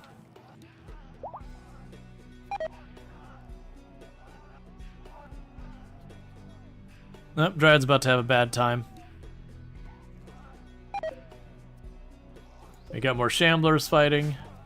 Yeah, because you look at a lot of these links that are still up, a lot of them are really badly injured from all the, like, there's only a handful. There was something like 17 to start with. You can see they're all slowly dying one by one.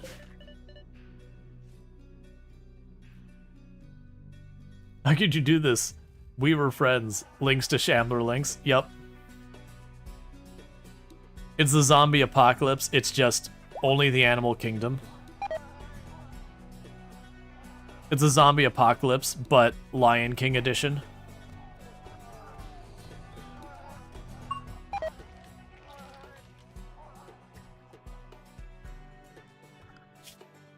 Yep, we're down to the last. We've only got 2 of the links that were part of the Manhunter pack that haven't either been killed already or, you know, whatever. Like, basically 2 of them are still in okay condition. All the rest of them have gotten into fights.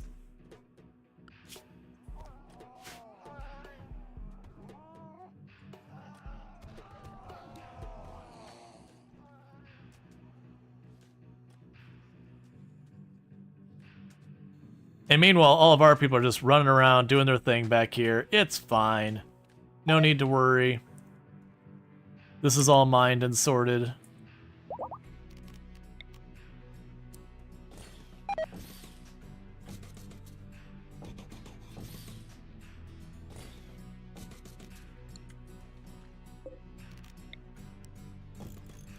And meanwhile, get these bedrooms getting built up.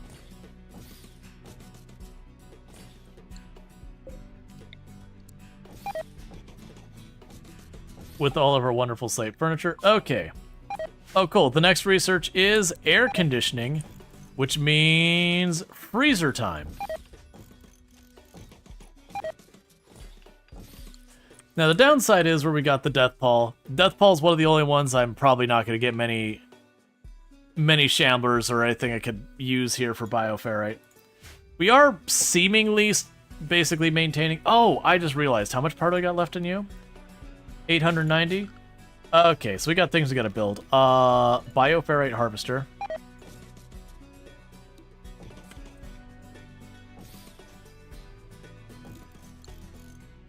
Start with those. Yeah, I'm assuming you were fighting the Dryads again.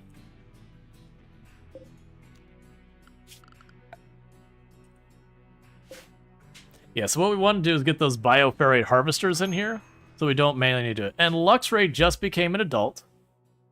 Okay, so we got some good stuff in here. We got Fast Learner and Super Immune. Both are solid. Luxray, we are having them be melee because they are... Well, actually, I don't need them to be melee because I already have 3 melee. And Luxray finally gets... So Luxray wanted to be a doctor. And that didn't happen earlier because it didn't come up. But it did just come up that they're going to have medical. So Luxray now has medical on their roster. And we are going to keep them as a crafter, I think.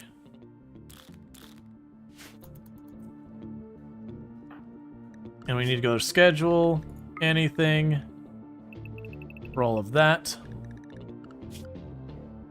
Cool. Oh, do you still have your hunting set really high? Lower that.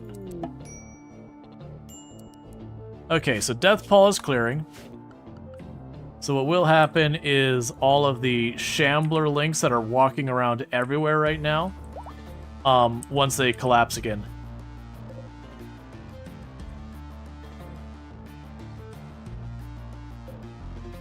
Yeah, so we got currently 13 Shambler links on the map.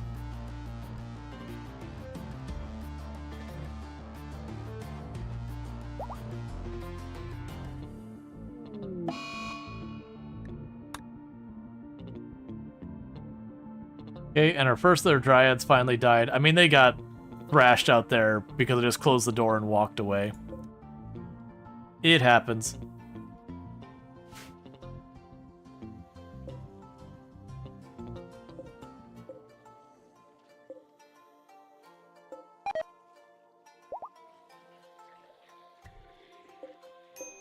Yeah, I don't think I've ever caught a shambler that wasn't a that wasn't humanoid. Either way, we're gonna let that go. I'm not gonna try and keep shamblers. They end up being more pain than beneficial.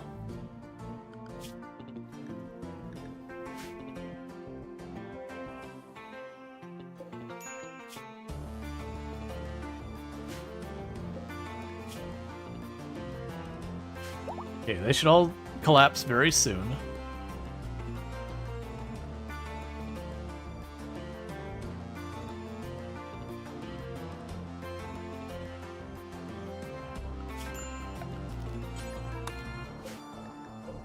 Ooh, how long till you collapse? We're gonna have to go out there. We're not gonna be able to wait for it.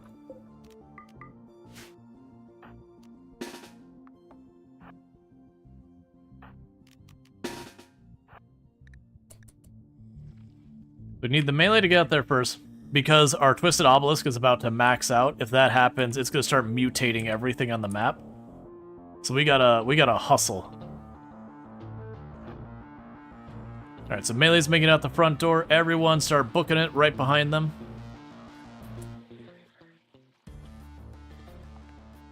New plan. Get back here. Melee team there. Range team here. Don't you dare fire your flamethrower. Why are you going after my wall?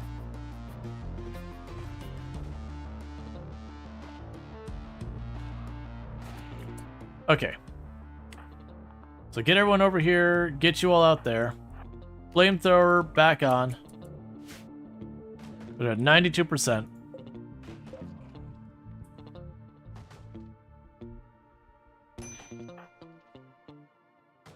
Medical treatment on who and why?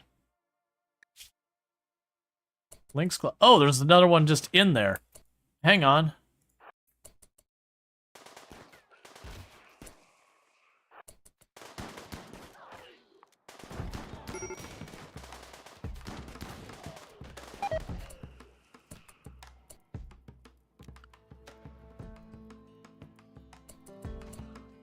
All right. So I need someone to get over here and warden now. You'll warden? Oh wait, schedule unrestrict you. That's the problem.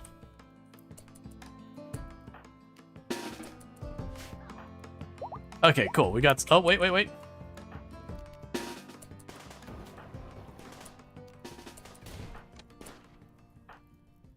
You with the flamethrower.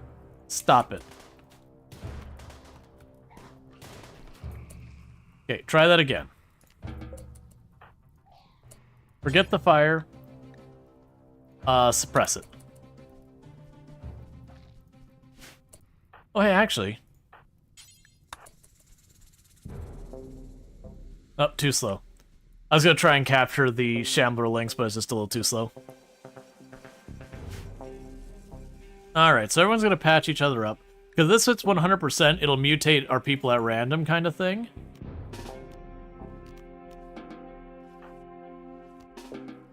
And it'll mutate a bunch of the animals on the map into stuff that'll attack us.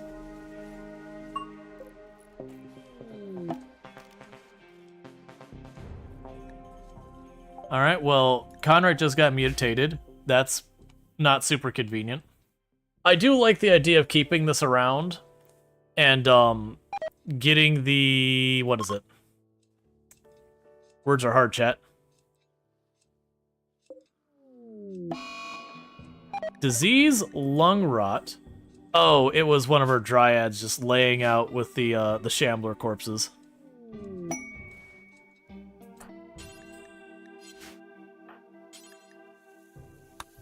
Oh, go up here, storage.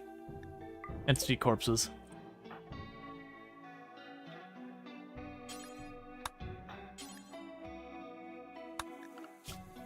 And we can go schedule, unrestrict all of you. Because we need to get this corpse away. Why are you being this way?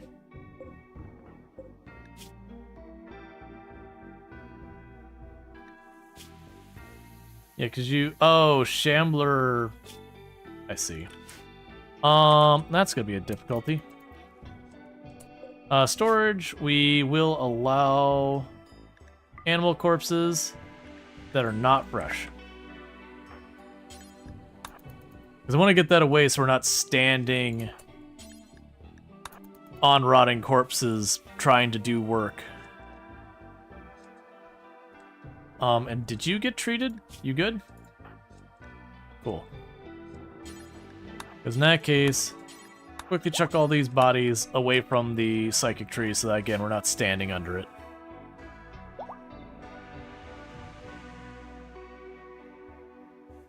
Alright, cool. So that should take care of a bunch of those bodies, and we'll worry about the rest. Alright, we got a masterwork double bed made. Nice. They're still getting all that sorted out. We can go ahead and run. They've already got the power line up there. And I'm waiting to get all that set up. Because that will help with the power.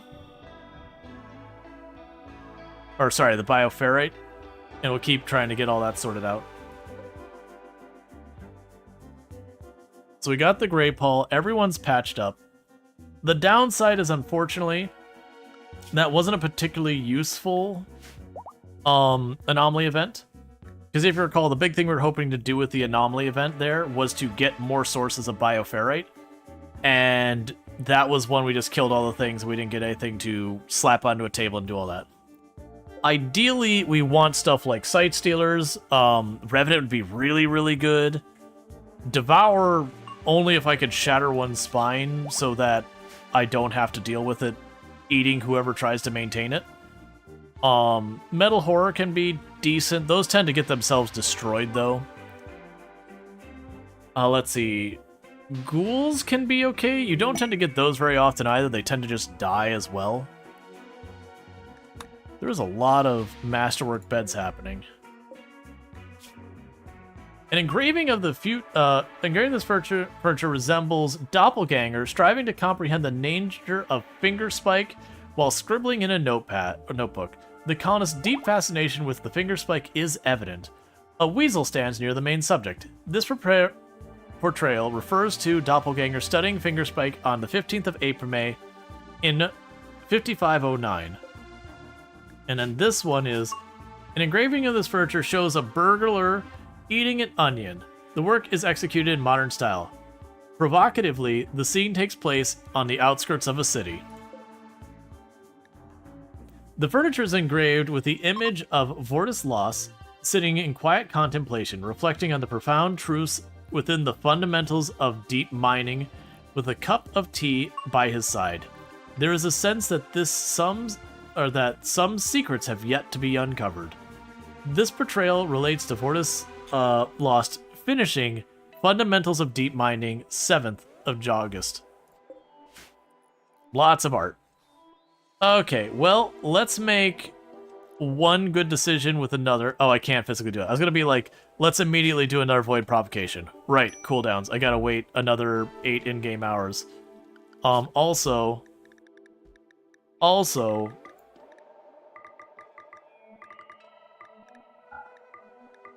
we are waiting for more mushroom. Which luckily we got that. So we got 21 meals, so we're okay for right now. But we will need to cook more mushroom.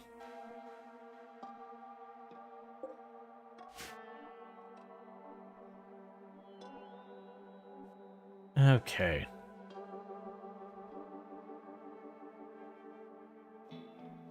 And we're getting all those built. We will also want to go in here.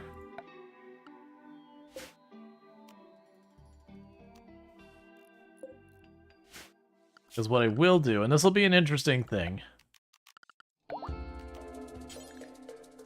is I'm going to put a door here. And the reason we're going to do that is I could use that to funnel AC. Let's see, what is the small cells under storage for? Oh, this is the murder ball bunker. Basically, when we get the Nociosphere, and I push the big red murder everything button, everyone bravely walks into their 1x1 space, slams the door behind them, ducks their head between their legs, prays to whatever god they believe in, and hopes the screaming stops and they awake in the morning. Basically, it can't teleport into a 1x1 space, so everyone locks themselves in a closet until the murder ball tires with its murder. It's not a big raid. I probably should do this, whether I take the healing factor or the cataphract helmet. It's just one raid? No, 2 raids. It's still not that bad. Five people with guns and some wild boar? That's certainly not a bad one. But let's go here real fast and we'll avoid provocation.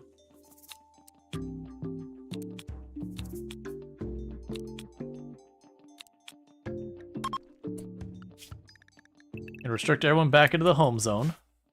Just in case. And then depending on what it triggers, I might pop that raid. Like, if it was the flesh heart, I'm 100% popping it. I don't think it will be. A Revenant, it wouldn't matter one way or the other, I don't think. And I do have this set up. Let's actually restrict people all the way into the safe zone.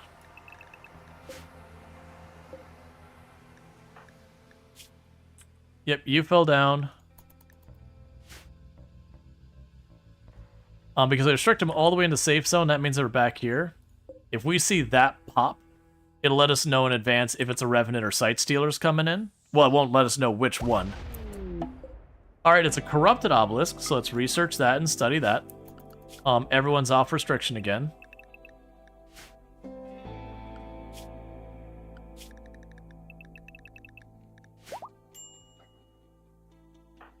Go grab your weapon.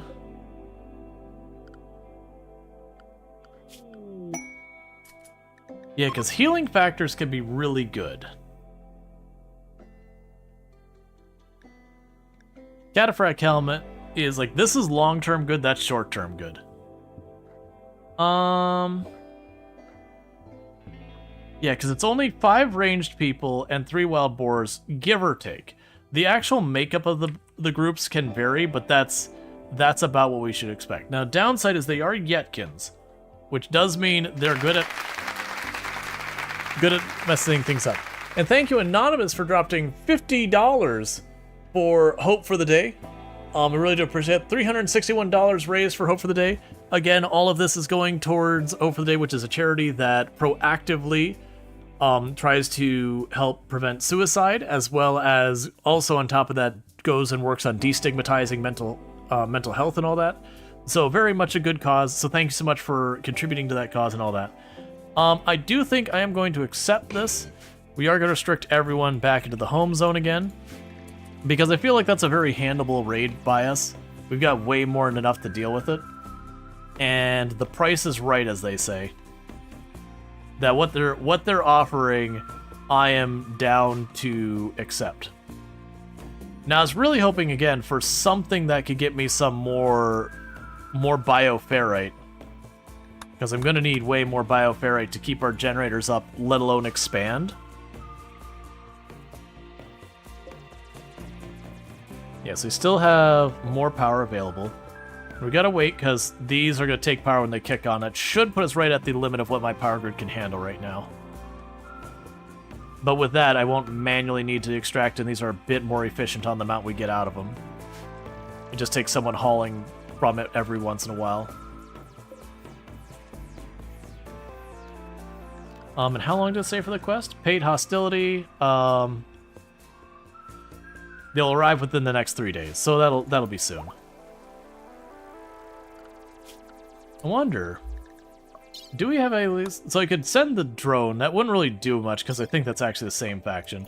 I was wondering if I could, like, cause the Etkin to get in fight with something else, in case you have any roll-in with anything really dangerous weapon-wise, because we should... Actually, how is our wealth? Okay, so our wealth is starting to properly climb. It's still not that high. It's relatively low, but it's starting to get there.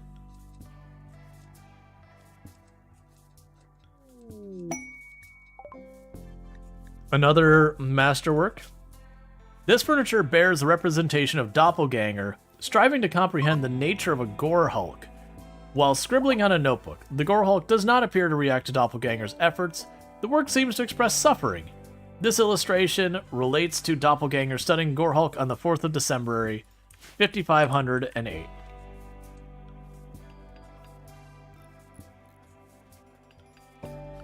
Alright, we have another thing to add up to the queue up here, which is to smooth all of that out, and all of this out. It's just going to take time.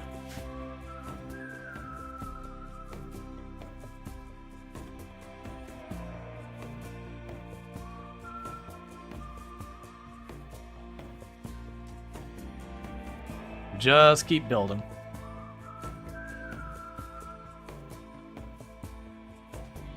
As long as we don't see idle show up anywhere over there, then we don't need to sweat it too much.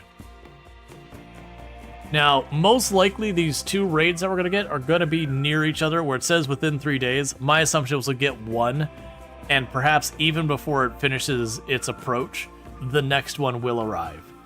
So it will be a back-to-back, so it'll almost be like fighting them both at the same time, which I still think we can handle relatively okay. But that is way more dangerous than if they came entirely separately. Tribal child with enemies. Let's see. We have a chief who is asking for a favor. Her 14-year-old friend was caught writing vicious insults about the other faction. So within 8 days, until she can smooth things over with the full cheese of Koya, she sent the group so Yak can hunt the insulter. So this person will not work and do all that stuff. They'll hang out. They'll give me 2 warriors to protect. They're offering me a vanometric power. So it's 1 attack of this much. And that's Koya. That's the same group we're right about to be attacked by, right? Yes. Let's wait to accept that until after we're done with what we're at, to give ourselves as much breathing room as possible. Because the worst case scenario is all of those stack. Because this is a much scarier attack than the other one. But I get 2 people to potentially bait out the attacks with. And then on top of that, a vanometric power is a really good prize to get. Because that's power that's, like, when I say infinite, it doesn't need fuel or anything. I think it's like, it's a decent amount of watts. And those are the perfect kind of ones. Just go to like one of these intersections here, mine 3 tiles in there, shove it in the wall, and then close it because it never gets damaged. So, or sorry, it never needs to be repaired. So I can just kind of shove power into my wall where it won't get attacked. And it's just more power I don't have to worry about. So I do want that. I just don't want all of those attacks to stack on top of each other, because that's the kind of thing where you can get yourself in trouble where instead of a bunch of little attacks you can handle, you get this one mammoth attack that just walks over you.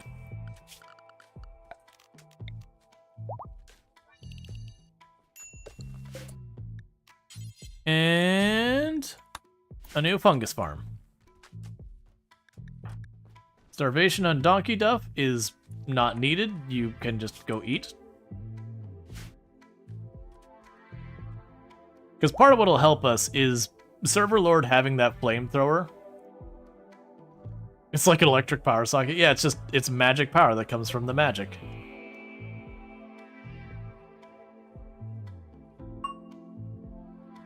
I also don't remember which one the corrupted obelisk is. I think that might be the teleport away obelisk. Oh, a new farm? You can't spell fungus without fun, you know. Absolutely. The fungus among us.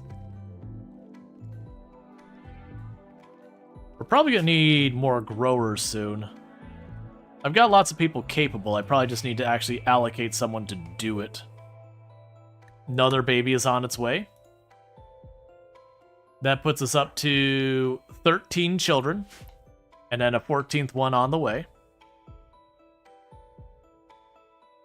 Alright, so attack should be coming any time now.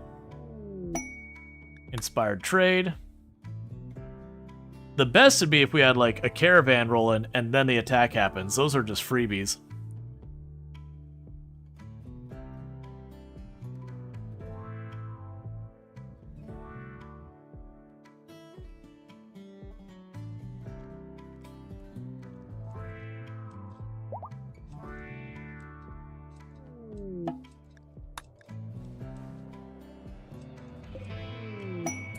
Alright, we're probably gonna get interrupted.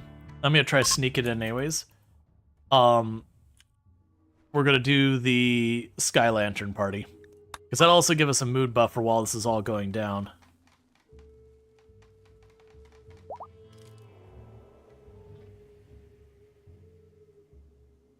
Alright. And it's beautiful.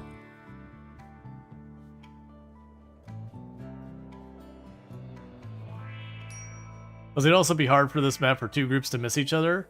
The way pass like happens sometimes. Yeah, so it's one of those things that like the two groups, sometimes you can bully one really quickly as the other one preps. On this one, they will likely stack anyways. So you just kind of have to take what it throws at you. It also means they probably won't have any time to rearm the traps. I don't typically use traps. This is actually very unusual for me. But it's partially because when I realized I had the water, I do feel like I want a second incinerator. Just because I can do it. Oh yeah, you mean the traders in the raid? Yeah. No, the traders, if we have traders on the map and a raid shows up, they will collide, whether the traders ditch or not. It's either where they'll collide here, or they'll collide up there. It also makes me wonder, I mean, it would still be on cooldown. I was like, I wonder if I could try to draw, it'd be a high risk thing to trigger another anomaly event. Because sometimes you get lucky and you can get one of the anomaly events that puts a bunch of enemies out there on the map and just let the raiders run into it. And just collectively give it its a not my problem. How much longer do I have till this one gets out of here? 1.5 days. Hopefully the shuttle doesn't arrive as the raids are happening. That would be the worst case scenario because they'd just destroy the shuttle and then we'd fail the quest. And there's not a whole lot I could do about that, because you could, normally what you do is you have your base, you have an area allocated, and you put like the little lights to designate land to shuttle here. I can't do that. There's not an interior space I could do it for. It's the pro and the con with this. Now what are we doing? We're working on air conditioning. And we've got advanced psychic rituals. Alright, here's the first raid. They're attacking immediately.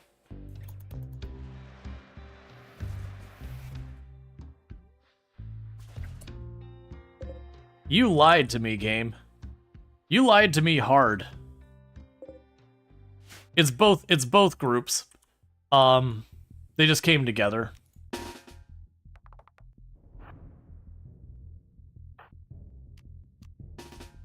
I think it'll still be fine. Because the big plan here is to try and scatter them with fire and all that.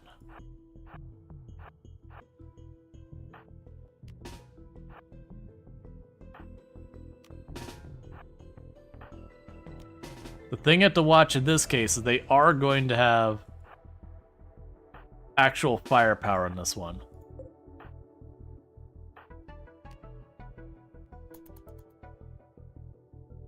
Get everyone in position. Okay, so let's shift people around a little bit. Yeah, you can go over here. Where's Conrite? Or not Conrite. Yeah, you're the one who gives the combat boost. Let's get you back into position down here. You go there. Donkey Duff here. Groot's here. One right there. Begin process of burninate the door.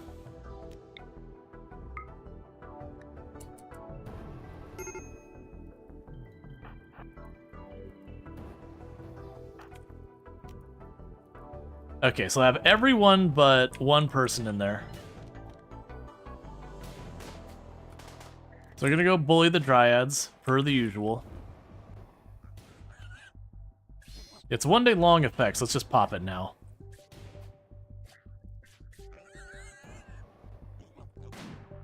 There's no one here rocking, like, triple rocket launchers or anything that's scary. We are gonna end up killing our own Dryads, it is what it is.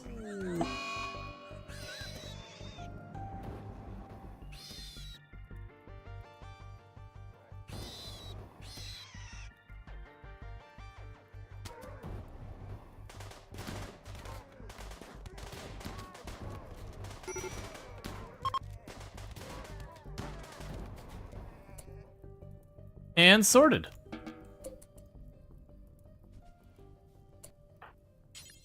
Go grab your brand new gun.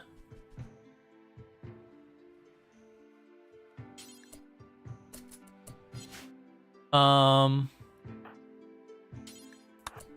you go grab that one.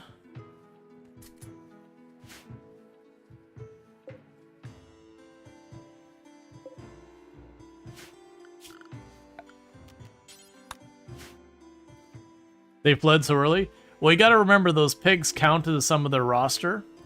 So, where they send like 6 pigs in the lead, they lost like 4 or 5 of the pigs on the way in. So, I mean, you look at the body count, it's 1, 2, 3, 4, 5, 6, 7, 8. Versus them still having 6 left. So... Oh, that is not good. Okay. We straight up got lied to about this one. It's like, oh yeah, I'll just be two small little raids. Don't worry about it. Nothing to worry about, man. Child's play. I mean, I'd fight him myself. Both hands tied behind my back.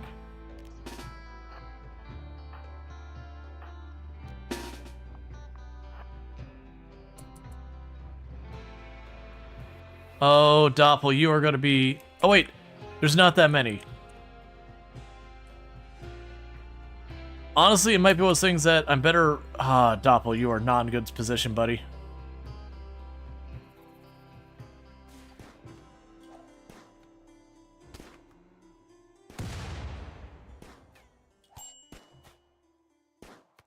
Okay, there are more coming. Doppel should be able to get out of that alright. The pig's gonna get a couple of hits in. That's fine.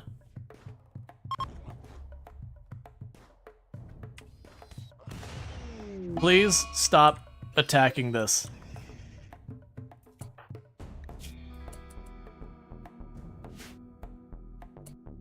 Meanwhile, get over here.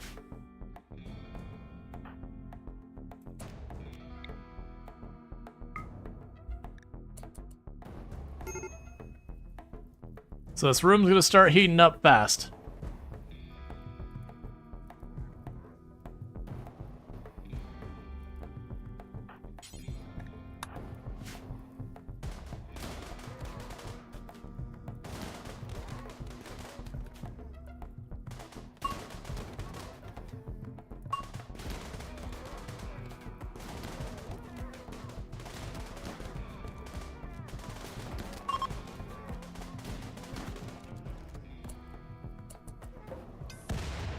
Okay, I wanted to make sure that grenade went before we went to deal with it.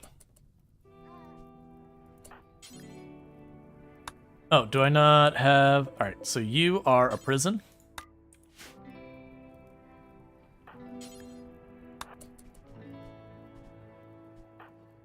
Alright.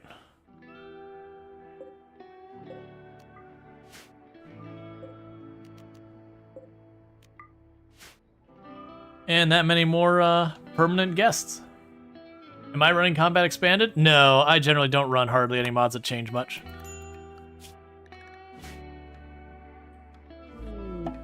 Yeah, unwaveringly loyal prisoner. Oh, right, I'm not going to be able to get any rep with them. Okay. So, they gave me the tech print. That was the thing we were doing that for.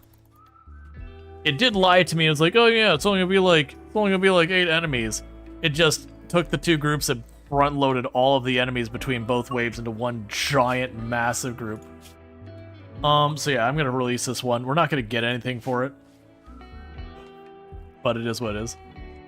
Yeah, so you see like we got some mild heat stroke while we're in here. That's fine. Honestly, for this, muscle parasites. Cool, man. Meanwhile, we can go here, expand you, and we can get our next group here. Male or female Yatkin? I have no idea. It doesn't really matter. Female.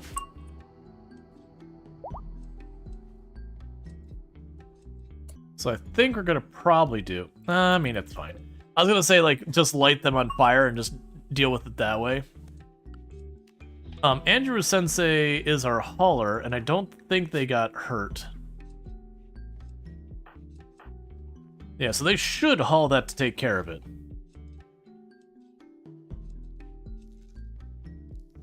And get that all sorted out before it gets to be too much out of control.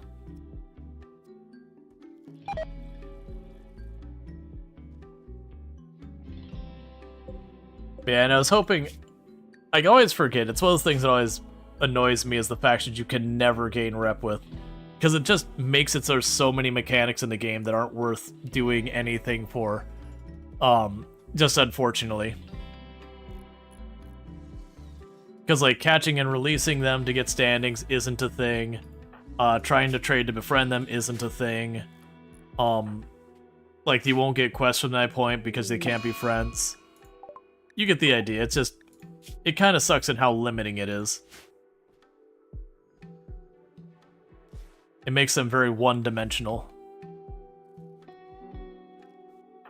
Mechanically, I understand why they do it, because otherwise, if you befriend all the humanoid factions, you basically just get slammed with mechs again and again.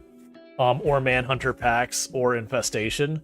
So it kind of massively reduces the variance of gameplay. And that's bad in its own right, but it is those things. I do think with this starting to get damaged, I'm just gonna have you deactivate it. I don't really need the mutation thing. It'd be fun for a gimmick, but I think we just get rid of it. It's a potential liability.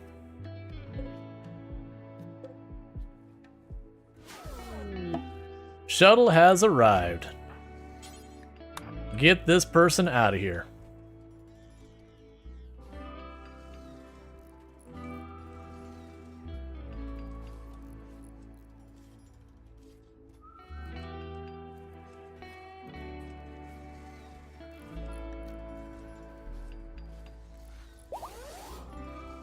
Alright, maxed out our standing with the Empire.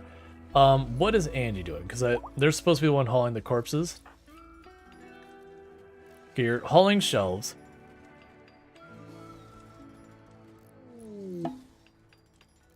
Obelisk study process.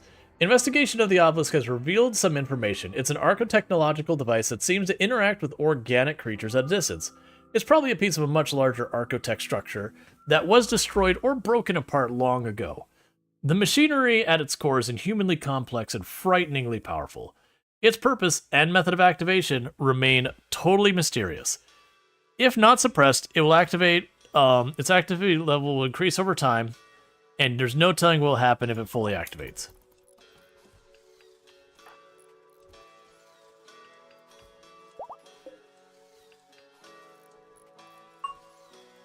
Yeah, so we've got a couple of days before that becomes a problem. We've got all that set up, so we'll have plenty of mushroom farm going. And now these are starting to get all switched over. Oh, that's still saying I still have some grid excess. That's perfect.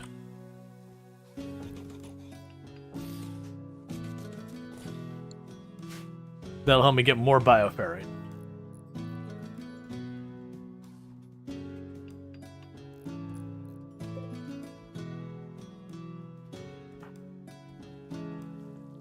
Yeah, and they're hauling what they can.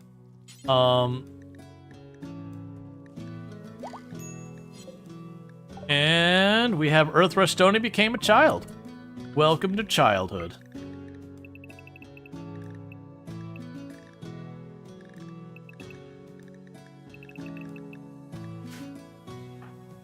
And weapons-wise, what do we got for you in here?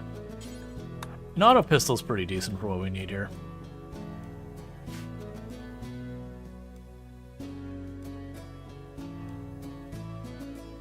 We need to go to work, get your stuff all sorted.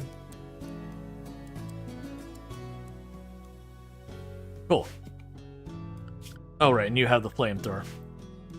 Yes, a little by little we're getting more people, but we're not getting much better equipment. That's kind of one of the big negatives. Medical emergency, because infection extreme. It might suck to be you. If only you were something I cared about, because you could actually do literally anything other than hate people. I mean, vanometric power. How long would it be before they attack? 8 days you'd have to guard them for. It is Glitter World, and I also need that. That is a thick raid. I'm going to accept it. But we are going to put everyone back into staying in the home area. And then for our guests, they can't work here. That's totally fine by me.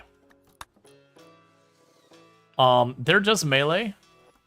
Oh, another mega screen? Yeah, no, I've already got a mega screen. That's fine. The vanometric power, though, we get that. It's going right here in the wall. Another place I tend to put vanometric powers is so like I have my freezer here. A lot of times I will put the vanometric power in the freezer. Like in the wall in the freezer, but that way when it comes to the power grid, that we can try and keep the freezer on no matter what else gets damaged or broken.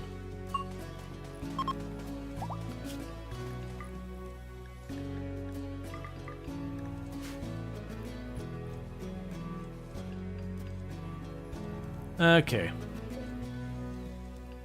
And you're right about to finish these.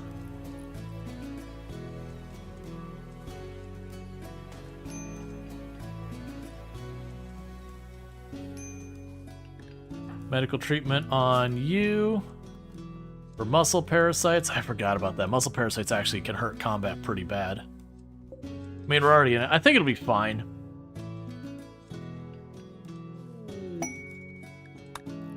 This defensive setup, as you saw, it can be pretty good at holding things back.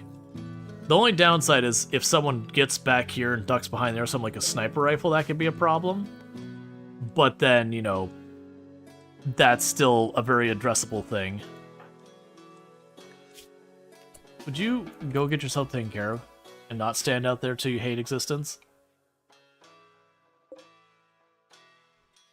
And as a reminder, we are raising money for Hope for the Day. We are basically, it is a organization that's based around proactively trying to prevent suicide, as well as destigmatizing mental health and all that kind of good stuff. So we are raising money there. We've got $361 we've raised so far. So I really do appreciate everyone throwing money down to that. It means a whole heck of a lot. Oh my god, you saw the uptime? Yeah, no, normally I stream for about 9 hours. That's my normal stream. I used to stream 11 hours. That was during the pandemic and there wasn't a whole lot else to do. 11-hour streams, 7 days a week. Alright, so next, not immediately, but soon-ish. We are on the home stretch of the stream. Okay. So what I'm going to do is temporarily, we're going to clear this from being the home zone.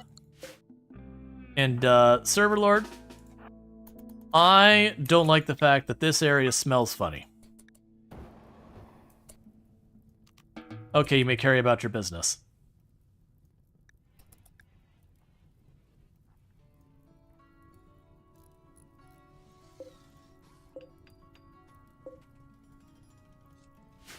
Been lurking a while? Yeah.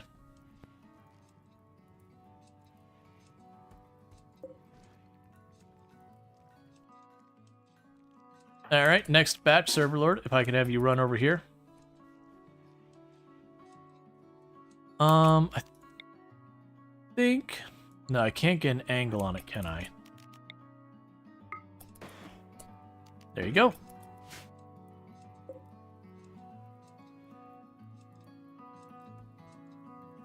Yep, and that's spread to the next one.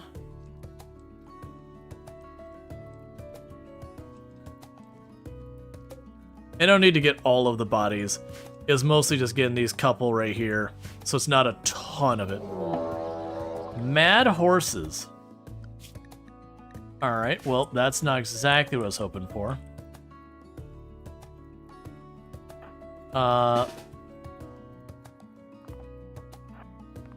Honestly, as well as ones I don't really need to have everyone. Here, we can just do it this way. So we're gonna run down here. There's only 3 of them.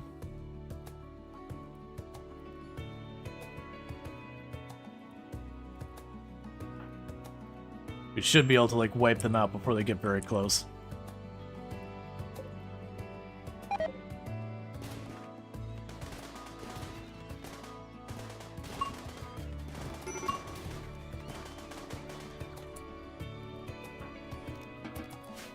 Okay.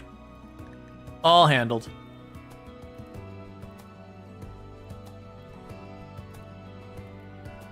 And I think we're back down to the same thing. I won't be able to get an angle to get that body sorted.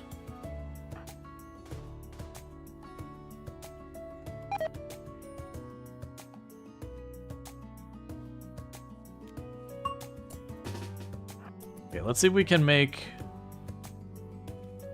this body go away.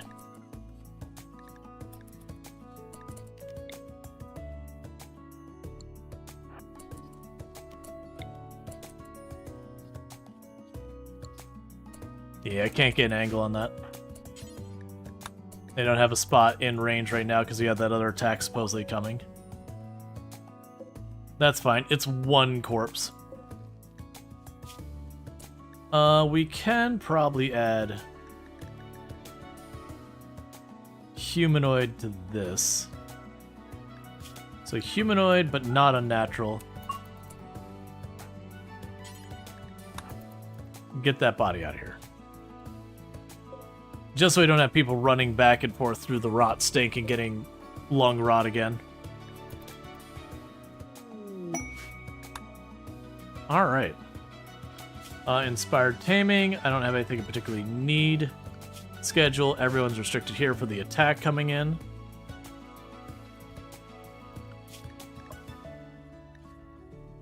Yeah, so we accepted it 1 day ago, and it says this is all going down within 8 days.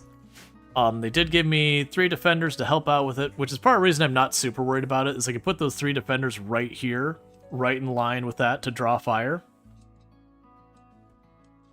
And then just keep doing the flamethrower kind of nonsense. And that should be fine. Meanwhile, you're working on all that up there. Yeah, we definitely need a second person who can be a dedicated grower. Now, X-Ray's crafting, you're doing that.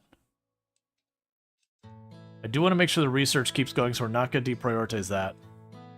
Yeah, so what we'll do is whatever kid has the next one that gets that, we'll get that set up, because we got plenty of food right now. I'll probably also need another cook in not too long. Meanwhile, you should be out of here soon. Unfortunately, they might leave directly into the raid. If that happens, it happens. Again, this person, if they join, we banish them. They're not allowed to stay. We're trying to help them out to get standings. Even if it's a very cost-ineffective way of doing it versus, like, just shipping a package.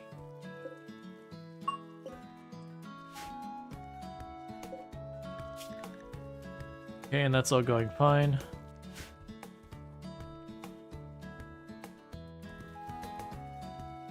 And our storage is getting pretty full.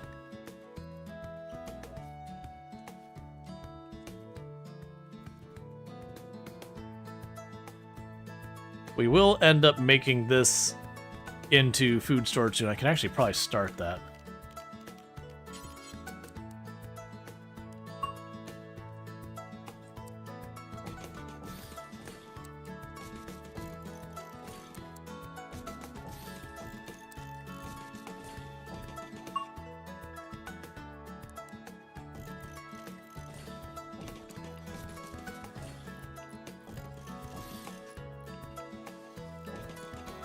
To leave that front area for if I go to expand this and I need more freezers, it'll be a place I can do that.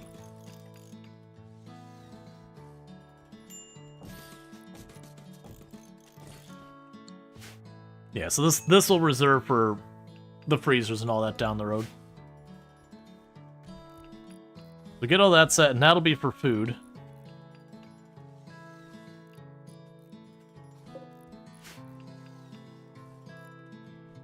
And then this will become our break room. That'll become our dedicated kitchen. So we'll also probably need to slap a light there for right now. How are we doing on power, by the way? Not enough to build that one light. That one light pushes us over the edge. So you have maxed out our power grid based on this stuff. Medical treatment for your muscle parasites, that's fine.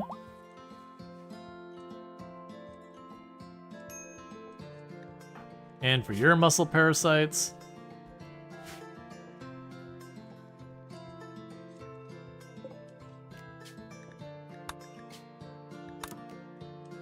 Okay. So we got them all set to make the medical dryads. I don't expect them to do much because we're at that point where every time they get up, they're just going to get knocked down again. Alright, fix that bioferrite harvester.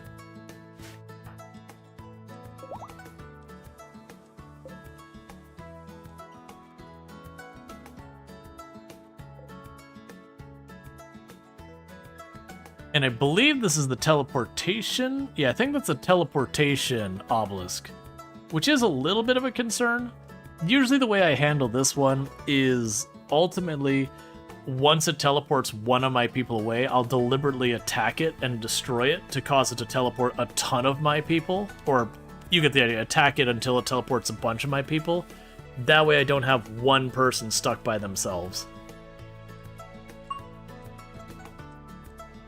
Because that can get dicey. I've done it a number of times where I've done it with just one person, slowly and surely, but it's much easier to just grab a whole bunch, group them up, and just fight your way through real quick.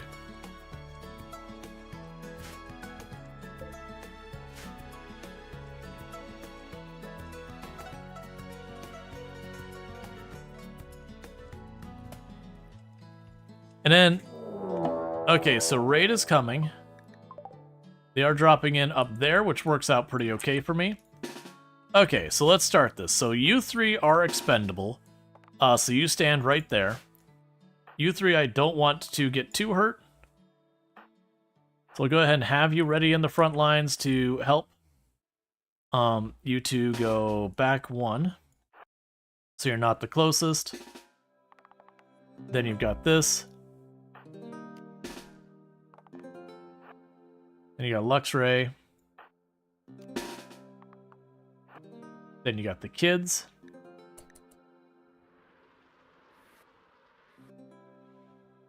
Get in here, Fortis. So they are landing very scattered, which will work out well. Come on, before they get shot off.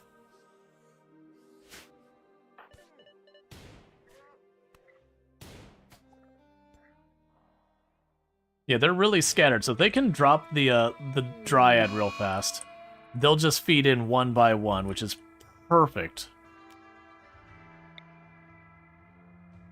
Same plan. Start the fires. Jeez, tanked all the way down to the last one.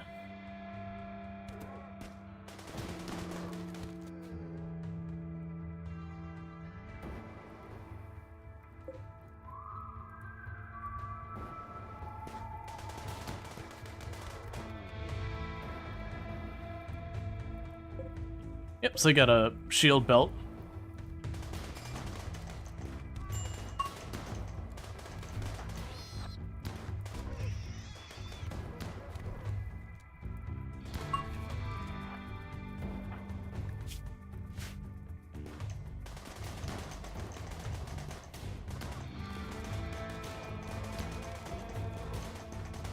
Okay, that's good news. So the fire actually goes through the shield.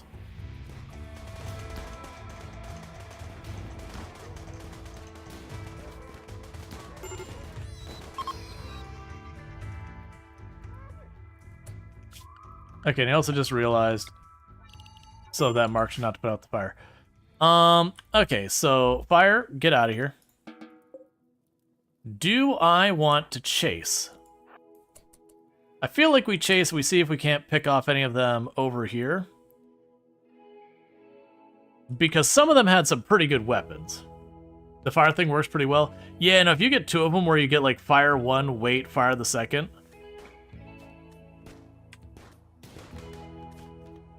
Well, it's fine. You tried. Okay, so that club's probably better than what you got. And the rest is probably all fine. Ooh, bio-coded. You troll of a game. I got all excited thinking we were going to get ourselves a Hellcat, and it's bio-coded. It's fine. Launch Sunflares? No, with our Bioferrite struggling. I mean, it's also a bio-coded assault rifle, so honestly... Yeah, honestly, we wouldn't have gotten anything worthwhile. It's fine. I didn't check to see it was bio-coded until then. Bolt-action rifle. The problem is I'm doing really short range, so that bolt-action's probably just going to sit in storage.